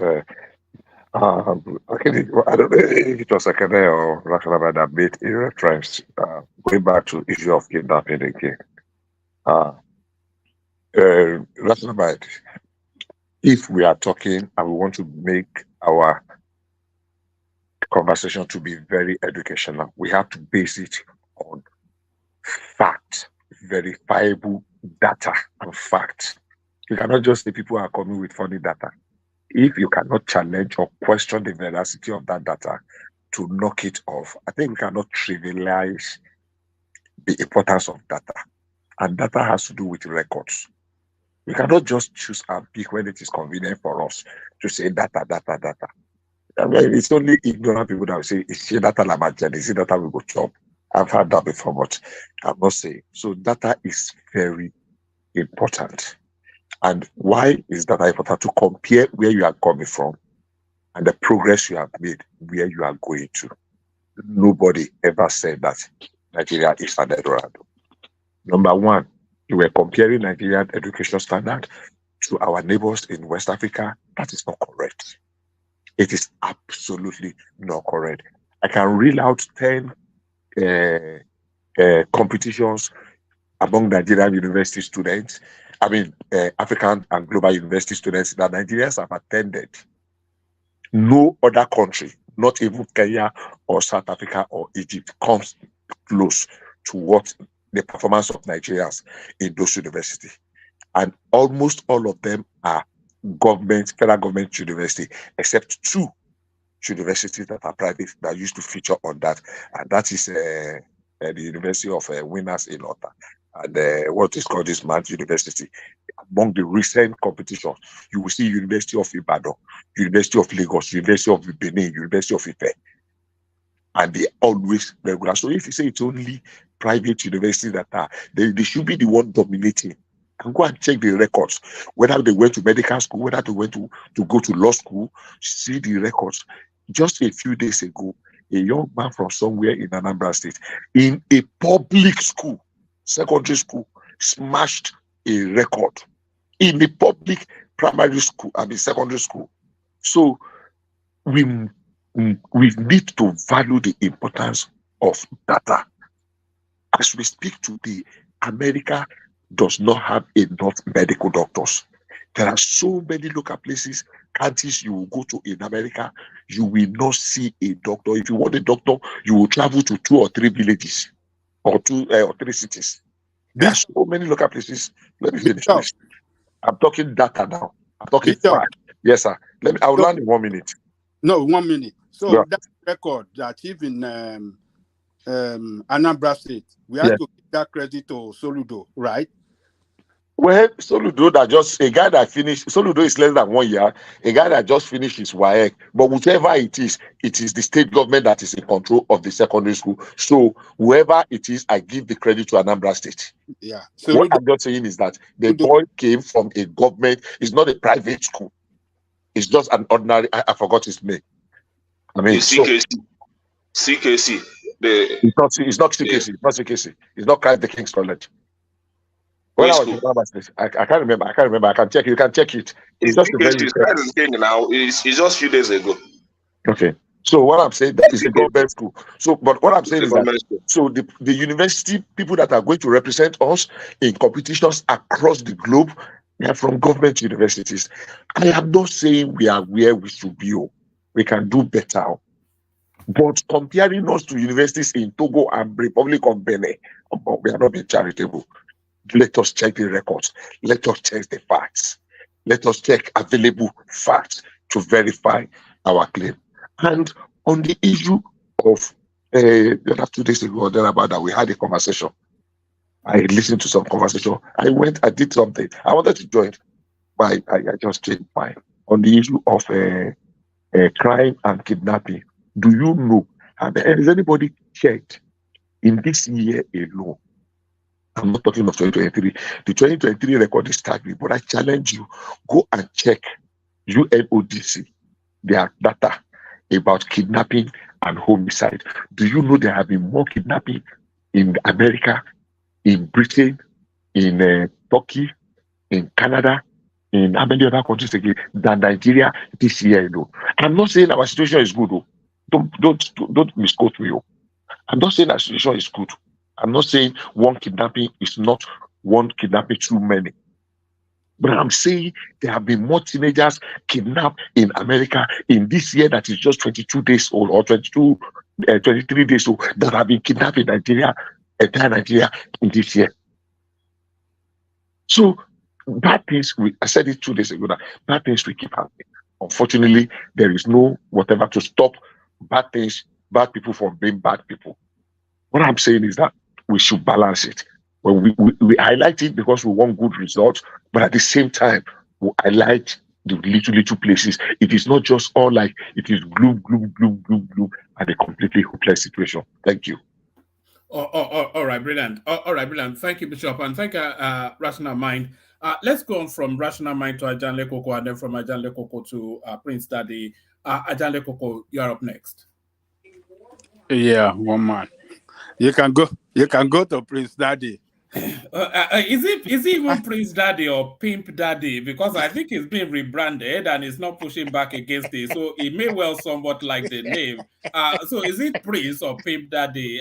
We already know P. Diddy. Prince, you're up next. Look at that. I'm married one man. Oh, okay. I'm actually at a basketball game. That's why. Is your daughter playing again? Yeah. Is she good enough for you to retire on her? It's not the NBA, one man. I can hear the game in the background. I hope they are winning. Right. Yeah. So yeah, if you can move on to the next person, kind of. All right. No, that's brilliant. Well done. So on Daddy duty is Prince Daddy. So there it is. Let's go then to Ekene, who late hours for you, Ekene, wherever you are. So Ekene, the floor is yours. The Megida of Alaba International. Oh man, thank you very much. Okay, kwata. I don't know the topic you brought up today, but I just came in. I've been poking fun at you for a few days, and you've not been responding. You know when we said we wanted to send you money to go and look for people to give it to, and you were doing a Jebota. Do you remember? Yeah, I remember. We found somebody else. We found somebody else. Yeah, it's good you find somebody else, and I believe the person you find is capable of doing that. And, do you want to see the report? Done a good job. Do you want to see? I saw it yesterday. I saw it yesterday. So there it is. There it is. Okay, go to the conversation then. Do you want to come in from Fubara or do you want to come in from this headline, the Buhari headline? Buhari did not know where he was. So this was the early months of Buhari when he suddenly fell ill. And this is Femi Adesina, his spokesperson. He said when he went to see him in London, Buhari was saying that, look, Femi, I don't even know where I am. And it meant that literally. Perhaps he thought it was in Aso Rock even, and this has been the sort of governance we've had for 8 years. One man, that is the issue we have. Even that's the issue we have with old men governing us. Most of the time they forget themselves. So when he was ill, he didn't know that he still think that he's in Aso Rock. It's very ridiculous. But this Femi Adesina coming out now to be saying all these things is a kind of hypocrisy to me. This guy is not serious. And you know, the problem we have today as a nation, the most difficult, because we are in a very difficult situation now. Started during the time of this Buhari, and when he know that he's incapacitated and he's contesting for presidency. See, old men in our nation need to understand that the country of 200 million or more than 200 million people is not a joke. You need a capable hand, a brain that is working to govern this nation. And it's quite unfortunate we have not gotten to that level for the past few years. You just see somebody like Atiku Abubakar saying that he wants to come back at the age of 80-something. Have we ever had a good president in that country? I don't know. We have not had. But I'm just praying that one day we'll have at least somebody that is vibrant, that can be active. Just that seat is just for old men. When they have finished all their atrocities in the nation, they just go there to finish it up. That's how I see it. The same thing with this Buhari. So, but I don't know. I don't know. I think Abubakar is the last thing in Dubai now. Kenneth, it's very difficult for Nigeria to have a young president. And when I'm saying young, I'm saying somebody like from the age of 60 or younger. Because they have to go through the usual route to Aso Rock in Nigeria is that you have to go through like at least 2 terms as a governor of a state.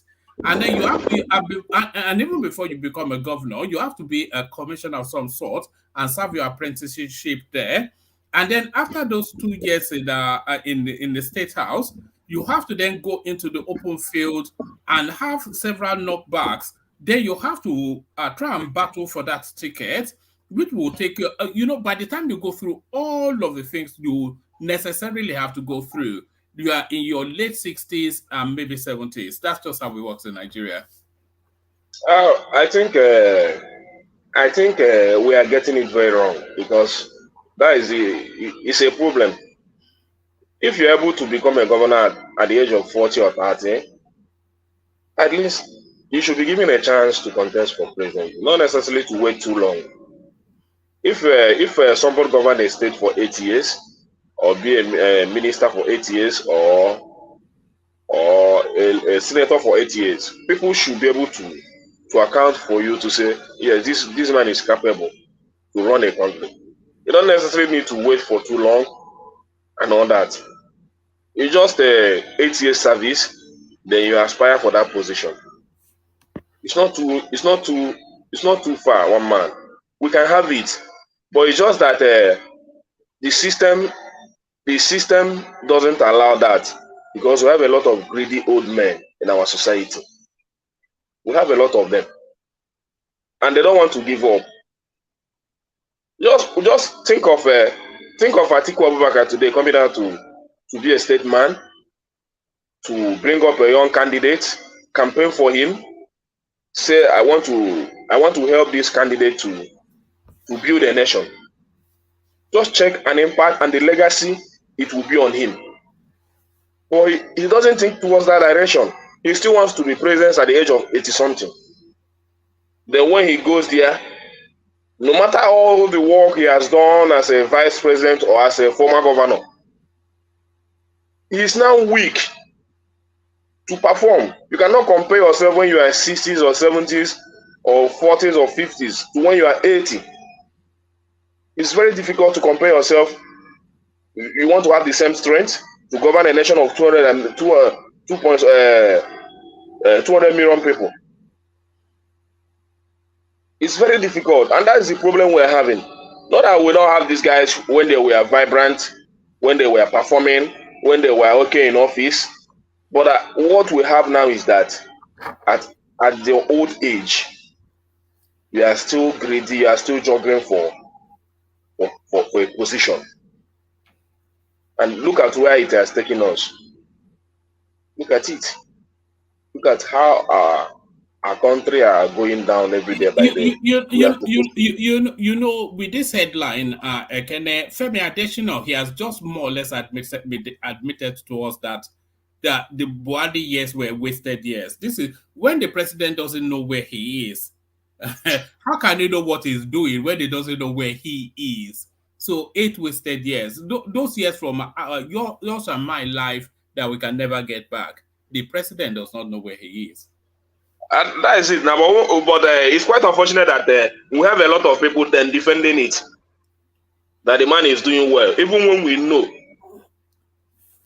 that this man is not there. So the pathetic position is that we have a lot of young men and women in our society defending Buhari then, that this man is vibrant, this man is doing well in the economy, this man is doing well in infrastructure, and all that.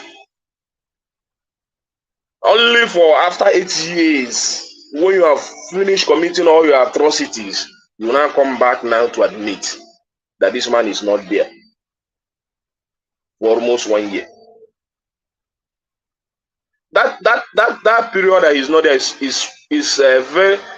They can use it to loot the entire treasure of this country, and that was what happened during this Buhari administration. That's why you have a lot of corrupt men in this society. I don't think that even Buhari himself, I don't think he loot half of what his ministers, his commissioners and all that, what they loot. He's not there. We know it. So forget these guys. Adesanya, he come out yesterday, was just revealing a lot of things. What are you writing? You are writing your incapacity, your failure. They started all this nonsense that is happening today in our economy. I just pray that one day we get it right. Because definitely we'll still have people that will support them, even when they are not performing. And that's my problem. People are not eager to say the truth. So let us deviate from this and move out. Find a new system that will suit us. Find a new man that will suit us. Not all this nonsense. We are playing. We are playing. When are we going to stop playing and make Nigerian better? We are just comfortable with the liars and the propagandists and all that ruling us. So one man, I don't know what to say again, but for me, it's the problem of the society, the masses. We don't want to tell ourselves the truth. If we come together and tell ourselves the truth, we can push these old men back and move forward as a nation. All right. Yeah, let me take you to a different space. Tinubu seems to be slowly moving parastatals back from Abuja to Lagos. So some of the key departments within the Central Bank of Nigeria, they're in the process of moving that to Lagos. And now the Federal Aviation Authority, in charge of the airports and whatnot, they are also looking to move back to Lagos. So the Northerners, they are already riling against this. And they are also saying that the budget is skewed against the North. So what are you making of that space, Ekene? I saw one of their statements in a Rise News during prime time. Those guys, I don't know. You know, even when they were asking him this Arewa Consultative Forum and all that, that man is one of their elder there. They were asking him, even when it comes to the issue of insecurity and all that, you people don't really speak up. You don't really react so much to it. But whenever it comes to the issue of what comes to your interest and all that, you always come up to it. The man couldn't answer it. He was just talking rubbish. It tell you the kind of society we are. If it's not their interest, if that thing doesn't suit their pocket, you are getting it wrong. So, you see, I don't want to be insultive to my northern brothers, but this type of greediness in our society, any move, once it affects their finance or their pocket, they begin to react. But the main topic we are facing in the north, they are not interested in that. The issue of insecurity, they are not interested in that. You don't see all these Arewa coming out to condemn all these things that is happening. It's only the common man on the street. So I don't know President Tinubu's reason of doing what he wants to do. But this is the kind of system we are running. If he moves it back to Lagos now, if a northerner comes in tomorrow, he will move it back to Abuja or move it to Sokoto or Kaduna. Because they want a situation whereby it will be easy for them to be looting. But the token point, they are silent about it. They are not fighting the right fight. They are only fighting for their pocket. So let them continue to lament. I don't know President Tinubu reason for doing that. He knows his reason for doing that. I'm not interested in that. It doesn't affect me. It's only them that are at the top knows the reason why they are fighting. That this should be moved to Lagos or Abuja. I don't know their reason. But the only thing I understand is that is interest, financial interest. That's what I understand. So if that's the only thing they want to be fighting for the next 4 years, they should continue to fight. And they forget the real issue we are facing. Instead of them to come up and discuss on how to fight the insecurity in our nation, instead of them to call the president and say, what are we going to do for you to help us to fight the insecurity we are facing in our nation?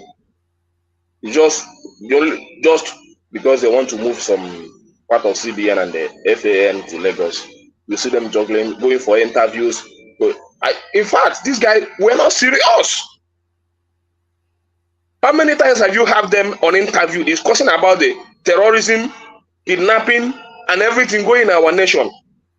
But once it is this type of thing, relocating this to this place, sharing this to this place, this region having this one, opening a seaport here, this and all that, you see them on national TV. Greedy old men. That's what they are. Not only in the executive, we have them in our elites, both in the north, in the south, in everywhere. Greedy old men. Greedy old men. What concerns you in what the president is trying to move to Lagos or that?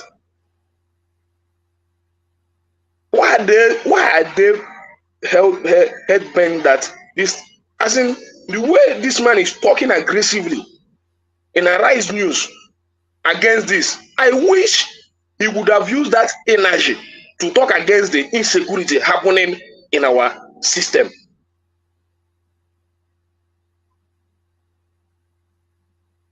Greedy old men. We're not serious, one man. They are deceiving themselves. So that's how I see it, one man. And I don't have anything to say there again. Thank you. All right. Let me move you to this last space, and then I'll go on from you to Bishop. Court declares Rivers 800 billion naira 2024 budget illegal. So are you following that space, and do you have thoughts on it? Well, I'm not. I don't want to be discussing Wike and the Fubara. I don't know their issue because the only thing I know is that this guy would have been a good governor if he has come in through the right direction. I see his sincerity. I see what he wants to fight, but unfortunately, he didn't come through the right source. So that is what is affecting his government. So he should bear it. Whatever Wike tell him to do, whatever agreement they had in the first place, the least he can do is just to obey it. So that's why when we say let the process be right, so that when you come in, nobody will fight you. You should just do your thing. You just let me just say this, one man. Compare Abia State to other states in Nigeria today. Compare it. If you want to tell yourself the truth, compare Abia State to every other state, to all the 35 states in Nigeria. Compare Abia State to it, including the Federal Capital Territory. The other day, he just inaugurated his economic advisors. Go and see men, both from the north. Sanusi is there, Okonjo-Iweala is there, Just only a state. The man is helped doing his work, focusing, nobody is disturbing him because he has the mandate of the people.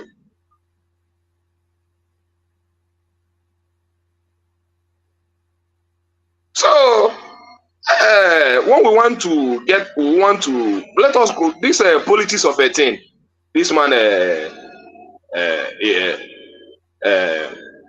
endorse you, so therefore you have an agreement with him, and you have to do what he tells you to. It's still part of the problem we're having in our society today. Just like ministers of our current government and all that. You see, it's a political settlement. But when you have the mandate of the people, you have a free mind to do your work. Nobody will disturb you. But all this devil agreement they go and write at the back, at the end of the day, the thing will cage you. You will not have the free hand to do your work. That's the effect. This guy had what he's doing in River State and how he wants to perform. But because of the agreement and all that, he's not able to do anything. So let him bear it. Maybe the next time if he wants to contest, he come and contest as a person. If he wins, he wins. So compare, if you want to tell yourself to compare Abia State to every other state in Nigeria today. Compare it. In terms of security, Abia State is well secured among the 35 states in Nigeria today. If you can't Lagos in security, you can't Abia. Even though that is where Nnamdi Kanu comes from. In terms of economy, they are doing well. Infrastructure, they are doing well. Because the man has the mandate of the people. So, if we really want to get it right, we know what to do. We know what to do.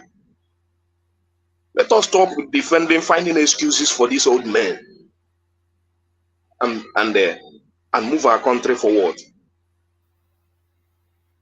Thank you, one man. I don't have much to say. All right, brilliant, excellent. So that's Ekene, the Ajebota of the One Man Platform. So thank you, Ekene. Ekene, stay with us as we hear Bishop come in. So a much missed voice on the platform. So Bishop is back.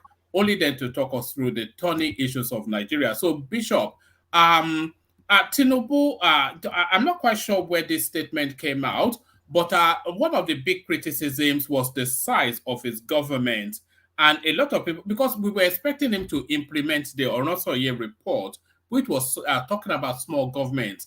But his government now, 48 ministers. So he justifies this. He says, I have had a number of criticisms, including the rationale behind the size of my cabinet. If you want efficient, mobile, and resourceful people, we have to give people a load they can carry. If you combine too many ministries because you want to save money, you will have a future of non-performance and no results. Nigeria needs to turn the corner to grow, and we must give people challenges they can manage. And that is what we are doing. So Tinubu then, what is essentially saying is that is expanded rather than reduced the size of governance in order then to give our functionaries bite-sized pieces that they can chew on and produce results. Are you buying the excuses of Tinubu, Bishop? Okay, thank you very much. Good evening, everyone.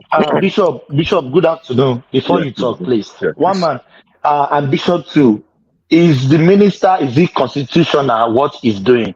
Can we add that to the question? Thank you. Okay. Yeah, once again, good evening, everyone.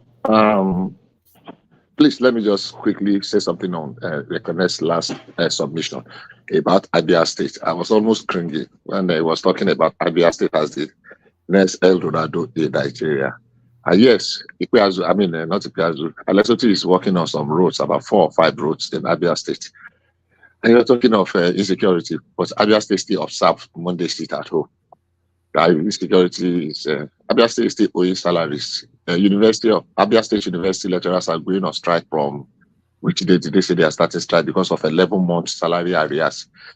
School of Nothing is saying the same thing. Local government salaries are really big, judiciary workers. And we are painting a picture like Abia State is the only state that is working. I was almost wondering that, am I really hearing right? Yes, he's doing some roads in Aba, and that are very, very deplorable. Aba, it does not represent the generality of Abia State. There are several other areas in Abia State. So they still keep, I appreciate what he's doing, but to begin to paint it like it's the next thing after God created I didn't paint him, but he started well. And he's doing well. I'm not disputing the way you presented it now. I had everything you were saying. It's about you can present, what I mean is this. It's okay. I mean, you cannot that kidnapping you see in other states. You don't see it there. Whether someone is at home, I know Abia is well secured. If you see insecurity today in the southeast, it's not in Abia State. See that seat at home alone. The only thing I know is that the man has started well and he is doing well. He did not start well. Yeah, let's hope that he is able to continue. Keep it like that. If other government has started like that, nobody will be complaining. No, because you only know of Abia. Because you only know of Abia. So the way you run down the other state that they are not working, they are not functional. That's what I'm trying to. Because you know about other people know where they are to their domain. If anybody defiles the seat at home in Aba today, they probably will kill that person. And that's a fact. If anybody say, look, we are defiling, we are going now, we are going to the market, some miscreants will come out from somewhere, but let's leave that. Let me go to I just wanted to point that out. Now, starting from the issue of the size of the government, what is my own position? My position is that I was hoping that we were not going to have more than 20 ministries. That was my position. But we had a conversation here a couple of months ago. I said, look, I will defer to the president because I want to hold him responsible for the failure if he fails, or the success if of his administration. So I would defer to some of his decisions. And I look back, I checked some states. There are some states that actually have more than 30 commissioners. 30. That's a subunit. State with 30 commissioners. I am not, like I said, I'm not supporting the fact that we had 48 ministries at the federal level. But there are states that actually have as much as 34 commissioners in the state. And those states don't even have some of the federal ministries replicated in their states. For example, we don't have any state that has Minister of Defense or Commissioner of Defense. We don't have any state that have Commissioner of Police Affairs. We don't have any state that have Commissioner of Local, what do they call it? So now, like I said, I am not justifying but he is the man that we will hold responsible. The problem, one of the biggest problems we have in Nigeria is that federal government is interfering in so many things that it has no business interfering with. It's supposed to be exclusively state and local government affairs. Unfortunately, when local road, Trunksy Road, spoil in our area, we call on Buhari or Tinubu. When our gutter, our drainage block, we call on Tinubu. When our local markets, when some people are collecting, so it's already completely mixed up and messed up. So I will still give Tinubu the benefit of the doubt to see how he will organize and rearrange. Yeah, the half of the year that he completed, they're beginning to implement their budget and they will look for money. We'll be able to begin to see the scorecard maybe by the end of this year, hopefully so. So if he says that is what he's going to, and he knows the implication of not delivering. So if we look at the size compared to the challenges we have, I think it's not overbloated. The reason we are complaining so much is because of the economic condition of Nigeria. But look, the amount of money we will save by scrapping one or two ministries, maybe it's not even enough to some of the parastatals and agencies that I know are overbloated. When Buhari came, one of the things I was looking forward to a civil service reform. I listened to an interview many years ago, that was around 2015 or 2016. The implication of the civil service reform that to streamline people, that a lot of people are going to lose their jobs. Even when the government knew then that some people are not even added value. But that look, you cannot, the president said, you cannot already now exacerbate a already bad situation. And look, there is not enough work. Throwing people out of work now is going to make the situation worse. So if you are going to streamline, it is a must that people will lose their job. If you ask me, I would say, well, I mean, we just have to make sacrifices at some point. People will have to lose their jobs. When El-Rufai tried this, even the people that were not competent or well trained enough, we know the kind of outcry. So what's my submission on that? I think I will want to hold Tinubu responsible for the failure if he feels that we have given him everything. Okay, you say you want to make it. Let's begin to see 2, 3, 4 ministries to be outstanding. And when I mean outstanding, because there is hardly any ministry that should not be able to pay their bills. Almost all the ministries should be able to, some people are saying that they generate income. Government agencies generate a lot of income, apart from taxes and levies. They generate a lot of income. So if they can sustain themselves and they can bring money to the coffers and they are bringing innovation into whatever they are doing, then we are able to weigh the cost with the gain, and the gains outweighs the cost. At the same time, they are able to keep people at the job. I think we should give him the benefit of the doubt, because federal is bigger than the state. So if some states can have as much as 34 commissioners, well, we can say, okay, let's give federal to have at least 40. So, like, we cannot change it, and he has explained, let's just pray and hope. But if he fails, we'll be able to tear him to shreds and hold him responsible for the failure. That we gave you everything that you needed, including an over-bloated executive council, and yet you could not deliver. I'm just looking forward to at least if 10 of the ministries deliver exceptionally, I will forgive him for the bloated civil service.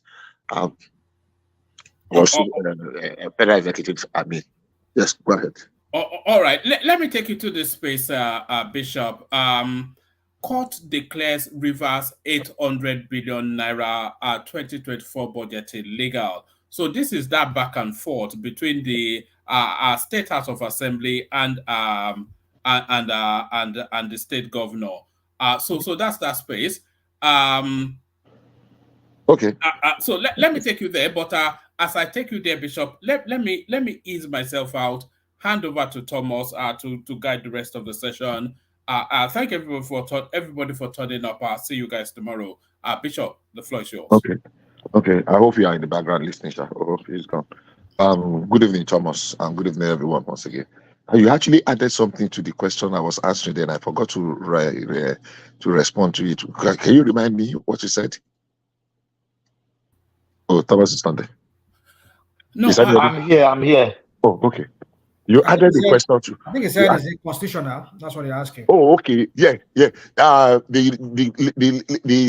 constitution says the president must appoint at least a minimum of one minister from each state. It did not say he cannot appoint 2. Do you understand? So when the constitution does not explicitly forbid something, that means it's not doing it. It's not illegal. So to say you must get at least 1.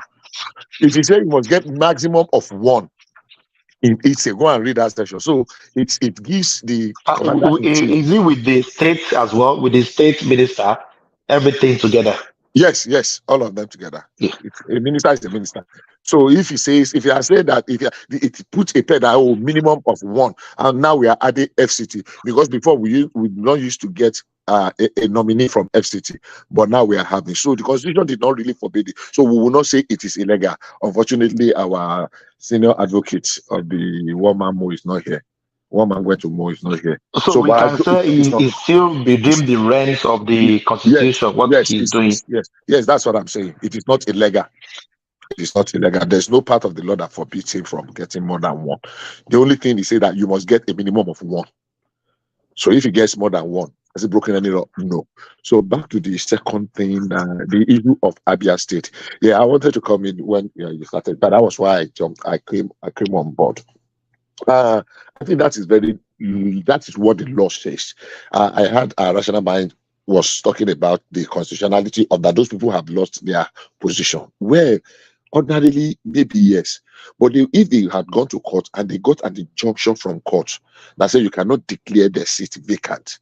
So everything they did, the House of Assembly did after that is an illegality, it's a nullity.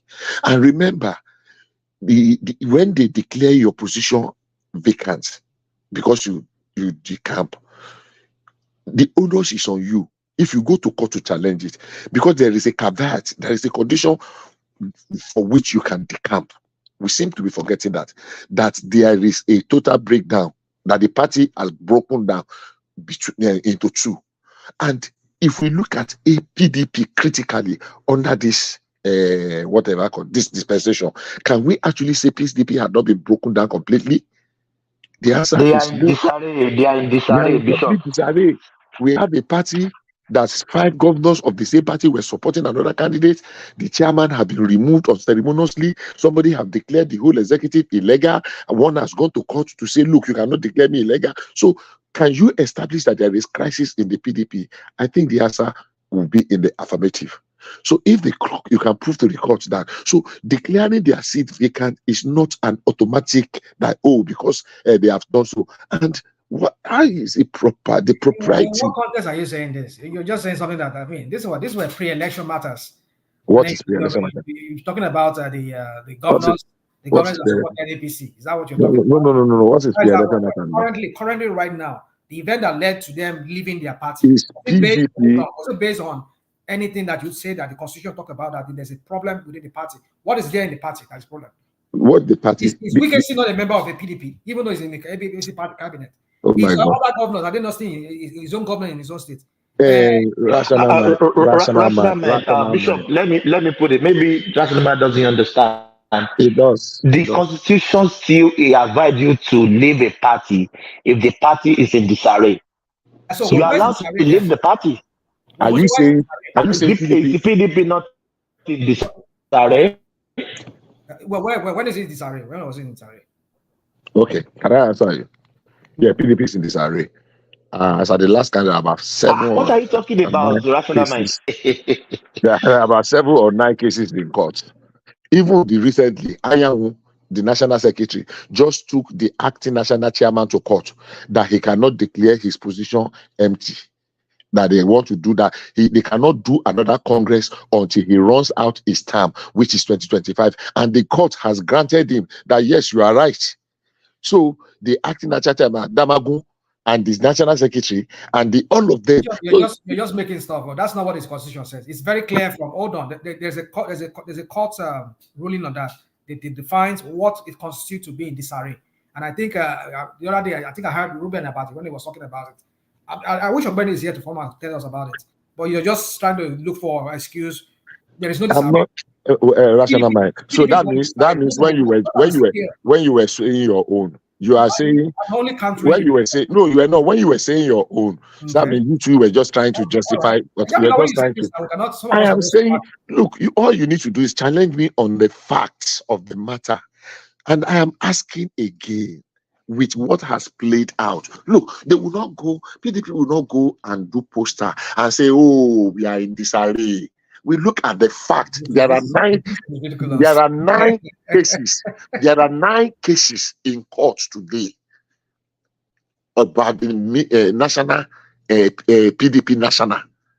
The chairman taking secretary to court. The secretary taking the board of trustees to court. The board of trustees taking this. So how do you define a crisis? When last had PDP had their board of their national executive, what do you call it? NWC, National Working Committee meeting. Convention. When last did they have their convention? When last did they have their convention? Convention in 2021 or something. Hey, Bishop, on that, if you're taking matters to court, isn't that a true definition or explanation of order instead of disarray? What we are saying is this. I mean, conflict. It is the conflict that led to going to court. It is not because I just like you. I want to declare that I like your face. So let's go. It's quite ambiguous, though. It's quite ambiguous to say what is disarray. How do you define that? There's the precedence because it happened even to APC. There's been a precedence. So for me, the court now says, look, but they have not ruled on the substantive matter. The court say, okay, these people have applied. I am granting that injunction. Don't do anything further until this matter, the substantive matter, is determined. And they now went ahead, 5 of them, and declared the seat of the other, which is an illegality, because the court already forbade it. And they still went ahead and received the budget, which is another illegality. And they still went ahead and passed it. So, as they used to say, those lawyer people, that you cannot build something on nothing, that the court had already declared all of their action illegal ab initio. Whatever they did afterwards is already an illegality. I don't know if I'm difficult. It's difficult to understand. No, you are making sense. You are making sense. So yeah. the real thing that the people went to court and they got an injunction. You cannot declare their seat. All they should have done is wait for the court and go to the, we can. And this is the point, this is the point, this is the point. And that order had not been vacated and they went ahead and declared it. So we are not even talking about the legality or the propriety or not inappropriation of declaring them. But the court have said you can't do that yet until we hear the substantive matter. I don't know if I think that's very plain. So, and they now went ahead against that court order to do exactly what the court has said they should not do. And that's why the court has said, well, everything you have done as a result of that action is null and void, including but not limited to the passing of the budget and the declaring of the of those people. Okay, that's a good point that a rational mind omitted, or perhaps he didn't know that there was an injunction in regards to the matter. If there was an injunction, then yeah, I can understand why the passing of the budget was illegal. So that makes sense. So it was the basis of that injunction earlier on that the court now said, well, every action that you have taken is illegal, including the passing of the budget. So, but I did ask a question earlier. So I was saying that I think Angelica explained. Okay, what about? So do they hold the citizens hostage because they can't pass the budget to provide services to the community, to the people? But the man has represented the budget now. He represented this, so I don't know why this is even coming up again. The governor had gone to represent it to the full house now. A few days ago, it's there. So I don't know why this evil, but because the case was already there before, somebody has instituted it and they have not withdrawn it. I think that was what happened. But the governor, somebody can fact check me and confirm. I think the governor now had represented, I even represented the name of the commissioner nominees that have resigned before, and they were screened and approved. So I think it's just an afterthought because he had already represented another budget to now the full house. They normally recognize that because the former speaker have resigned and they are even giving that former speaker another position, I think chief of staff or something. So I think we've gone past this. It's just from the media and the news effect of it. I think we've gone past this stage. Okay, so so the way Rational Mind was painting it earlier, like it was is a state of chaos as usual in Nigeria, that they do things haphazardly, that like there's no process at all. No, it's not. It's not correct in that. Yeah, I listened to part of what you said. Okay. I think we've gone past that stage. So I don't know what. What is not correct? What is not correct? What are you talking about? It's not correct. What are you saying that I'm not correct about? Well, earlier, Russian, when we were talking, you make it sound like it was like it's a chaos situation whereby laws are being flouted and nobody's obeying the law. They're just doing things as haphazardly. That's what you were painting. In other words, you're trying to call Nigeria a lawless place as usual. Yeah, that's a lawless place. It's not a lawless place for the most part. Well, but in this case, as explained by Bishop, it sounds like there's a process in place that they're following. He's just giving his own thoughts. We are all political opinions here. That doesn't mean anybody's. It's not about thoughts. That is the fact. What do you mean by thoughts? Where's the fact? What fact are you talking about? The fact number one was that the people that decamped before they made that pronouncement went to court. They got an injunction on the 5 people that they cannot declare. For the fact that they make an injunction, does that mean if that thing gets to the Supreme Court, it's going to stand? When the Constitution already said it. They have made look. We have not gotten to the meat of the matter. Oh God. I mean, we have not. But why I don't you said let it now. them The get to the appropriate or Supreme Court? inappropriate. We have not dealt with it. We are saying the court have said. The court said. Okay. The court said. Please hold on. The court said 18 people or 27 people brought a matter to the court and say, look, these people, this is what, and the court said, okay, I issue an order, whether it's local, whatever. You cannot declare the seat of these people vacant, and you cannot do anything until the substantive matter is addressed. Now they went ahead against the court order and declared their seat vacant, and also still do legislative duty of passing the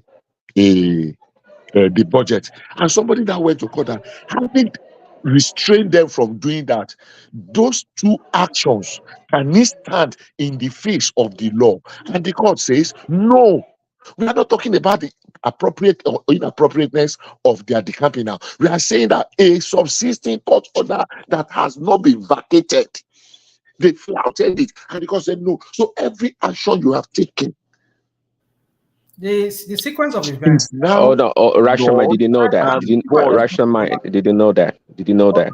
Rational mind. No. Okay, well, since you didn't know that, I don't know anything. He just come here since you didn't know, Nigeria. Since you didn't know that, you can ask me a question and you assume and you are making the answer yourself. I mean, why would you be giving answers? It's not an assumption. He just told you what happened. No, you right? say, did I know that? And then you say you don't know that. Yeah. Did you? Well, based on your previous analysis and your submission, it sounded like you had no clue about everything Bishop just said right now. It's narrative. You didn't have a clue about it because your conclusion to the matter did not prove that. Oh God. Okay. Thank you. Let me just let me move to the next thing before we. Can I say something before? Okay, go ahead. Please. Thank you. So my point is that there were a series of events that happened. There were some court filings that I heard that they do. But you see, Nigerian space is a space whereby so many things is being thrown out there. We don't even know which is true. But what I hold on to is that for the fact that the Constitution says that when you decamp, you vacated that seat. And since the Constitution says that, and it has been heavily debated among even lawyers as to what constitutes a disarray or whatever thing they say they want to hold on to as the reason why they decamp. In the state, they have no problem. The state has no problem. The state PDP has no problem. The national has no problem. But all this made up stuff of the 5 governors, that was pre-election. And after election, everything was calm. There was nothing whatsoever until when we heard, what's his name, the governor took a move, and the move he took was what led to these people reacting and saying they want to decamp. When he started reshuffling his cabinet, and they felt that he was confronting, he was taking out structures that belongs to what's his name, Wike. And the next thing is Wike writes on him and his boy and the people that were loyal to him, they decamp to APC. And as soon as they do that, the series of events that happened, we saw the shooting of tear gas, water cannon at the governor, and so many things happened. Okay, are you? Somebody's talking there. Let me just learn real quickly. So my point is this: is that at that point, we saw the demolition of the state assembly, and even the event that led to that these people they went to Abuja, they were shouting on your mandate we shall stand. So many things happened within during those period. So how would I even know which of them? So my point is this: is that I'm only staying by what the Constitution says. That as soon as you leave your party and you have no recourse to any proof as to what it says, you must be in disarray or the party must be having a problem before you can say you can decamp. So that was what was held on to. I stand by that. That was when one had to play that the lawyer that went to court, maybe that won that case, and he was giving them the breakdown of what transpired in court. What was the basis for that judgment? I think we don't need to spend so much time on this. It's pretty straightforward. And I've stated those facts about 3-4 times now, and I've stated them for the very last time. Okay. Look, the fact that the Constitution says, oh, when you decamp your position, you lose your seat. Does it stop there? there is a caveat, except you can prove that that party is in disarray. Before whom will you prove? Is it not the courts? So when those people went to court that we are going to prove that PDP is in disarray, so give us an injunction that they cannot declare our seat vacant yet until we fail to prove. And they can say, okay, that's fair enough. We are going to give you fair hearing. So the remaining 5, you cannot declare the seat of these people vacant until they are not able to prove that PDP is in disarray. I am not saying PDP is in disarray or not in disarray. I am saying some people have gone to court and they say they are going to prove. So the onus is on them to prove. But the remaining 5 did not wait for them to prove, and the court has given them the opportunity before going ahead. And the court is now saying every action you have taken is a nullity. I don't think we should have an argument on that. I think it's pretty straightforward. I think it is.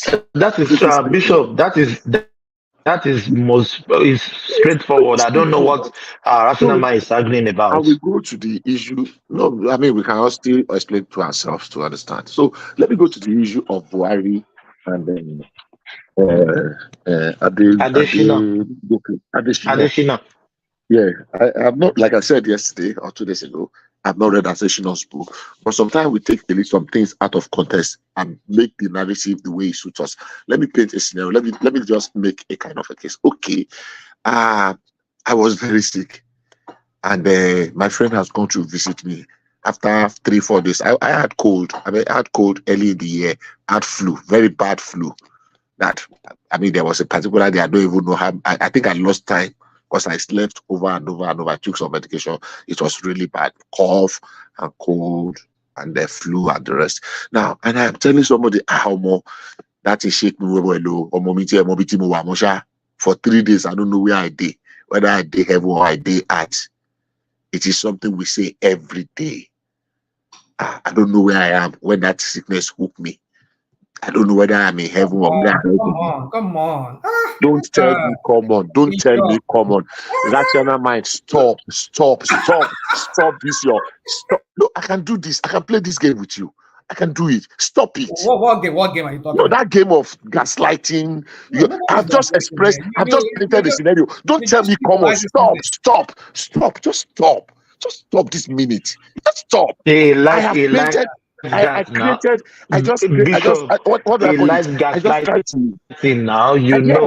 just tried to by example, playing a scenario. I'm just playing a scenario. I'm not saying I'm saying it is something that everybody says sometimes, that I was so sick that I don't even know where I was. It is a fact, except you want to deny it because you always deny even the very obvious. It's you, and that's fine. I don't have a problem with that. But let me have my say. So now we blow some things out of proportion. Of course, some people were celebrating the man's death.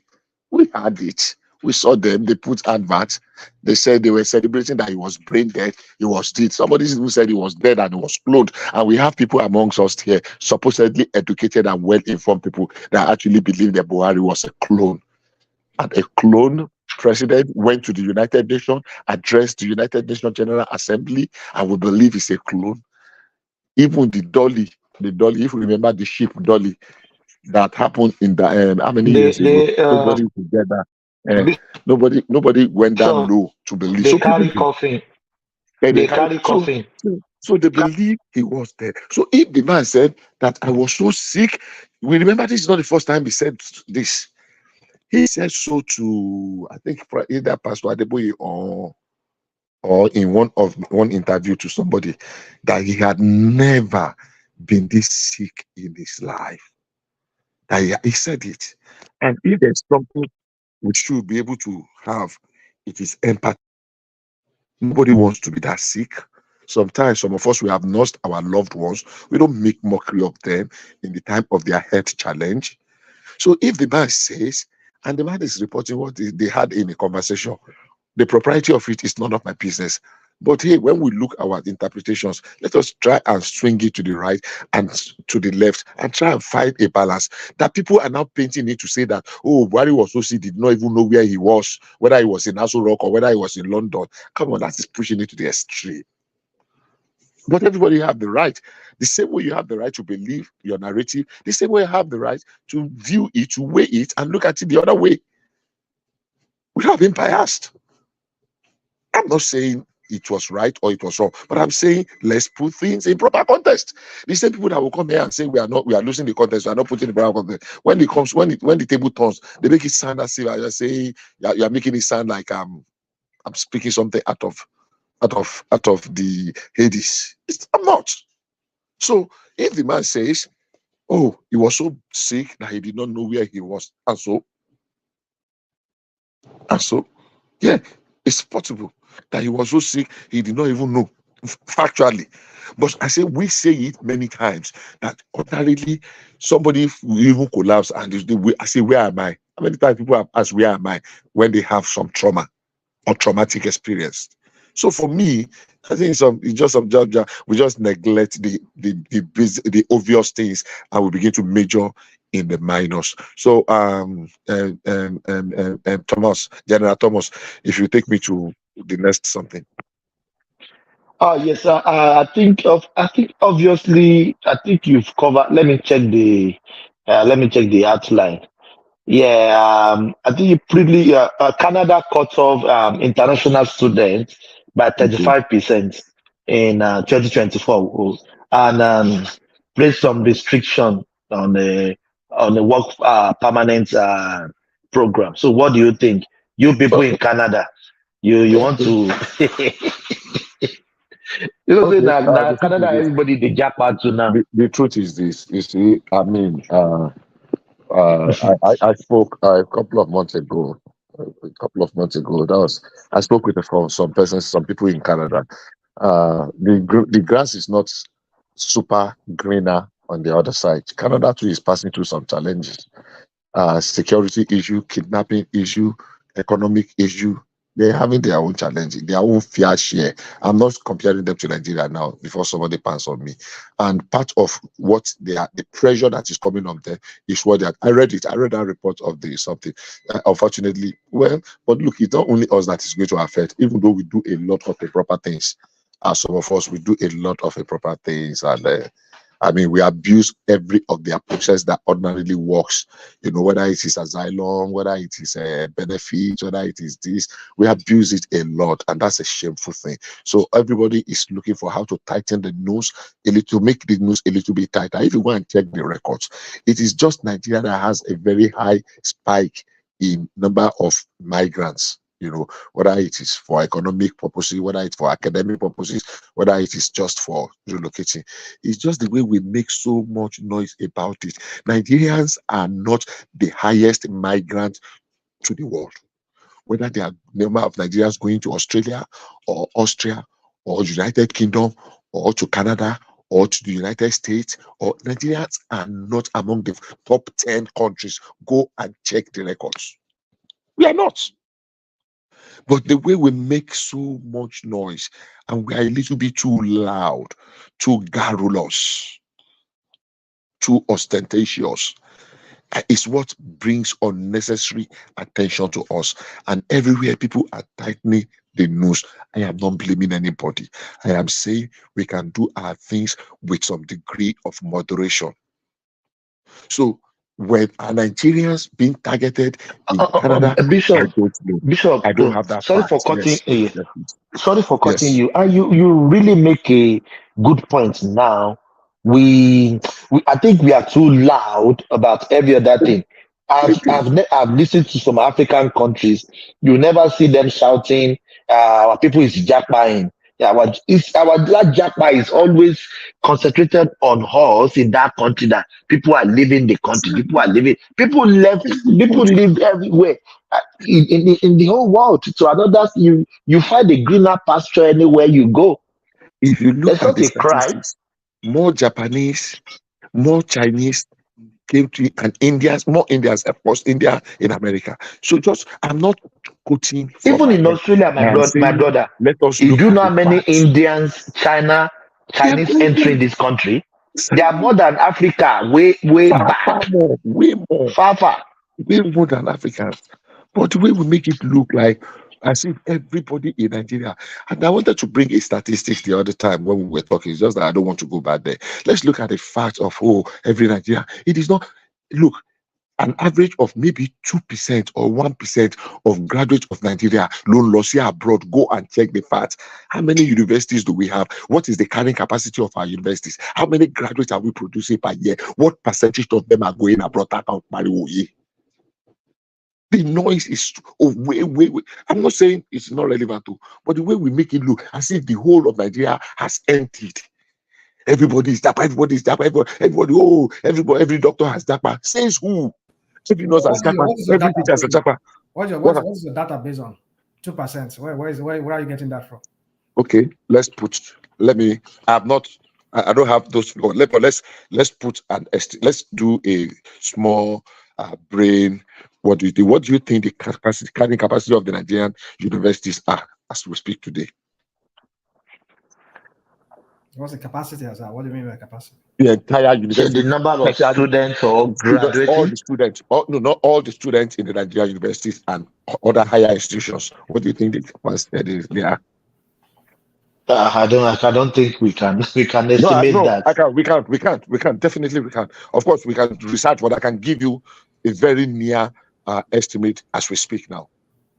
All our tertiary institutions is about 1,750,000 annually, or what?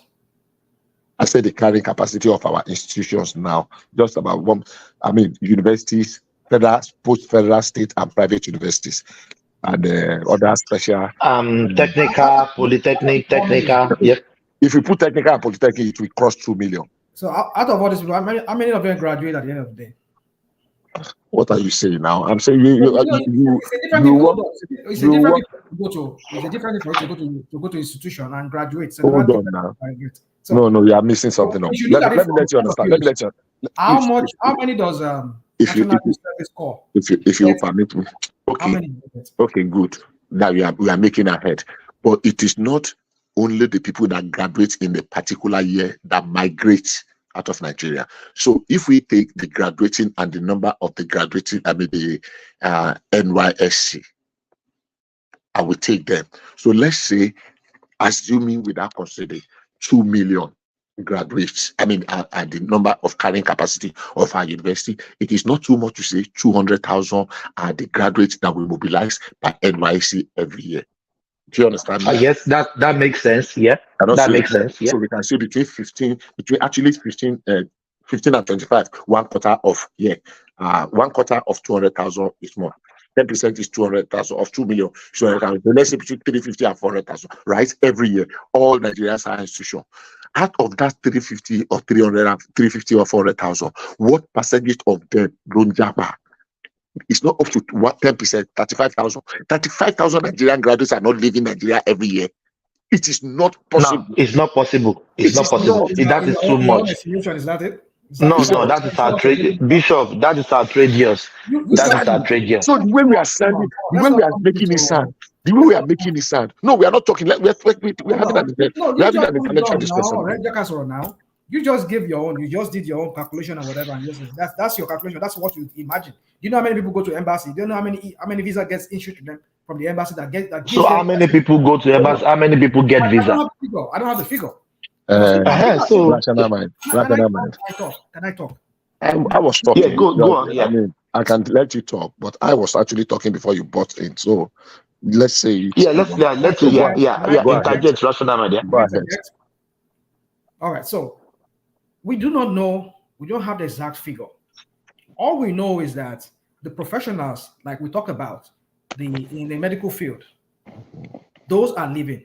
We are seeing lawyers leaving in recent times. We are seeing people in the tech too. Our tech guys who are able to bring themselves out.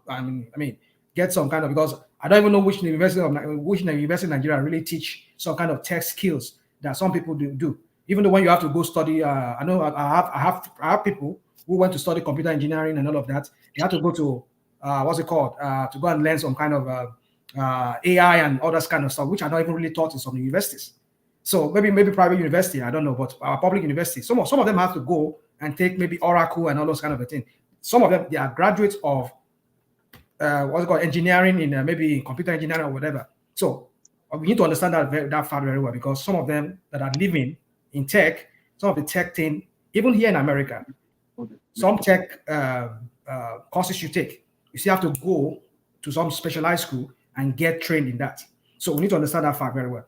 But let's assume those people are graduates, because not all of them are graduates. I know some people who are not even graduate of anything. They just getting sort of now. They just pick up. Okay, round it off. Oh God. So my point is this. The point I'm trying to make here is that you need to factor all of this in. But the point is this, is that a lot of Nigerians are leaving that country. I did not say that. Even the government are making noise. The House of Rep people that are making noise that people are leaving. Our what's it called? Our medical staffs people in Nigeria are leaving. That is why they are trying to put in place some kind of thing that will make it almost impossible or very hard for them. So the point is we cannot put a finger to it. But the point is this: we can. Okay, where is it? We can. I am telling you now. We have just you are cooking. We just did. Hold on. I'm not cooking it up. No, you are cooking it up. Hold on. You just hold on.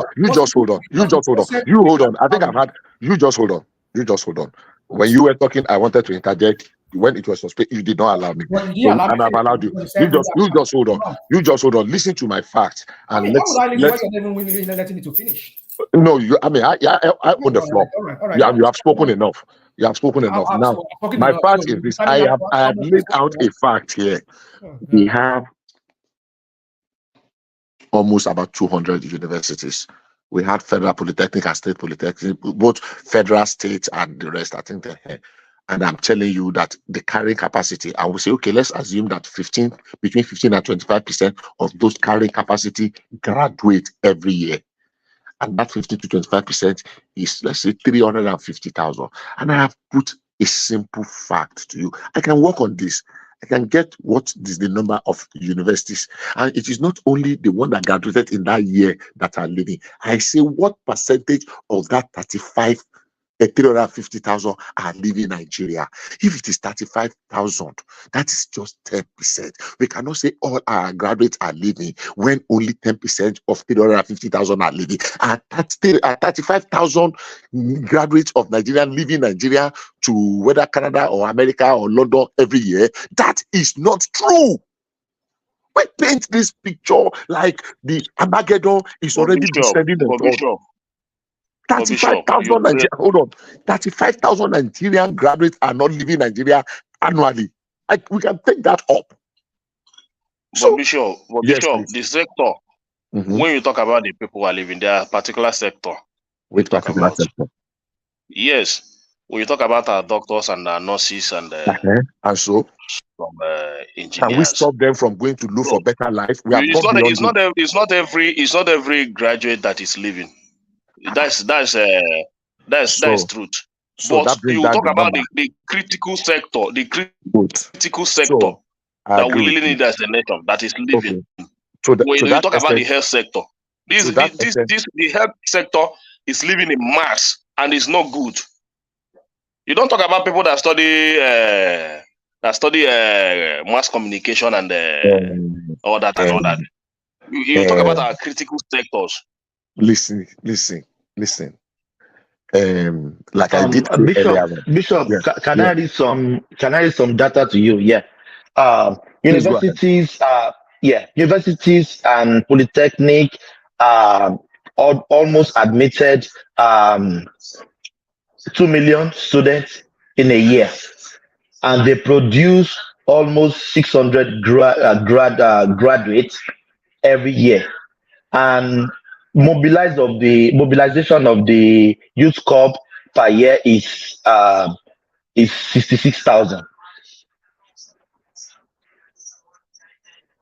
Did you hear me? Sorry, I mute myself. Please read that again. I'm trying to make. Yes. University and polytechnic admitted close to 2 million students per year. Okay. They produce almost 600,000 graduates every year, and they mobilize only 66,000 youth corps per year. That's not. That's that. I mean, maybe you are not reading it correctly. That data you are presenting is very flawed. Everything about it. If we admit 2 million every year, right? Yeah. If we admit 2 million every year, we should be able to graduate between 60 and 75% of that 2 million. That is the fact. That's but here they say 600,000. Something is wrong with that data. Something is wrong. Something's wrong. You cannot be admitting 2 million every year and only 600,000. So what happened to the remaining 1.4 million? Do you understand what I'm saying? So maybe if you can send me the link of that something, I want to look at it. But what I'm saying, Nessas, is this: yes, we need those critical areas. We are producing. Some private universities are producing doctors amazingly. If the number of doctors now, let me address the doctors. Can we confidently say we are losing 50% of the doctors we are producing annually in Nigeria to abroad? Abroad? I don't think so. Can we say that? It's not true. Yeah, there are doctors. It's true. It is not true. It's even more than 50%. I say it's true. And I stand by it. Quote your source. Quote your source. It's true.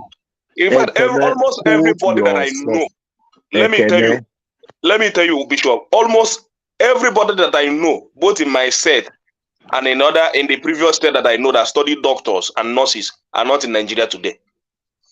How many do you know? Even if they are 5. When they are 5 and none of them is in Nigeria, it speaks a lot. Okay then. Even if they are 5 and none of them is staying in Nigeria, it speaks a lot. We said something last time. Bishop, let me ask Kennedy. Is there any shortage of doctors and nurses in Nigeria? Thomas, why are you asking this question now? How can you be so asking something now? Something you know very well. Doctors? It's a question. I'm the moderator. You just answer me. Do you have shortage of doctors and nurses? When they tell you that one doctor is attending to, when you go to big general hospital, you hardly see doctors there. But when they come, they just come and attend and they just leave. Thomas, let me answer you. Thomas, please let me answer you. Hold on, Remy. Yeah, Bishop, Bishop landed here. For a fact, there are serious shortage of doctors in America. Serious shortage of doctors in Canada. Shortage of doctors in the United Kingdom that we are talking about. So what else do you want to tell me? Are there no shortage of doctors in America? Yeah. Let me quickly interject here. Here I am in Finland. You will not believe that there's a shortage of doctors that they say that they also have a doctor having conversation with you on phone, not using the physical doctor themselves. Yeah, they call it telehealth. Telehealth. Yeah, they call it telehealth. Yeah. No matter what you say, all those doctors that are leaving, that you thought they have left Nigeria, majority of them, they focus their eyes on 4 or 5 major countries: England, America, Canada, Australia, and probably maybe Saudi Arabia or maybe UAE. How many of them passed the exam to even go there and started to make a living there? How many? Because it's not so easy. You just say, okay, I graduated from University of Nigeria, Nsukka, then I just go to America like that. You have to pass the qualifying exam. Although they are moving in drove, but it does not mean that they have shortage of doctors. But at the same time, we must make advantage of it, and we must put a kind of leverage. I mean, it cannot be just so open that you are trained in Nigeria. Ask those doctors abroad. It's a lot of money for you to be trained as a medical doctor in Canada. I have a friend who is sending her daughter to be a doctor in America today. He knows how much he's paying every semester. It's thousands of dollars. In Nigeria, how much do they pay? So I think in the near future, I want a semi-autonomous for the university so that they can generate money from these people. You have to pay through your nose to become this super doctor or engineer and the rest. Even in abroad, it's not easy for you to just pick your pen. Most people, they have to source for a loan to go through the 4 walls of the university. Remy, sorry for cutting you. My own elder sister, the firstborn of my house, Her husband is a doctor, a surgeon, and a GP doctor. Do you know when he wants to come to this Australia? Do you know the exams? It's easy for the nurse to move to abroad, but the doctors, you will do the exam as if you just start from beginning. This very rigorous. What did I say? Very rigorous. And apart from that, quickly, so that people can go back, you are analyzing something to National Mind the other day. How many percentage of Nigeria are really Japan? Because people in Nigeria are so loud and they want to make everything. I was in university like 1 or 2 years ago, and one of my professors was telling me that he really enjoyed Nigerian skit on TikTok. So many things. Some of them are in abroad, they are everywhere. So you can see everywhere we go, we want to be known, we want to create our own content. And some of us are very good at it, while few are really bastardizing the country itself, Nigeria, the way they act or the way they do things. So let me chip in this, if you don't mind. Yeah, you can. I need the floor for you again, so we can rise. Do you know, Thomas and Rational Mind, do you know the percentage? Me more Rational Mind Jakpa. Me more UK, me more Canada. But do you know the percentage of Nigerian medical doctors that made it to America in the past 5-6 years that are still battling with their board exams and they cannot practice? They cannot practice. They have come, but because they have not been able to scale their board exams, they cannot. They are doing other things. They are, struggling to make body and soul. They are looking for some people. Some people are even going to other area, using their skills, to get qualification in either it is IT, it is. We are highly educated. Our education is not as bad as we are making it to look like. We are challenged. We have shortage of doctors. Yes, we admit that. They have shortage of doctors in America. I did say some few weeks ago that there are some countries you go to, and some countries, and in some states and some cities, if you want to get a doctor's appointment, you have to travel more than 100, 200 miles. Bishop, let me shock you. They even tell you cannot just walk in. You cannot walk without an appointment. Yes. Let me tell you, I call my doctor to book for appointments. Ask me what they are giving me. 3 weeks. Okay. To see GP. Yes, it's very funny. 3 weeks. I said, if I'm dying, they say if I'm dying, I should go to the emergency. Emergency, exactly. You can't just walk in. Sorry, Bishop and Thomas. Do you know what? I like here, if you want to see a doctor also have different. In the same hospital, if you see Dr. A, you pay more. If you see Dr. B, you pay little. If you see this one, the doctor charge according to whatever they want to charge you.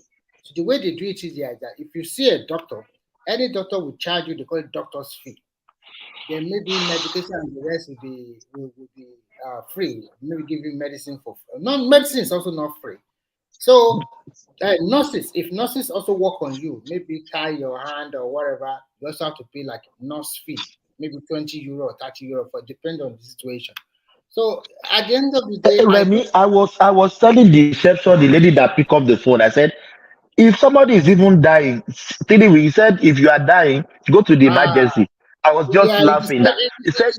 You cannot believe that if a woman wants to have a baby in this country, it is when they are sure that the baby is about to come that they will admit. They are so funny with their system that you, like Nigeria, even if you are not ready, you go to hospital, you can see a doctor that day. It's a lie here. You cannot just walk into a hospital and say, hey, I want to see a doctor. You cannot just walk in. Even in America, you cannot walk in. You have to book an appointment. If your case is critical, do you know if you go to emergency in America and you walk, that, you have an emergency, they will tell you don't have an emergency. Except you allow them to put you on the stretcher. Yes, they have to put you on the stretcher. You'll be doing like you want to die. They won't attend to you. I'm telling you fact. They will not attend to you. In America, almighty America, until they put you on the stretcher or a wheelchair, You now put one of your neck to one side. They will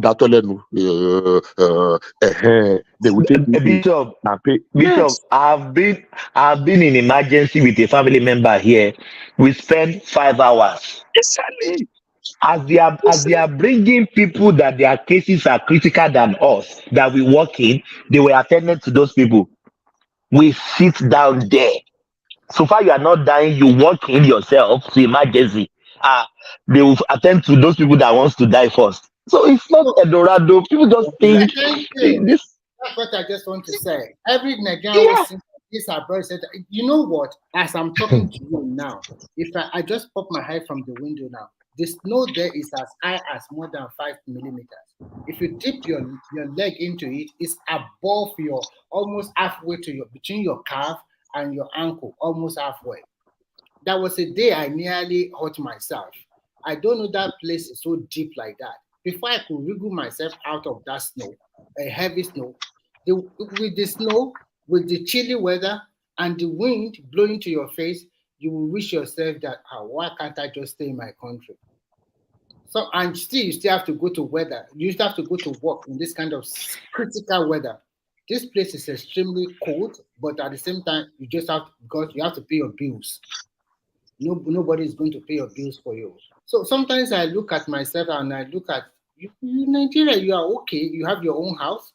You have business going for you. Sometimes I hear the story of so many people. They will sold everything worth 50 million naira just for you to migrate. Are you kidding me? 50 million, 100 million, or 60 million. You can just stay and make use of the money and turn it around several times. I know there is some form of insecurity in Nigeria, but not all over Nigeria as people always paint it. They will always paint it so bad, so. Remy, let me tell you what I always do. My doctor here is a Yoruba person, and we talk with I have to get his number. When I get to the GP, I will not go to the counter. I will just go and I will text him. I will sit at the door. He will sneak me in. Can you imagine that?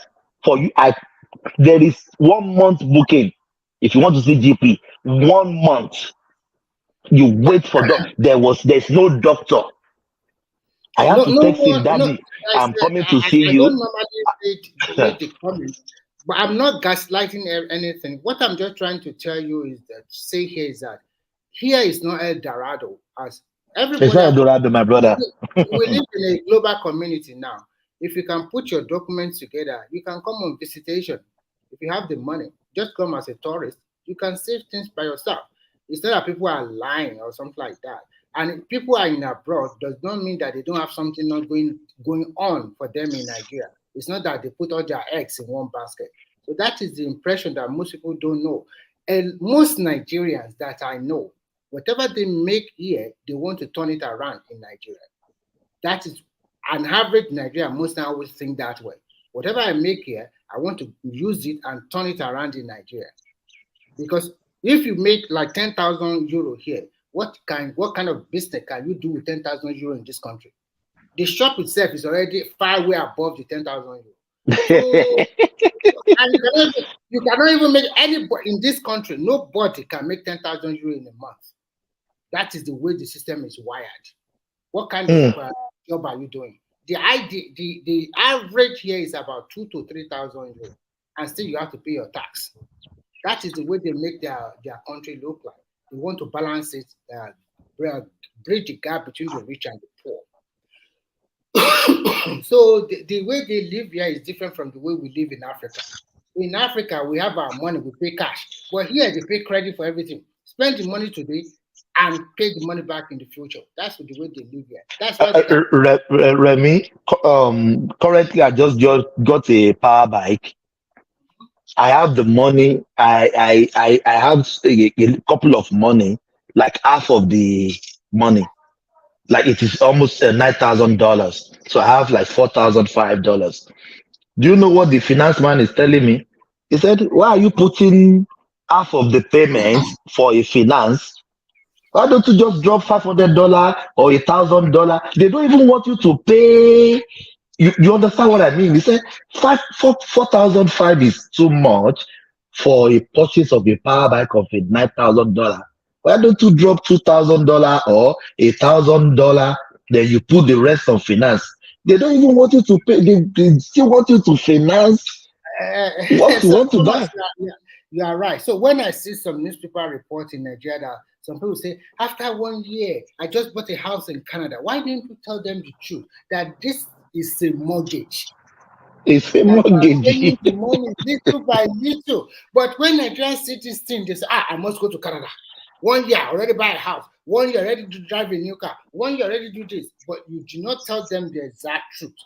Because of the kind of work you have, we give you the opportunity to buy this thing on credit or maybe financing and then pay the money month by month. And if you refuse to pay some month, they might recover it from you again. It's like you are renting it. But most people, they will not tell Nigerians the truth.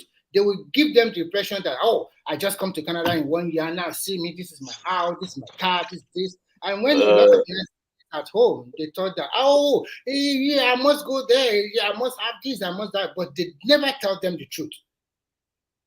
But Remy, I have somebody that left Nigeria, not up to 2 years. The guy is building a powerful mansion. He's a doctor. This mansion that I'm telling you, I don't think any doctor in Nigeria can afford it. Maybe in the space of the year that the guy had just spent there. Let me tell you one fact. If your friend moved to Nigeria 2 years ago and is building a mansion and is raising money, tell him very straightforward. He's either into fraud or drug. And I will tell you simply, just hold on. You cannot get to pass when you get to it is not when you get to Nigeria, America as a doctor that you begin to work. Oh no. Your board exam, you go to school for your board exam. Your board exam, if you are very brilliant, takes you minimum of 1 year. That is, you are very brilliant.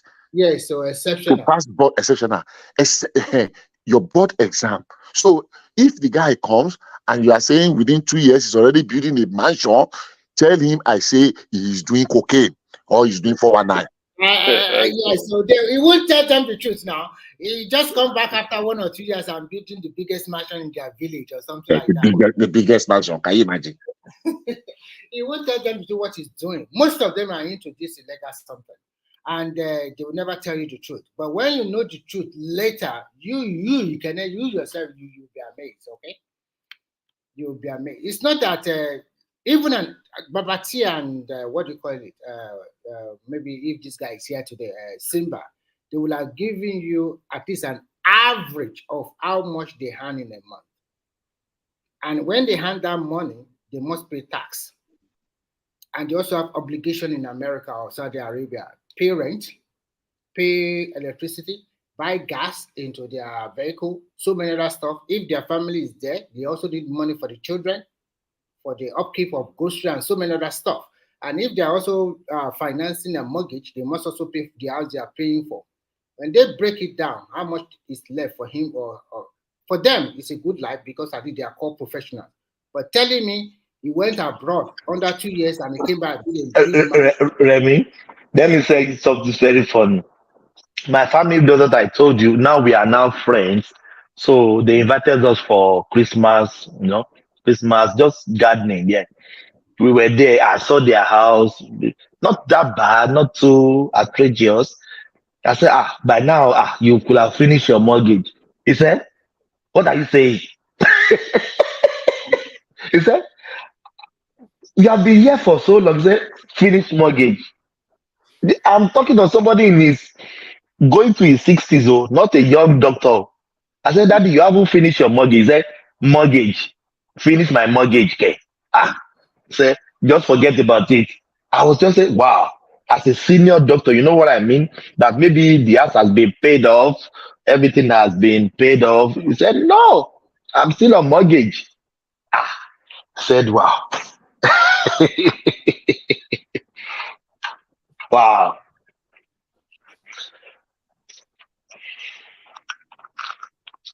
So it's not it's not Eldorado. Nah, Iloyinbo. But the point is that most people don't know the truth, okay? Like, look at what But the Ekene point, just said. but How the many point is this. So just 1 minute. So as I was saying, for Thomas, so when you come to America as a doctor, they have about, I think, 3 or 4 stages. I'm not a doctor, but I think they have about 3 or 4 stages, and I have known people that have been on it for 3-4 years. I'm not mocking them. Because you can pass the one they call you whatever stage 1, there's the step 2 for clinical, whatever, there's the step 3 for skills, whatever. I think there are 3 or 4 steps before you can get borders out to be able to practice. You are a medical doctor from where you are coming from your country, but to be able to practice in the US, some people try this 1, 2, 3, 4 times. They have to go back to school of nursing. And Bishop, to add to what you just said, I was having a discussion with an engineer yesterday. He's a Nigerian, and he studied both his master's and bachelor degree here. He's working in one automobile company here, but still, there is a glass ceiling. There's some position it will never get to him. It's deliberate, okay? So you guys don't think that, okay, this one also study here, talk less of somebody that study in Nigeria. So if you study in Nigeria, you have to pass through their examination. They will set it out for you. If you cannot pass it, you have to look at other career you can go into. But any Nigeria that tells you that after 1 year or 2 years, I am building a 100 million, 200 million, or whatever, something over there, it's into another thing totally. For you to even settle down in Luenbo, if you are very quick and very smart, it takes you solid 2 years to settle down.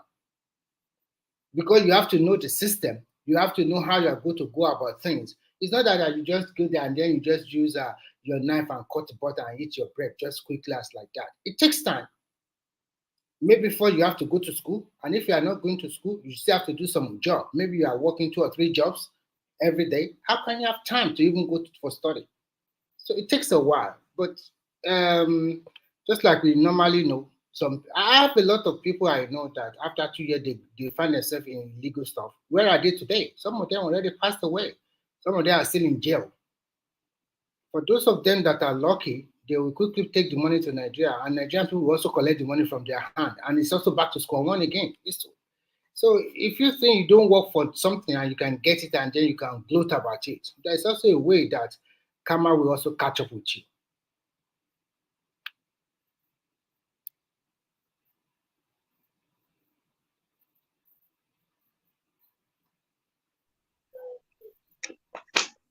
But Remy, all these things you guys are explaining here, you know Nigeria have it in abundant our weathers and all that. But my point is this. I always make it a point here that Nigeria is a good country. But we lack leadership to develop it. No, everybody knows that. I'm sorry to cut you, Kene. Sometimes it's not about leadership. Sometimes it's about the people themselves. Nigerians are themselves. Because from your leadership, from followership, the leadership come. Everyone can be a follower before and later become a leader. Like you are here today, there will be some time you are learning the trade you are doing now. You are a follower at that time. Now you become a leader. So what have you done to also improve those ones that are learning under you? So the problem is that Nigeria itself, because of militia and so many other factors like personal interest is more than the interest of the country. Nigeria have not really hurt anybody as a country. It's just a country. It is we, Nigeria, that always give our country bad name. Are you telling me that most countries, when I get abroad, I've lived more than 2 decades abroad already. I've seen so many things. There is crime here. There is corruption here. Everything that is Nigeria is also here in all these Oyinbo people. They have it. But one thing that I cherish from there is that they put their country first before individual interests. In as much as we in Nigeria always like to put our interests first before our country, that country will never turn around. We should all come together and work for the country first. But if you are thinking, okay, it's my people, or this person I supported, it does not win, so I want the person that is there to not to rule very well, or that thing does not go. If you wish him bad luck, you are wishing the country, everybody in that country, you are wishing them bad luck. So we should come together, support ourselves. If you see how these people, Asian people, if you see the way they support themselves in abroad, you'll be amazed. Does it occur that even when the government is not doing well and you call it out that they are not doing well, does it mean that that person is not supporting the government? You can criticize when they make wrong decisions, and you know that quite all right that these are wrong decisions. Should I also come out and say yes, I support that decision? When a government makes just to support the government. Listen. When a government make a decision, it does not necessarily mean it's a bad decision. It does not necessarily mean it's not a decision that is not going to work. It does not necessarily mean it's totally worse decision. Because the way you look at it, they might look at it from different angles. I will give you an example. Before a president takes a decision, he will look at various interests, various nationality interests, sometimes. That is the way it works. And for you to become a president and for you to become a governor, you need the support of power brokers in each state or each region of Nigeria, because their word is their bond for you, and also because the people hold them in high esteem. That is why they need them. It's not that, okay, I don't know anybody, I can just pick a form and become Nigerian president. It's not done that way. It's the highest stake of the land everywhere in the world, even in America or Canada or UK. It's a big stake. So you criticize, fine, criticize objectively. And if you criticize, if you can offer solution, that is the best. Not just criticize and then you kept mute. The only thing is that you cannot say that nobody is offering solution, because when we talk about the many things our government are neglecting today, which is our problem, we talk about restructuring and all that. None of our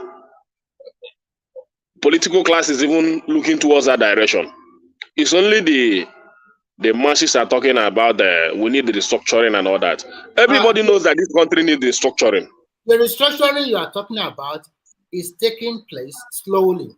Now, in Nigeria today, electricity, generation, transmission, distribution, a state can handle it by themselves. The major problem of Nigeria, to me, are two. The first one is electricity, and the second one can be about insecurity, and then infrastructure, the third one. If we can fix these three or two out of these three in the immediate time, the short term, that country will turn around very big. Now you talk about your Abia state governor is doing fine. Why don't you write to him to produce electricity for his own people? And the federal government is not holding his hand not to produce electricity. He is building an industrial park now that is going to contain all those things. Okay. And the work is ongoing. I hope it so I hope he finishes in his first time. It's a very massive project. Abian people, 24 power of electricity. A lot of people from other states in the southeast or even in Nigeria can move to that state because their business will thrive in that place. Everything will be okay. No, normally investment is returning in Abia State now, in a massive way. Investment is returning. Business is returning back in Abia State. So that's why I commend them. That is why I commend the Abia State governor here. It's not just that because I'm just. It's not just to praise him. It's what I see, and how now people are very comfortable to live in Abia. So night activities is returning in Abia State. So that's why I commend the governor. So nothing more. Those things will come in place, and it's just few months in office, and those development has taken place. So it's not a small achievement, but anybody can say it's a small achievement. But to me, he's done really well.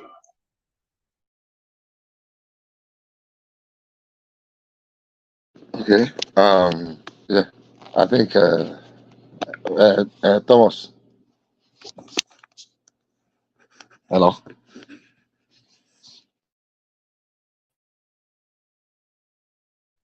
It's like Thomas is not there again, though.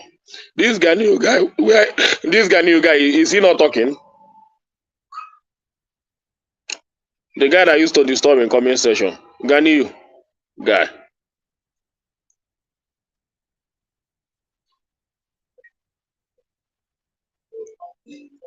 What do you want me to tell you? What do you want me to say? I wanted you to, so you have been here since this this might is one guy in the comment section. I wanted you to speak now. At least you would have contributed to our discussion now. You don't just come and be listening. Yeah, I don't. I wonder how people just listen to what you are saying and you rational mind. You've never seen anything good in Nigeria, and I know the reason why you don't see anything good in Nigeria. But to my own belief, I know Nigeria is going to be better, and then everybody will enjoy Nigeria. Ghanaian, my friend, are you in Nigeria? Please, are you living in Nigeria? You don't need to ask me. I'm in Nigeria. I know you are in Nigeria, but are you living in Nigeria? It doesn't matter. It doesn't really matter. It matters a lot now. What is the business today? What's the matter? Can you tell me? It matters a lot because you say that you just speak as if we don't have right to speak about Nigeria, both in your comment and all that. It's just like people like us. No. Most of the time when we speak, you just see it as if we don't have any rights in Nigeria. You're always negative minded. You are rational minded. That's why. No, I'm not negative minded. I'm not negative minded. If you follow me very well, I'm not negative minded. Have you ever seen something good in Tinubu administration? No, nothing good. No, it's not about Tinubu. It's about our system. All you know, and you are your rational mind. You people don't just want to come off straight and say it. All you want is Obi. Obi can never be president of Nigeria. Never. It's not Obi. It's not Obi. Whether you want Obi to be, see my guy. Let me tell you. Whether Obi becomes president or not, it doesn't matter. So even if you swear for him to, even if you want to swear for him from now to the next year, it doesn't matter. You understand what I want now is that the current administration is there. They made a lot of promises. They wrote out a lot of manifestos and all that. And can you tell yourself the truth that they are working towards their manifesto? All those things they campaign with. Can you tell yourself the truth? With all the propaganda and everything you people are doing, you will see what the government is doing. Even if Tinubu bring his head down for you people, you just eat it and go away. There's nothing. You don't think nobody will do that. Nobody will do that. Gani, I want you to understand something. I want you to understand something. See, nobody will kill Tinubu if he brings electricity in Nigeria. Nobody will kill Tinubu if he makes our economy good. Nobody will kill Tinubu if he at least these few things and which he campaign with. Let me contribute something. You see, the reality of our reality is very complex. And I'll give you two examples. In 2003, Obasanjo issued 18 licenses to petroleum refineries. 18. Then later, they increased it, I think, with additional 5 to 23. Do you know that 20 years after, do you know the reason why none of them was able to lay the foundation to build refineries? Do you know? I will tell you. Because none of them was able to get a definite resolution of government deregulating that sector, that government will not be determining the price. So people are not sure that when they come and invest their billions of dollars, that government will not just wake up one day and say, oh, you must sell because people are not happy, you must sell at 2 naira per liter. Nobody wants that kind of economy. That's one. The same thing affected our power sector. Do you know why people were very reluctant to come and invest in our power sector? Look, the advanced countries we are talking about, I have been to about 4 or 5 nuclear power stations in the US here. There is no one that belongs to the government. They only regulate. They generate power, they sell it out, people distribute it. You pay your electricity bill, it is what they charge you. If you don't want, you go and look for alternative, or you go and live in another community. I was with someone today. Now, there's something they call HOA. The HOA they were charging in that place was $250 per month. HOA, that's association, housing, whatever association. And the person was complaining, and they told him that, well, there's no problem. You can sell your property and move to other places where they are cheaper. That is how terrible some of these things can be. So people could not invest in electricity generation because they say the current tariff is not cost reflective. That they cannot be generating power and be forced to sell it below the cost price. Okay, let me finish. Bishop. I'll just one minute. So if we cannot get those little things right, which will require a very tough decision. Look, how this what you use one language when you were talking now, restructuring people that want to bamboozle us just came up with restructuring. When you ask them, what do you mean by restructuring? Where do you want it to start from? They begin to blab. So if we are going to get these things right, the power sector, the energy sector, the security sector, it costs money. A lot of money. That is the truth. Look, the whole budget of Nigeria, people used to say it, we complain, we make noise. The whole budget of Nigeria, which is less than 30 billion, is less than the budget of the fire department of New York. About $30-something billion is all our whole budget in Nigeria. That's just a department budget, just Department of Fire Service in New York alone, New York State alone.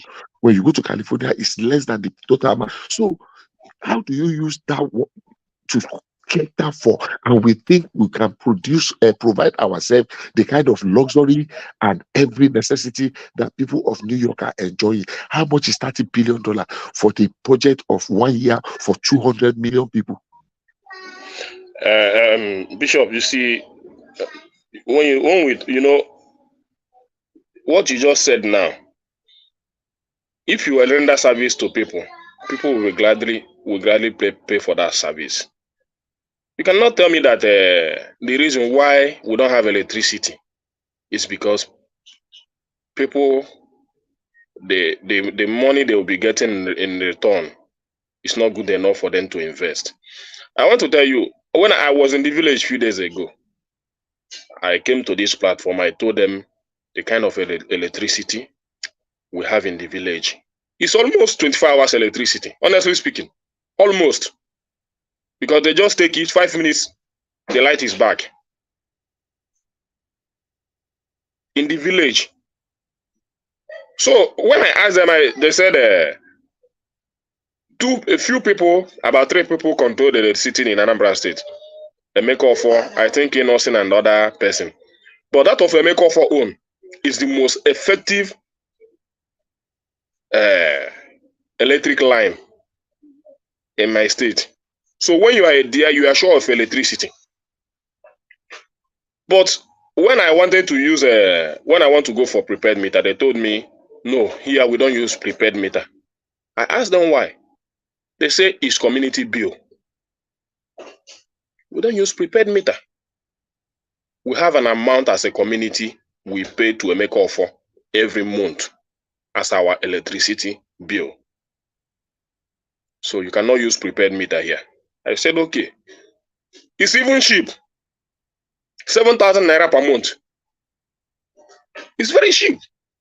And we are getting that kind of electricity in the village. So what is difficult here? When you render service to people, people will gladly pay for it. It's even cheap. It's almost 24 hours electricity. So, okay, you have said 2 things. So what are you telling me? Why can't we have it everywhere in Nigeria? No, just hold on. You've said 2 things here, and they are very, very instructive. So, number one is that, oh, really? So there's a community somewhere in Nigeria that they have almost 24 hours electricity? Really? I think that's a good Yes, I said it here. In my village. No, you are saying it now. I said it here. I did not hear it then. I'm just hearing it now. And that means it's not as bad as the way we make it to look, that nothing is working in Nigeria. If there is a community that enjoys almost 24 hours electricity, that's some good news. Number two, you said Emeka of 4. Look, if it is your community and they are giving you a community bill, I can assure you, go and do investigation. Emeka of 4 is subsidizing that electricity. Please conduct that research and bring the result back to us. Emeka of 4 is not subsidizing that. Let me tell you. There is one big man in our village that built a very big hotel. Okay. A very giant one. Okay. So he went to that line and took that one. They gave him a prepared meter because it depends on your agreement with him. It depends on your agreement with him. Once you have an agreement with him, that agreement is there. So I don't know how he generated that electricity, but once you have that agreement with that Emeka, that agreement is there. So this one, they gave him a prepared meter.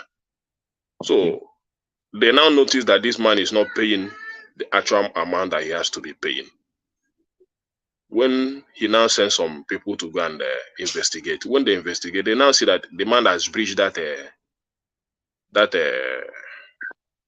meter. So the thing is not reading. Okay. That case has been on for almost getting to 1 year now. The man is begging. He charged him close to 100 million. Okay. I heard the man has spent almost 60 million. Okay. So he's not subsidizing anything. No, hold on. He's doing his business. He's doing his business, and I don't think if he's not making profit, he will continue in that. Okay, hold on. Okay, let me. That hotel has not been able to function. That thing has been a problem to that hotel. They are not functioning for a very long time now. No, I'm not talking of the hotel. Don't let us mix things up. You say, and I'm quoting you now. You say in your community you have almost 24 hours electricity, and it is not on prepaid. That they bill you community based, so you pay community based. Can you just please tell me how much does is it do or does now an average 3-bedroom flat, just 3-bedroom flats with one television, pumping machine, light, radio, and the rest, like just a 3-bedroom flat, standard 3-bedroom flat? Like, how much do you now pay in that community? It's 7,000 per month.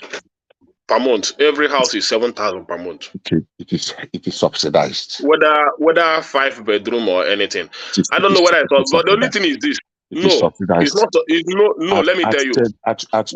When they gave them the bill, let me tell you. When they gave them the bill, when they make offer gave them the bill, because this is not 9mm make offer collecting the bill. It's a community.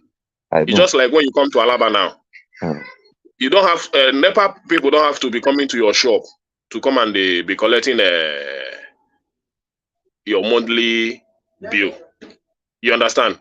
It now has to be Alaba entirely.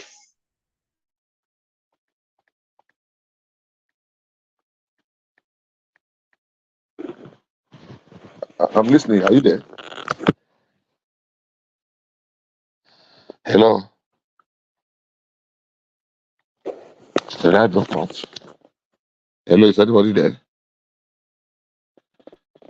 Hello, Ekene? Yes, we are here. We are here, Bishop. Okay, I stopped hearing Ekene. Yeah, don't bother about it. Continue with your narrative, Bishop. Oh, okay. I thought Ekene was still talking. Okay, so Ekene, so I just said to you that your power unit is being subsidized. You see, per kilowatt in Nigeria now is about 22.8 for residential. I think about 36 naira per kilowatt of electricity. So if you say you are using, just check for me at 22.8. By the time you add VAT and tax and the rest of it, let's just say $30, 30 naira per kilowatt, and you check for 30 days at 7,000 naira. How many kilowatts do you think you are using in a day? Look, if you pump generator, you're using 1.5 horsepower, and you pump continuously let's say you pump once in a week for 3 hours, and you pump for 4 times, or let's say twice in a week for 2 hours. That is 4 hours in a week, and you pump for 4 weeks, you have already, if you are paying 30 naira, you have already used more than 5,000 for just pumping water alone. So if I say, if a maker offer is giving you 24/7 and you are paying average of 7 flat, whether it is 5-bedroom flats, whether it is 10-bedroom flat per month, it is subsidized.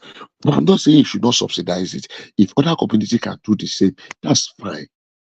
The important thing is that let people have power to be able to do basic things, cottage industry, small in company here and there, and make life a little bit meaningful. And I also added that means things are not as bad as you always make it to look. If your own community is having almost 24 hours electricity per day. Thank you. I think I can let it go. Okay, thank you, Bishop. Ekene was trying to ask me a question before you interject and everything. And I'm trying to tell him that I already know what is in their mind, like anything you want, he or rational mind want to say, he are going to say something negative, no matter how good the thing is, because it's coming out from Tinubu or any other people, it's not from Peter Obi. That's why Ekene can compare Abia State with Lagos. Can you imagine that? You see that I don't want to argue with them. I don't know what's the problem. And they keep praying that Nigeria is not going to work. And in their presence, Nigeria is going to work.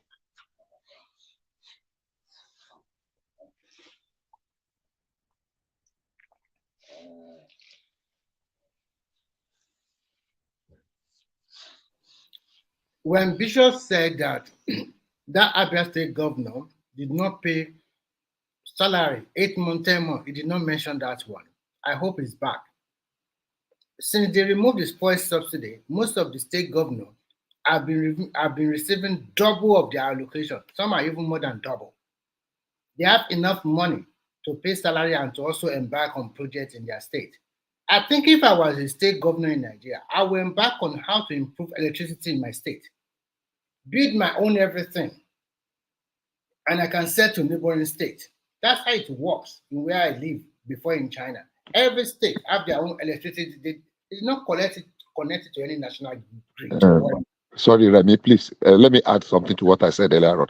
I omitted something when I said that the price of electricity in Nigeria is 22.6 naira per kilowatt. It is per kilowatt per hour. That is very significant. It is per kilowatt per hour. So if Ekene is saying they are paying 7,000, I insist it is still being heavily subsidized. But I don't have any problem with it. But let's just put things in proper perspective. Even for him to come out that they are enjoying 24-hour electricity supply I was surprised by that. In their village, 24 hours.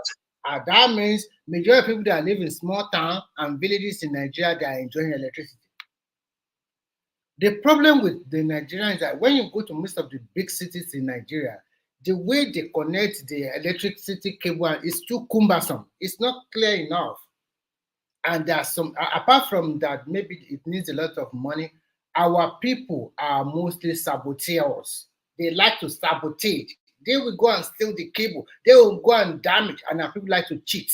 We don't want to pay the fair price. Even they give us the electricity. I know all these distribution companies. God bless you. God bless you. Have their own problem. They have their own problem. They do have their own problem. But we as our people said, we don't want to pay anything. Ask everybody in the diaspora, how much do we pay for electricity? If you are, like, for example, if you are in abroad, sometimes you cannot just on your electric gadget at the same time. You have to off some and use some. So because you want to manage how much you pay, especially in winter, you pay more. So in summer too, we also pay more because if you use the air conditioner, you also pay more. But in Nigeria, you will see a man have air conditioning in all his rooms. And at the same time, he does not want to pay the right price. He will continue to cheat the system. They will use air con, they will use iron, they will use all this electricity. They want to pay little. And at the same time, when they turn around, everybody blame their leaders. Like this leader came from planet Mars. It's not from the same people that they lived together before. We know each other now. We know one another. And the magician, the leader is a magician. The country that have been bastardized for 40 years, and then you want somebody to come back in 3 months, voila, everything just changed like that. At least it's going in the right direction. Like today, Nigeria is relatively calm. It's not because few days of kidnapping. It's has been a relatively calm country since it has, and that is what is good for the country. If a country is relatively calm, people will go about doing their businesses or whatever they want to do, and people will adjust themselves. Like my sister told me the day before yesterday that she bought petrol for 543 naira per liter from NNPC station. And if NNPC want to build more station and they can buy directly from Dangote, like they are going to buy, and they also get from their own refinery too. I know that the price cannot become 300 or 400 naira, but even if it over around 450 to 550, it's still something. So Nigeria, you have to cut their stare. Instead of you having 10 cars, you don't drive 10 cars. Ask anybody, you have 2 or 3 cars in a row. That's a lot of expenses because you have to pay road tax every year. You have to put gas, and the gas here changes. The prices changes even hourly here. Today you can get it for maybe 1.7 euro, and by the evening time it can be 1.6 point something, and on Wednesday it can be 1.8. It continues to change hourly, not the same price in a day. But so at the end of the day, I just hope that Tinubu also try his best to turn the country around. That country needs to be turned around, and he needs to find a way to deal with leakages. And then people should also be punished. People should be punished if they do something terrible or something bad.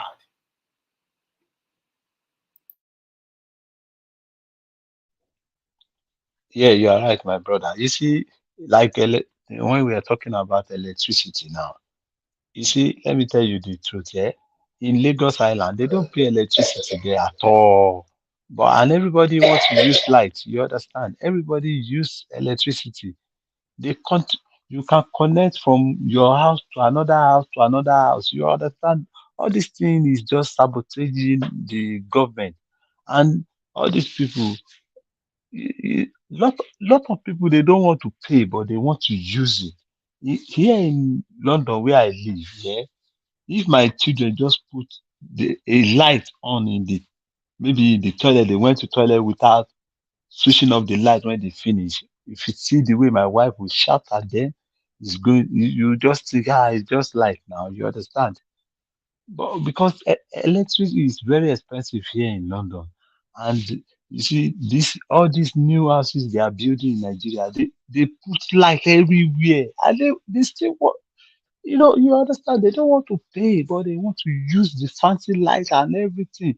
Even during the day, they have to put the light on, the green one, the red and the yellow. You understand? They put everything on without that. But bring the bill, they will tell you, hello and low bill, shit. They don't want to pay, but they want to use it. They will doctor everything. I think the beauty that would come out of it is that in the long run or in the immediate short term, if state can generate electricity and not the state generating it, is the private company that will generate, distribute. Let's see how you will not pay if it's a private company, because it's government. It's government, it's our government, we don't need to pay. But if it's private, let's say do you not pay for your MTN, or you don't pay for Glo, or you don't pay for Airtel when you want to use their services? When it comes to that for electricity, Nigerian people will smart up, okay? Because there's no way you are going to cheat them. They will make sure you don't cheat them. How can you cheat MTN without buying their recharge card? How can you make a phone call? How can you use the data? There's no way they will get you. So it's quite an irony. Okay, I think everybody is gone. Thomas, are you there?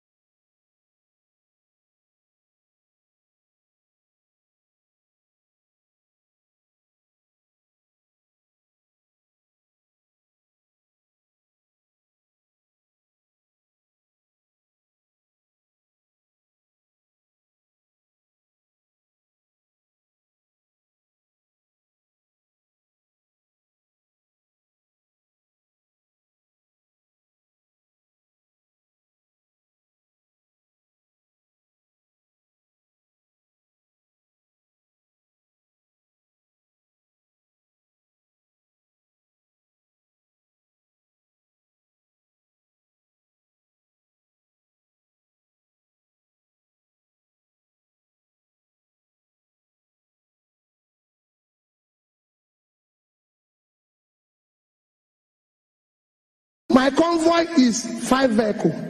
And you cannot buy fuel unless I'm inside the car. So I will pay them. No more. I know. The governor was paying for petrol himself for his convoy.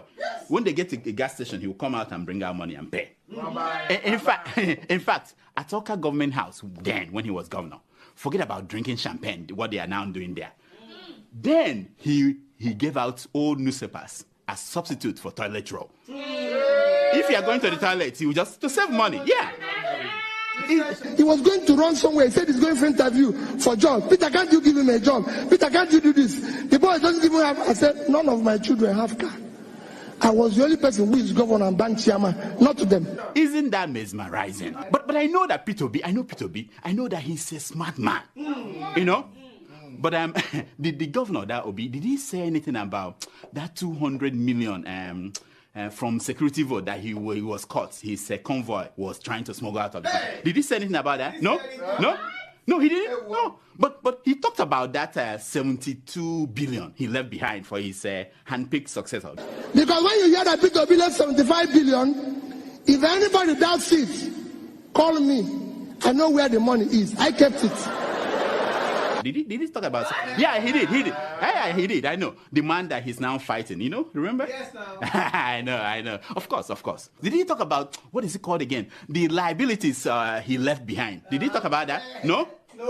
Like signed contracts that were not paid for. Did he talk about? No. Like thousands of workers that he hired during the last weeks of his administration without provision for their pay in the budget. Did he talk? No. But definitely he must have talked about the millions and millions he was dashing out to schools, churches, town hall, traditional. Yeah. At the end of the administration, he was just giving out money without appropriation. He talked about that, huh? Of course. Of course. Okay, one last thing. Did P2B finally explain how bodies of Biafran activists ended up floating on Anambra River when he was governor? Did he explain that? No, he didn't. Why? It must be an omission.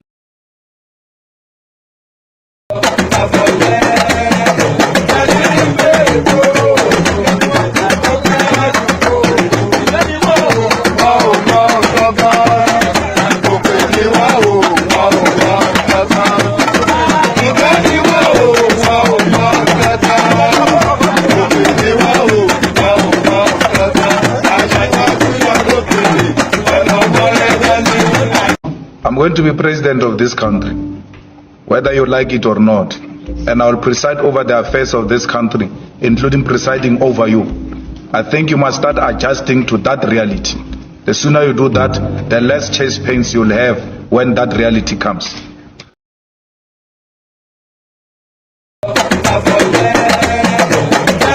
Hey,